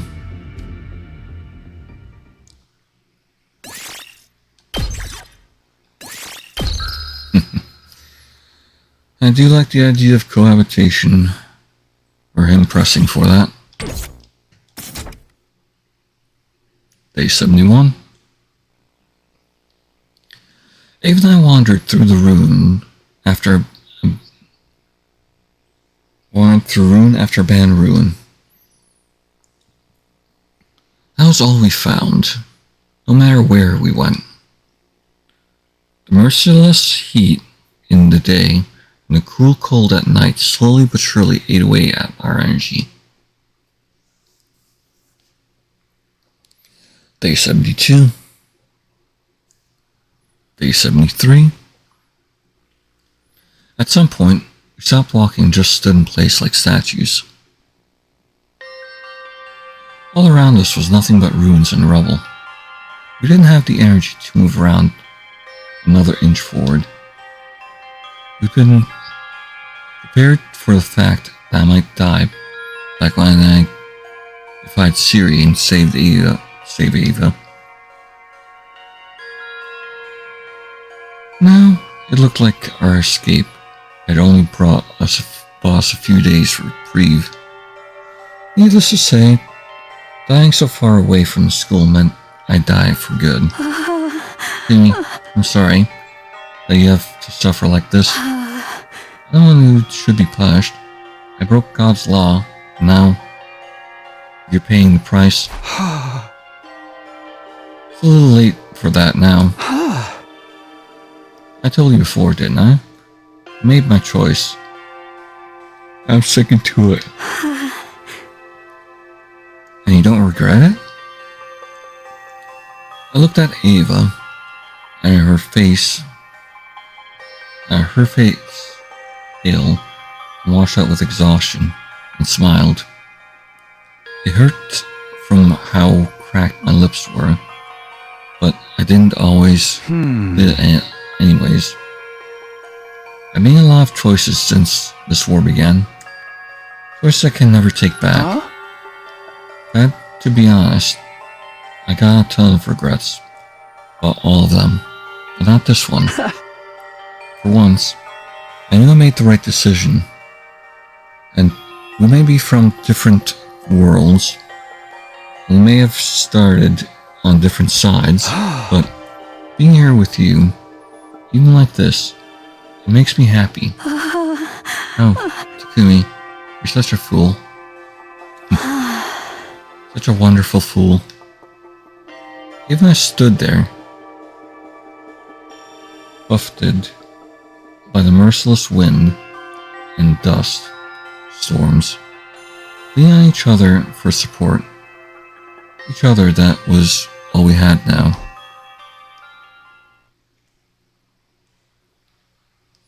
Day 74. Orange found us still standing there, surrounded by the desolate remains of Futrin civilization. Which day was it? Was this again? 74? The rations Ito had given us were getting low. We were going to run out of water soon. The barren land wasn't likely to offer us anywhere to top up our supplies either. None of the buildings had anything edible left inside them, We're just lucky we didn't run into any invaders. No way being killed by the very planet by people that tried to invade. It's probably a fitting end for me. Commune. I want to meet her again. I meet her too. I need to meet her too. Hey, don't be like that. It could still happen. I didn't. Don't be like. I wanted her. You to meet her too. Even as I said it, I knew it was a vain hope. This planet was a big place, and we didn't even know if Ava's daughter was still alive out there somewhere. Even if she was, the two of us no longer had it in us to go and find her. All we could do was stay put and wait for death to claim us. Day 75. We managed, made it to day 75. I thought we had it anyway. Might have lost count.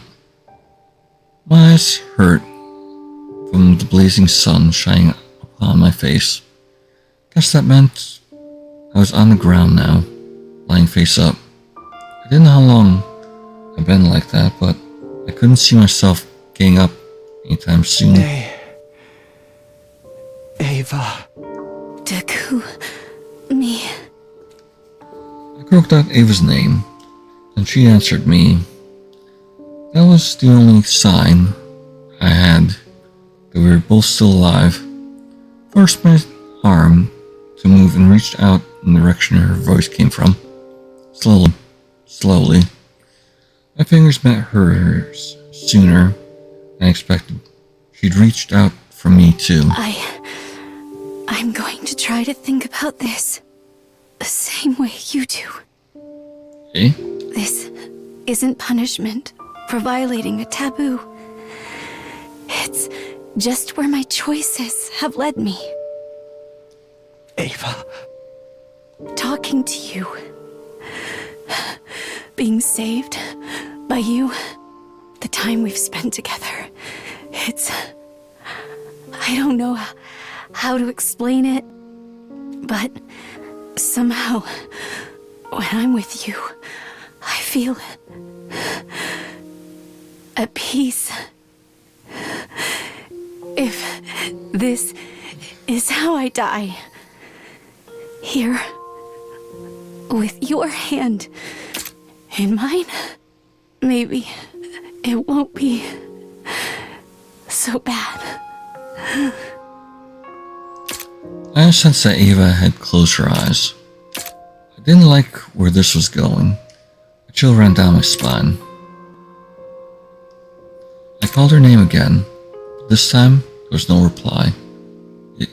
Is this really the end? I guess this was always where we were headed, right from the time we left school. But Ava, I want you to live, even if I couldn't. I want you to feel like I'd protected something so important. But it's over now. Everything's fading. It's all going dark. Day 76, 77, 78. Oh, Ava or Commune? Might actually be Commune. Me? Takumi. Please wake up, Takumi. At the sound of that voice, I opened my eyes. Ava, huh? Village in the mountains? Where am I? Takumi, you're awake. Oh, thank goodness. Am I safe lying on a simple bed, with Ava looking down at me, with an expression of profound relief? Ava? Are we still alive? I raised my tired head up and looked around. We weren't in the ruins. We'd passed out. It felt like somewhere completely different. Someone arrived to save us, right at the last minute. Saved us? Who'd do that? Commune! Ah, you're awake. That is certainly a relief. Might not have made it if it wasn't for you. Thank you so much. Commune? Commune? Oh, do not be so modest, Mother. I've been nursing him all around the clock as well. You may have come to first, but how should be more careful? Ava, did you say Commune? So, this girl is... Yes, Maeva's daughter, Commune. So nice to meet you, Takumi. Mother has told me a lot about you. We're fortunate to be able to save both of your lives. Welcome to Rebellion headquarters. Oh hell yeah, you met the Rebellion headquarters. Huh? Rebellion? It's a long story. You should have some warm soup first. Hell yeah. Now that I mention it, that'd be great. I'm starving. While I dug into the first hot food I had in days, Commune told me about what was going on. The people of Futrin and Earth have been at war for years, generations even. Futrin society had become a military dictatorship with Veshness ruling by right of her abnormally strong cryptoglobin. The power of God she'd been blessed with made her a hero among heroes. Someone who had saved the planet from certain doom countless times. But all that power had gone to her head. She had started eliminating anyone who opposed her and dared to disagree with her politics or policies. To Veshness, every living Futrin was a potential weapon to use in the war against us. Those grotesque monsters we'd called invaders, they'd all just been regular people once. Plenty still opposed what Veshness was doing, but they couldn't do so openly. That was why they formed this underground resistance group, the Rebellion. Ava's daughter, Commune, had assumed control of the Rebellion. As its only cryptoglobin user, it was the natural choice. Still, it's gotta be a tough job for a little girl like her. Alas, the Rebellion lacks the power to engage the Supreme Commander and her forces directly. Any resistance we offer is but a drop in the ocean. My divine power is still ill-suited for battle. Once on the bright side, that means Veshness has largely ignored us in favor of more immediate threats. Like me and my friends? Indeed. The hero-class fighters have been sent to assail your base rather than hunt us down. Then why don't we work together? I just want this war to continue. We can stop Last Defense Academy from raising this planet and take down Veshness too.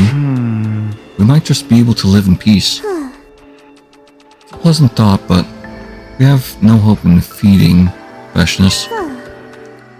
And as for your academy, do you really think you can destroy it? Can you bring yourself to fighting your former allies? No, I knew very well couldn't do that. Not so long as I had this bomb inside me. And do not forget, your kind are the hated invaders who had laid waste to our planet. Yeah, of course. Oh, but you are different, Takumi. As the one who saved my mother's life, I have nothing but gratitude for you. Takumi looked at me with a genuine affection. You must have been playing up my good points while I was still unconscious. Still, if Vecious defeats your old team, he will surely come after us next. I hate to say this, but best chance may be for Vecious and the Last Defense Academy to destroy each other. I'm sorry you had to shoulder this burden alone. It took everything I had to keep Vecious away from you for this long. That was more than enough, Mother. I'm just happy I get to see your smiling face again. How commune. Not to mention, having the two of you here will prove quite the morale boost. Huh? You sure you want me here? Me too? Of course. Rebellion is a refuge for anyone on the run from Vecious. Besides, what kind of daughter would I be if I turned away a man my mother favors so highly? Favors?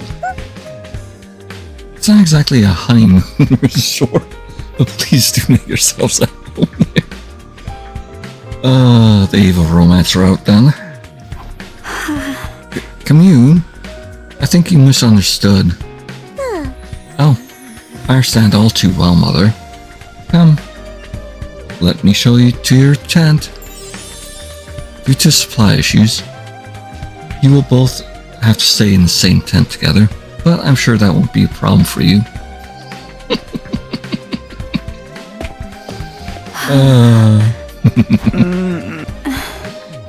Shall we? Yeah, I guess we should.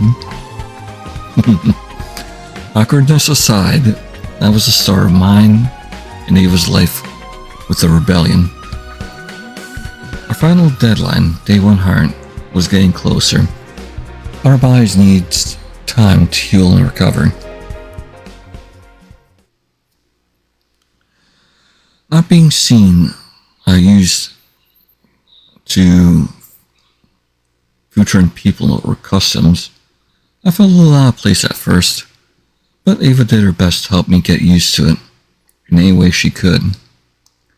All the time we were spending together, the vague feelings I had for Ava began to develop to something more defined.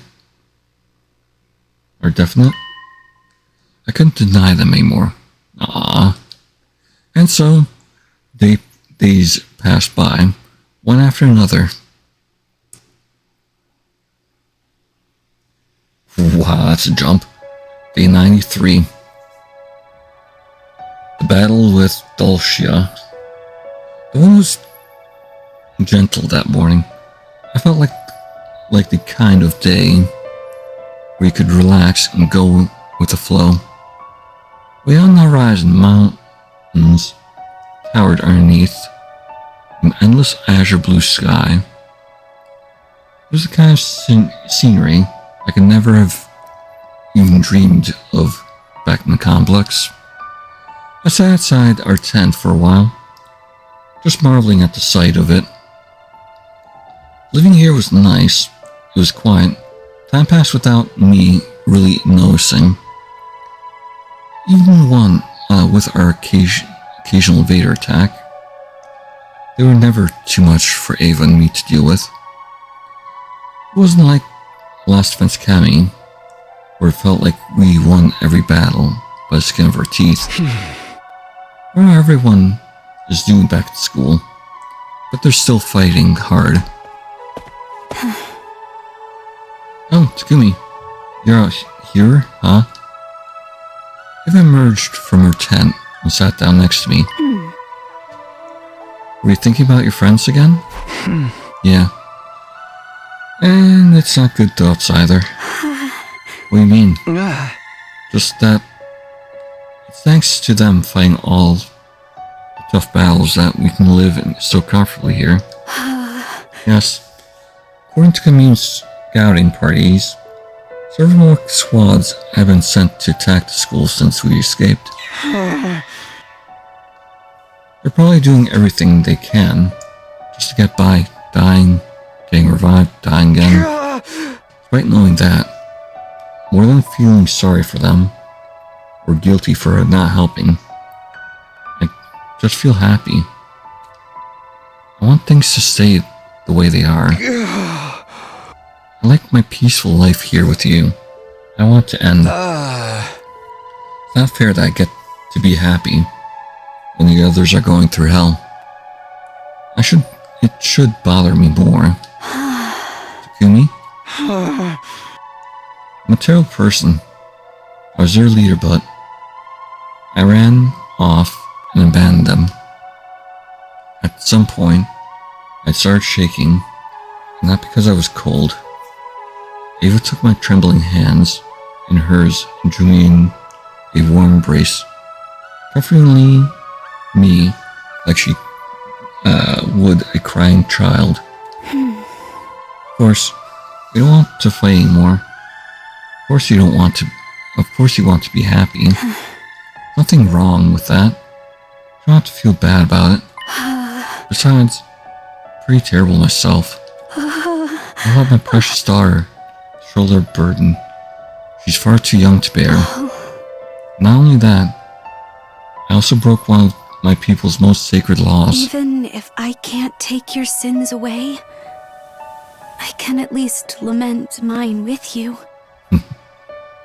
We're both guilty of awful things, so why not comfort each other in our guilt?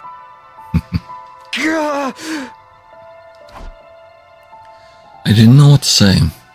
What could I say? In all likelihood, these hard days were going to end just like the last, with Shoma's undying flame scorching the planet and destroying Ashian's undying flame scorching the planet and destroying everything in its path. The only way our peaceful lives could continue was if Last Defense Academy fell. Commune's suggestion that we, professionals in the Special Defense Unit, wipe each other out had seemed heartless at the time, but deep down, I think a part of me felt that way too. Come back inside. It's cold out here. Yeah. Let Eva lead me back. Lead me away back into our tent.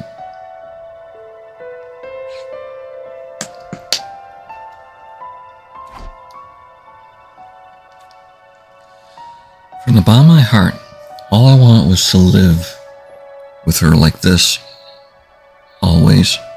But I know that wouldn't happen. Everything was going to change, and soon. I could feel it inside my. I could feel it inside me, the cold, hard certainty I struggled to ignore.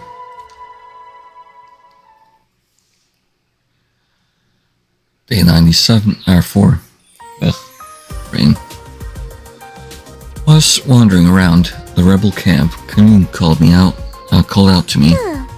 Hello, Takumi. Certainly seemed like you had a good time last night. Cute. Quit kidding around. Is my relationship with your mother just one big joke to you? Yes. The two of you are so close these days after all. Perhaps I'm a little jealous. You're always so mature and level-headed. You feel more like her sister than her daughter sometimes. In all seriousness, I'm happy for her. I've never seen Mother smile the way she does around you.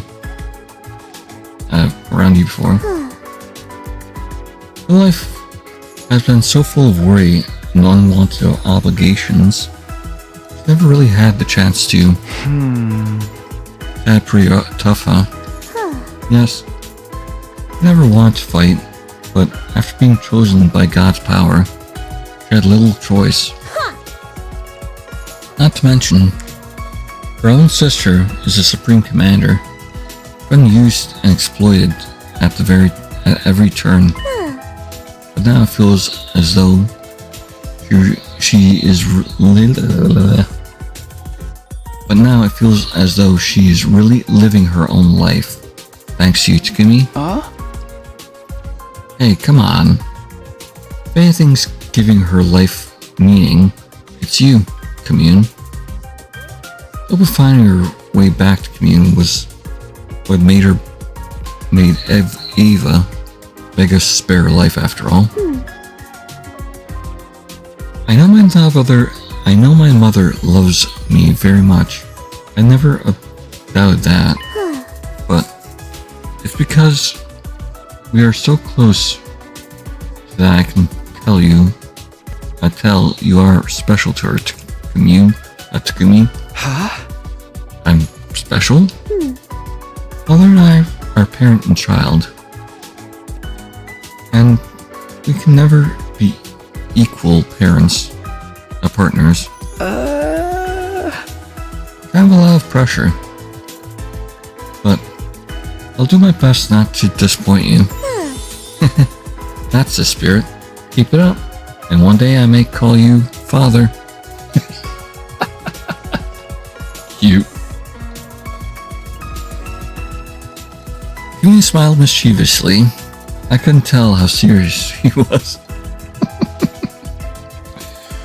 But it was clear she meant it when she said she was happy for Eva. But she must have been so worried about her all this time. Could Eva, Commune, and I really be a family someday? It was a nice idea. Just thinking about it made me smile. And how much happier would I be if I could make that dream a reality?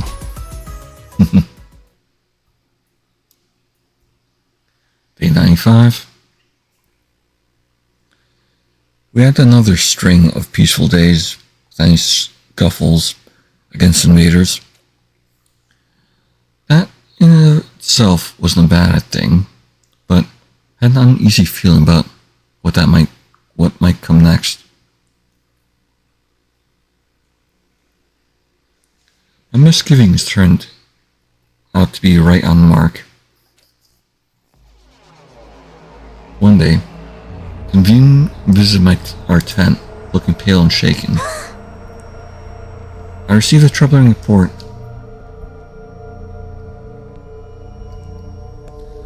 A hero was sent to Last Defense Academy a few days ago. Significantly, Dal Shah, the paragon of warfare. The Dal Shah? What? Who's that? Dal Shah was one of the planet's greatest warriors. Strong enough to be considered warfare incarnate. He was Supreme Commander before Veshnus ousted and locked him away. She must have let him out on condition that he fight for her. She really is getting this desperate now. There's still someone that strong out there? You didn't fight this Dal Shah guy last time. Who would have thought Veshnus still had a trick like that up her sleeve? He and Veshnus are not exactly on good terms. Given the chance, I'd like to invite him to join the rebellion. But what about the school? What happened to the last defense unit? You somehow managed to defeat Dal Shah, though it cost your friend made of Undying Flame most of his power. Xian, damn it. Why does he have to be so reckless? Well, they won. The school sustained massive damage in the process. The Undying Flames surrounding it have disappeared too. The wall of fire's gone? That means Xian's dead? Or they just use up too much energy? Either way, there were two things I could be sure of. Firstly, school had used up its last resort.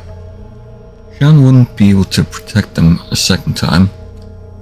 And second, if there weren't enough Undying Flames to keep the wall up anymore, there definitely wouldn't be enough to raise the planet on day 100. One of my major concerns has effectively disappeared, but that didn't matter to me. What about the others? Are they okay? Did they survive the battle? Yumi? I can't tell you that. All my spies could glean was that the building itself had taken heavy damage. I don't like the sound of that. As long as everyone stayed on school grounds, they'd be brought back to life if they died. The infirmary was taken out of commission, though. All bets would be off, of course. I had no reason to think that was a part of the school that had been damaged, but Russia is bound to notice the absence of the protective wall. She'll probably mount her final attack on the academy soon. One final bloodbath, destroying invaders that have caused the planet so much grief. Yes, she'll want to finish the job herself. That's just the kind of person she is. What the rebellion going to do? We'll watch how it plays out. That is all. And I told you before, we're not warriors. Best we can do is hope that both threats neutralize each other. Didn't have any right to criticize Communion's judgment.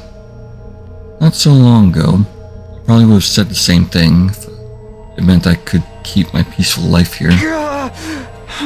Sorry, you two. I'd like to be alone for a while. Left the tent, went outside to think. Yumi, are you?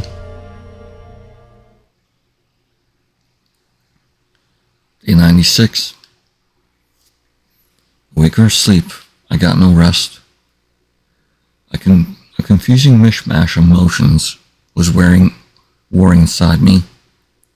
On the other hand, there was my concern for my friends and the feeling I couldn't sit here and do nothing while they were in trouble. And on the other hand, they were to stay out of it, to just hunker down and wait for the end to come. I kept going back and forth, just feeling one way. At first feeling one way, and then the other. On and on it went. Awake or asleep, I got no rest. Day 97. Ever since I heard the news about the school, we've been caught in an endless nightmare. It kept me awake at night and haunted me in my dreams. There was no escape. I knew going back now wouldn't change anything. I knew that. I was a traitor after all. They'd probably detonate the bomb in my body the moment they saw me. And I was happy here. I had a life with Ava that was actually worth living. My choice should be driven clear, really. There was no choice at all. So, I still feel so conflicted. And what was I going to do?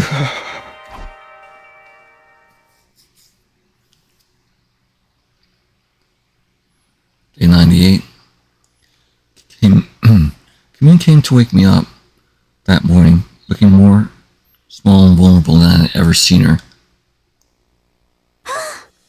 I just received a report from one of our recon teams.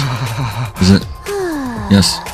That's just leading a massive force of our mutated bioweapons towards Last Defense Academy. Seems the time has come for them to settle things. Takumi? Ava didn't actually say don't go, but it was written all over her face. Based on her projections, she'll probably arrive at the school tomorrow. That's when the final battle will take place. Tomorrow. If I left now, I might still be able to make it in time, but should I? I was being completely honest with myself. I didn't want to lose the happiness I found here, but could I really ban my friends after everything we've been through together?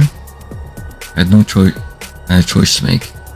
The last one before this war finally ended. How was I going to live from here on? Should I just follow my heart? What did following my heart even mean for me? It was time to decide, once and for all.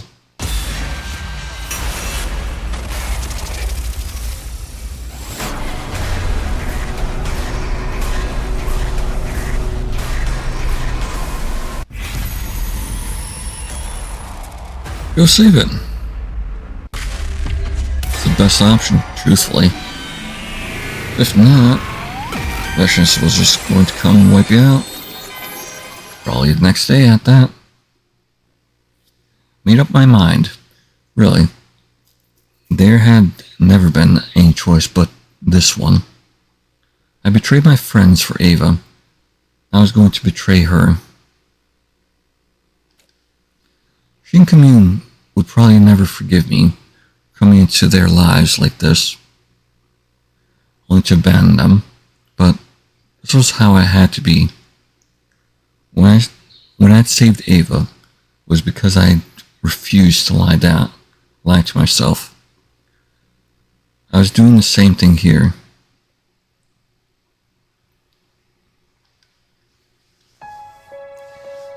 As dawn was breaking, I got up and left the tent. Okay, got my infuser and fire extinguisher. Won't be needing food or water.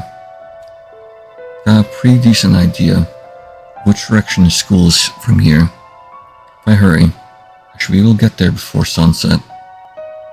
I thought about leaving a letter or something for Ava, but decided against it. She was going to hate me for hanging out on her anyway. There was no point in me muddying the water with half-hearted apologies. Therefore, for her to forget about me and move on. Guess I should get going. But right as I started walking, a voice called out to me. So, you really were planning going back alone?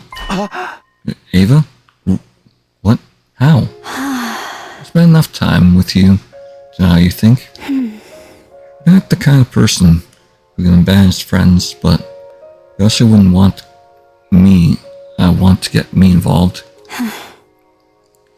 Might think you're indecisive or half-hearted, but when it really counts, you stick to your convictions. That's why I love you. Hell yeah. You saw right through me, huh? Are you mad? No, not really. Just surprised. After all, this time together, I thought you would understand me a little better. Huh? What do you mean? She's coming with you, dumbass. I mean, I'm going with you. I'll stay by your side, even if it means fighting my sister.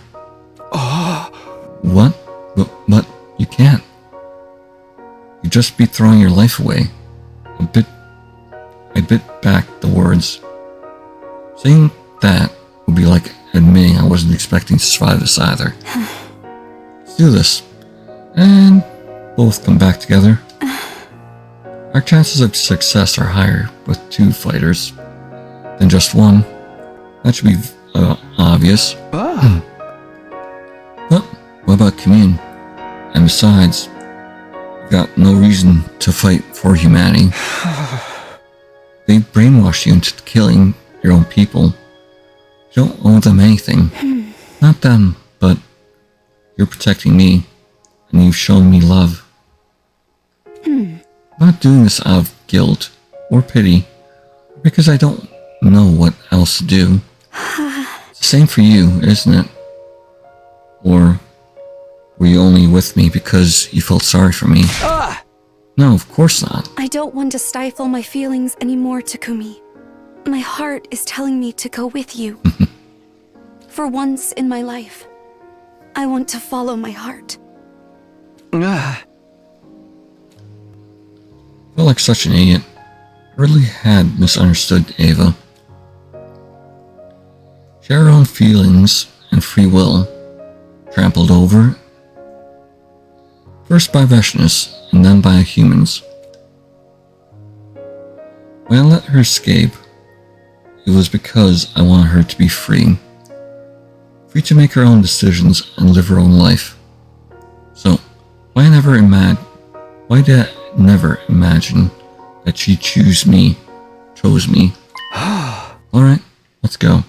You and me, together until the very end. I've waited so long to hear you say that. Ever since you let me out of my cage, this is all I've wanted. To be with you. Always. Sounds like the matter is settled. Immune? I talked to her about it already. She's going to respect my decision. Are you sure you want to let your mom come with me? Are you hoping the two of sides wipe each other out? I am more. Whoever wins in the end, the rebellion will find a way to defeat them.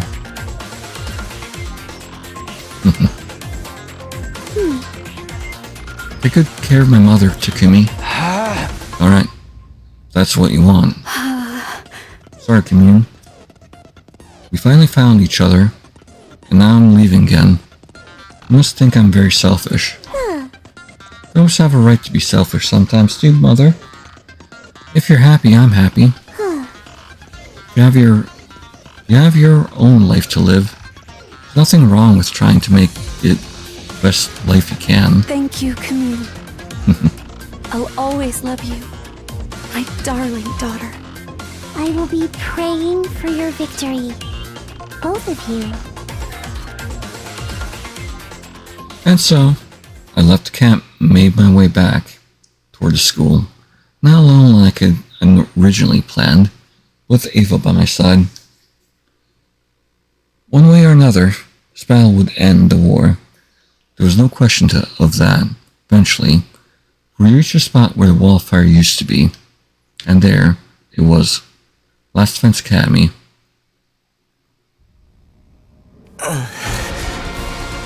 Oh, he was even fighting too. Nice. She's so strong. It looked like they got their asses handed to them at this point. Looks like as far as we go. And we can't give up. And we can't give up. If we lose, then this is the end. All that's left is for me to consume your power. Ava rushed in, blocking Veshnius' attack at the last minute. Everybody, stand back! Wait, she's going in her class armor? Thought she would go in as the other form. Guys, are you okay? Takumi? Came back? Took you long enough. Oh, so you two showed up after all. And just in time too. This whole thing was starting to feel anticlimactic. Hardly worth any of my moment of triumph. What do you do to the others? See for yourself. Right over there. What's left of them anyway. What? Over there, Takumi. Playing a spot a few feet away. The four corners of the schoolyard were several mummified corpses. Oof. I knew this was a possibility all along. I thought I'd prepared myself for it, but actually, human like this was still a shock. It still hurt. I think there was some more of them under the rubble somewhere. I'll devour them too, in due time. Every bit of power brings me closer to being a new god. Damn you, Veshnius. I launched myself at the Supreme Commander, putting all my strength into my next attack, but shrugged it off like it was nothing. Didn't scratch her.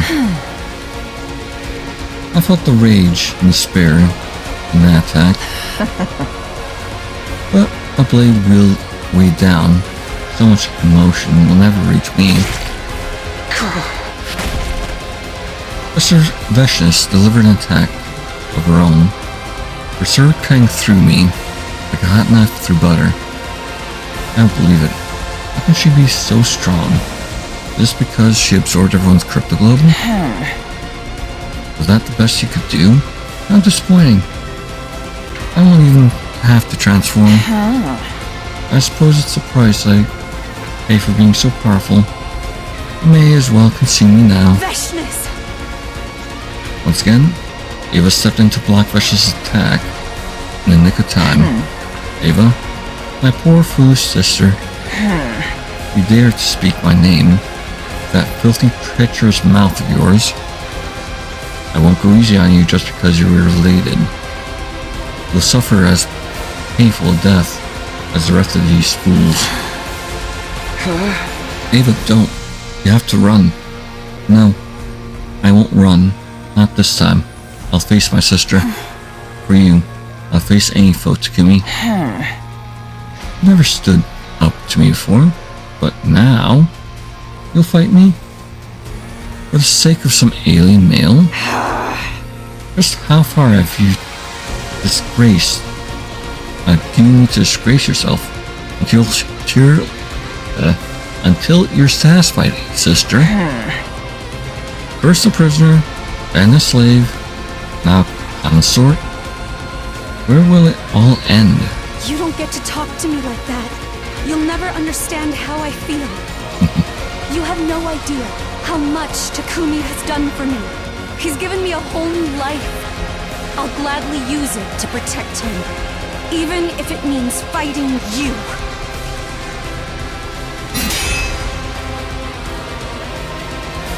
Ava let loose a mighty attack. Vesh's deflected it, but not as easily as she had mine. Supreme King Commander looked shaken. Ava managed to surprise her. When did you get so strong? Fine, I'll give you a taste of my true power. Transform, sister. Fight me with everything you've got. I'm sorry, Takumi. Huh? I want to fight this battle as the Ava you knew. I didn't want you to see me in that form again, but if we want to win this, we're going to have to use it one last time. Oh, hell yeah. Blood of my bond. Release. From there, all the rest of us could do was stand there, stand and watch. Before our eyes, the two giant monsters clashed again and again, trading blow after blow, vicious blow after vicious blow.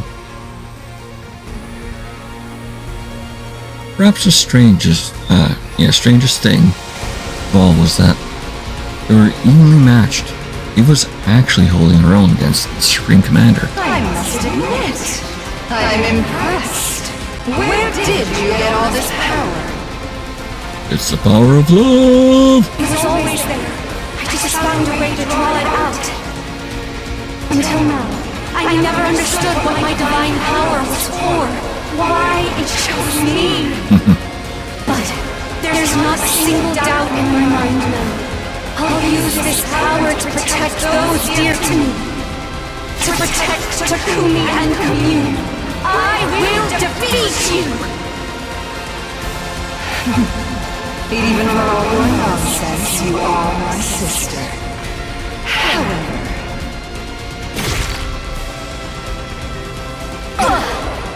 there's a difference between those who have devoured God's power and those who have not, that you could never hope to bridge. I think she did, though, too. People's ridiculous teachings. But I'm different.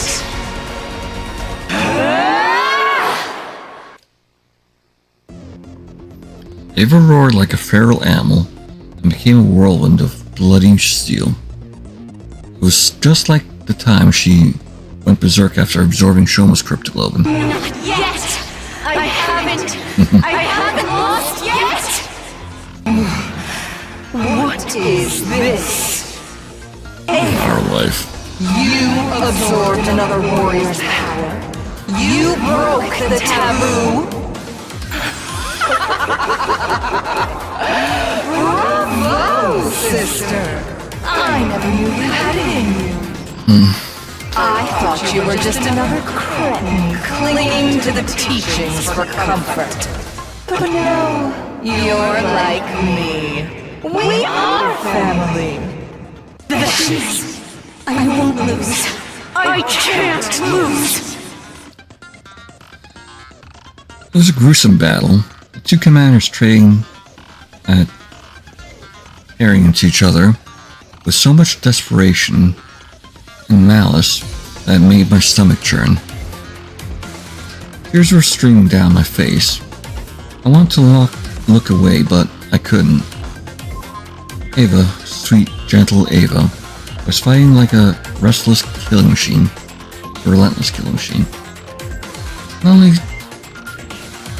And not of duty to her plan either. She was fighting solemnly to protect the ones she loved now. When I thought about it like that, her monstrous form started to look incredibly beautiful to me. Ava! Don't let her beat you! You have to win this, Ava! I'm here for you! All I could do was try and hold my broken body together and shout encouragement, but Ava heard me. The ends of her blood-stained mouth filled up into a smile. I lifted up into a smile. Wow.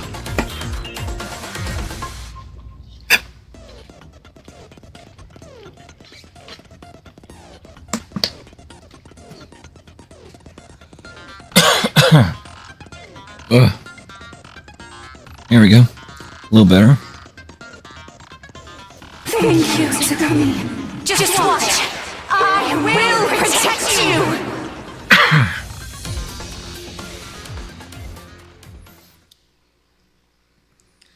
Vashnis and Ava continued to fight each other for a while after that.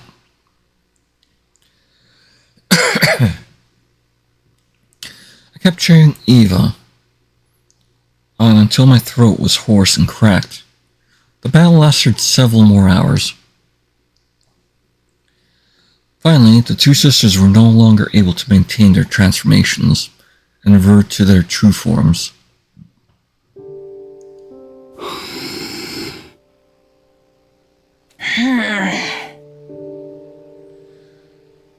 To think someone like you could push me this far.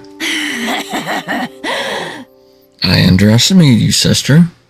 You've shown real ambition to gain great power. I think you know your ambition can't match mine.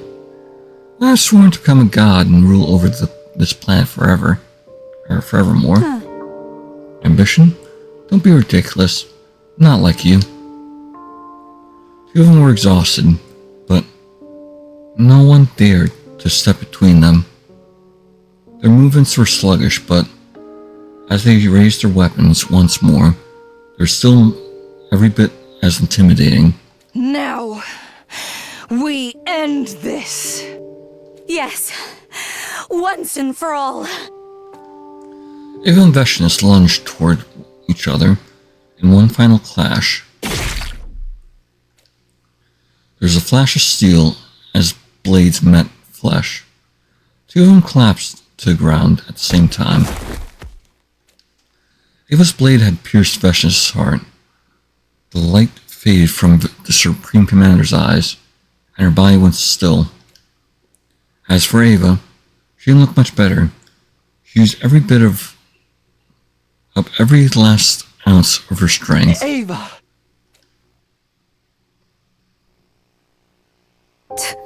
Takumi, did you see? Yeah. Yeah, I saw the whole thing. You were great, Ava. I won. I actually beat my sister. Perhaps this is wishful thinking, but do you think he Shoma lent me his power? More than likely. I broke God's law when I killed Shoma, but he still helped me protect you. Yeah, I'm sure that's what he would have wanted. But don't talk. You need to rest. I had her hand in mine, but it felt cold. Her pulse was weak. It was like she was fading away right in front of me. I could feel other people standing around me. Probably Hiriko, Ito, and Nozomi. You saved us. Our team didn't get wiped out. And Commune. She'll be safe now, too. I'm glad. It means you won't have to be alone. And maybe now, there can be peace. Just like you always wanted. I wanted to scream.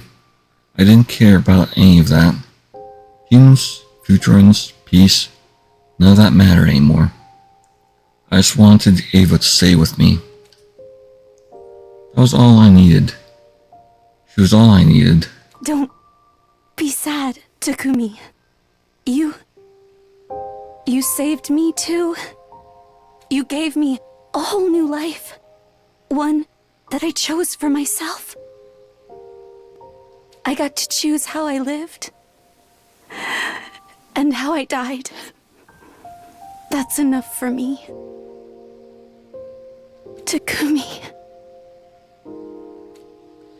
Her voice was too weak to hear, but she mouthed the words, "Thank you. I love you."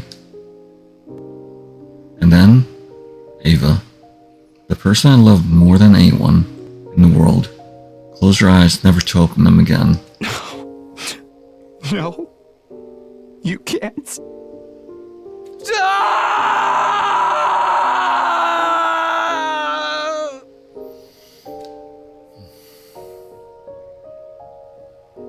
Now, it was up to me and my surviving companions to protect the planet. Vection's demise heralded a new chapter in Futuram's history, and humanity's too. Two sides would open negotiations and forge a path to true peace together. But Ava wouldn't be here to see it happen. Time she had spent together had been happy. She and I had spent together had been happy, but all too brief. That's why I would never forget Ava, or what we had meant to each other. I would carry her with me forever.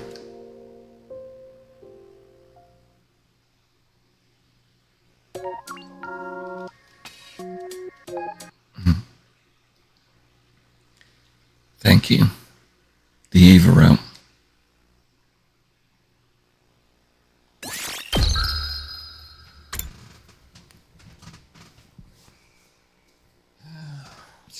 Let's grab the other option and then call it a night.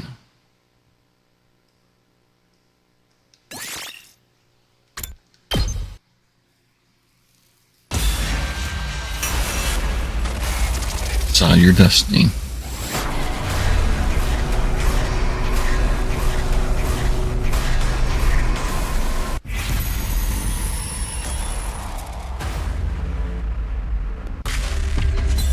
Stay here.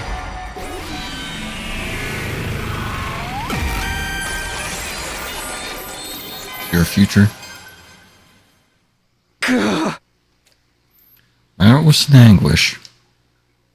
It assaulted me with all the guilt I could muster. Begged me not to abandon the ones I swore to protect, my friends, my family, my entire species, but I ignored its entireties. I had something else I want to protect now. Kumi? Ava. That's who I want to protect. As long as I have her by my side, nothing else matters. That's how I feel in my heart of hearts. I won't go back to the academy. I'll stay here and continue to build a life with Ava. Even if I lose everything, this is what my heart wants. It's okay. I've made my choice.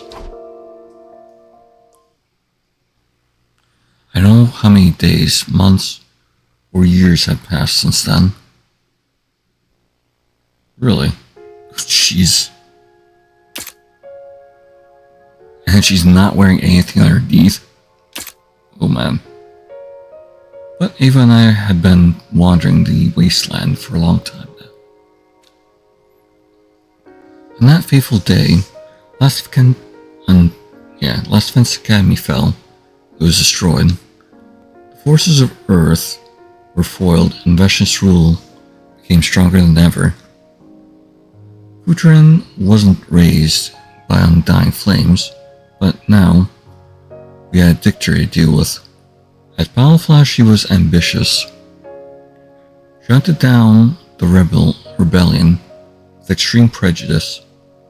We lost touch with Commune and don't even know if she's still alive. Ava and I managed to avoid Vashna so far, but it may only be a matter of time. Takumi, I felt it kick just now. You did? Wow. It's so full of energy. Yeah, it's a real little rascal. I can't wait to meet it. Same here. Hell yeah. We could use an excuse to celebrate. Alright. We lost a lot. Most everything, in fact, except for each other. But I still have Ava, and she still has me. So, I don't regret making this choice. Even if the world, in the state it's in, it's what's allowed me to share my life with the woman I love. I bet the baby's going to look like you. That would be cute. No way. Definitely going to take after its mother. We began walking again, hand in hand, feeling each other's warmth, and knowing that we weren't alone. Perhaps this was our punishment for everything we'd done, but it wasn't all bad. We had the world to ourselves now, and the rest of our lives, we'd always had each other.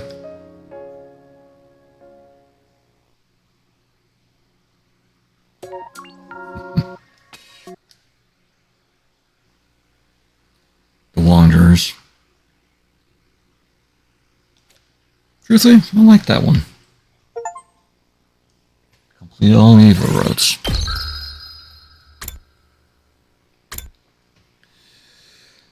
Well,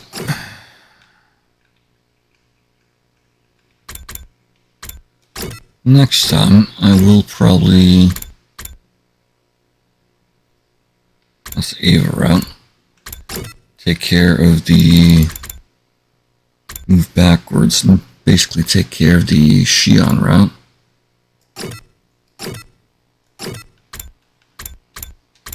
And this Carrara route. After that, well, no, I might do the Retstam after those two. This other Retstam route. I don't know if it'll go on for a long or not. The other thing is taking care of the coming of age lying route.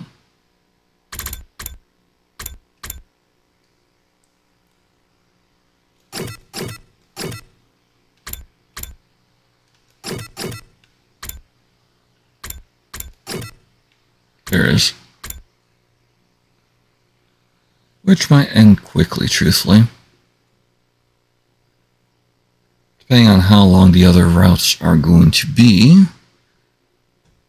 I might try and get the other coming of age route after that. But yeah, first, Carrara and Shion's routes. But I'm calling it here. Hope you guys had fun. I know I did. Till next time, guys. Take care. Bye-bye.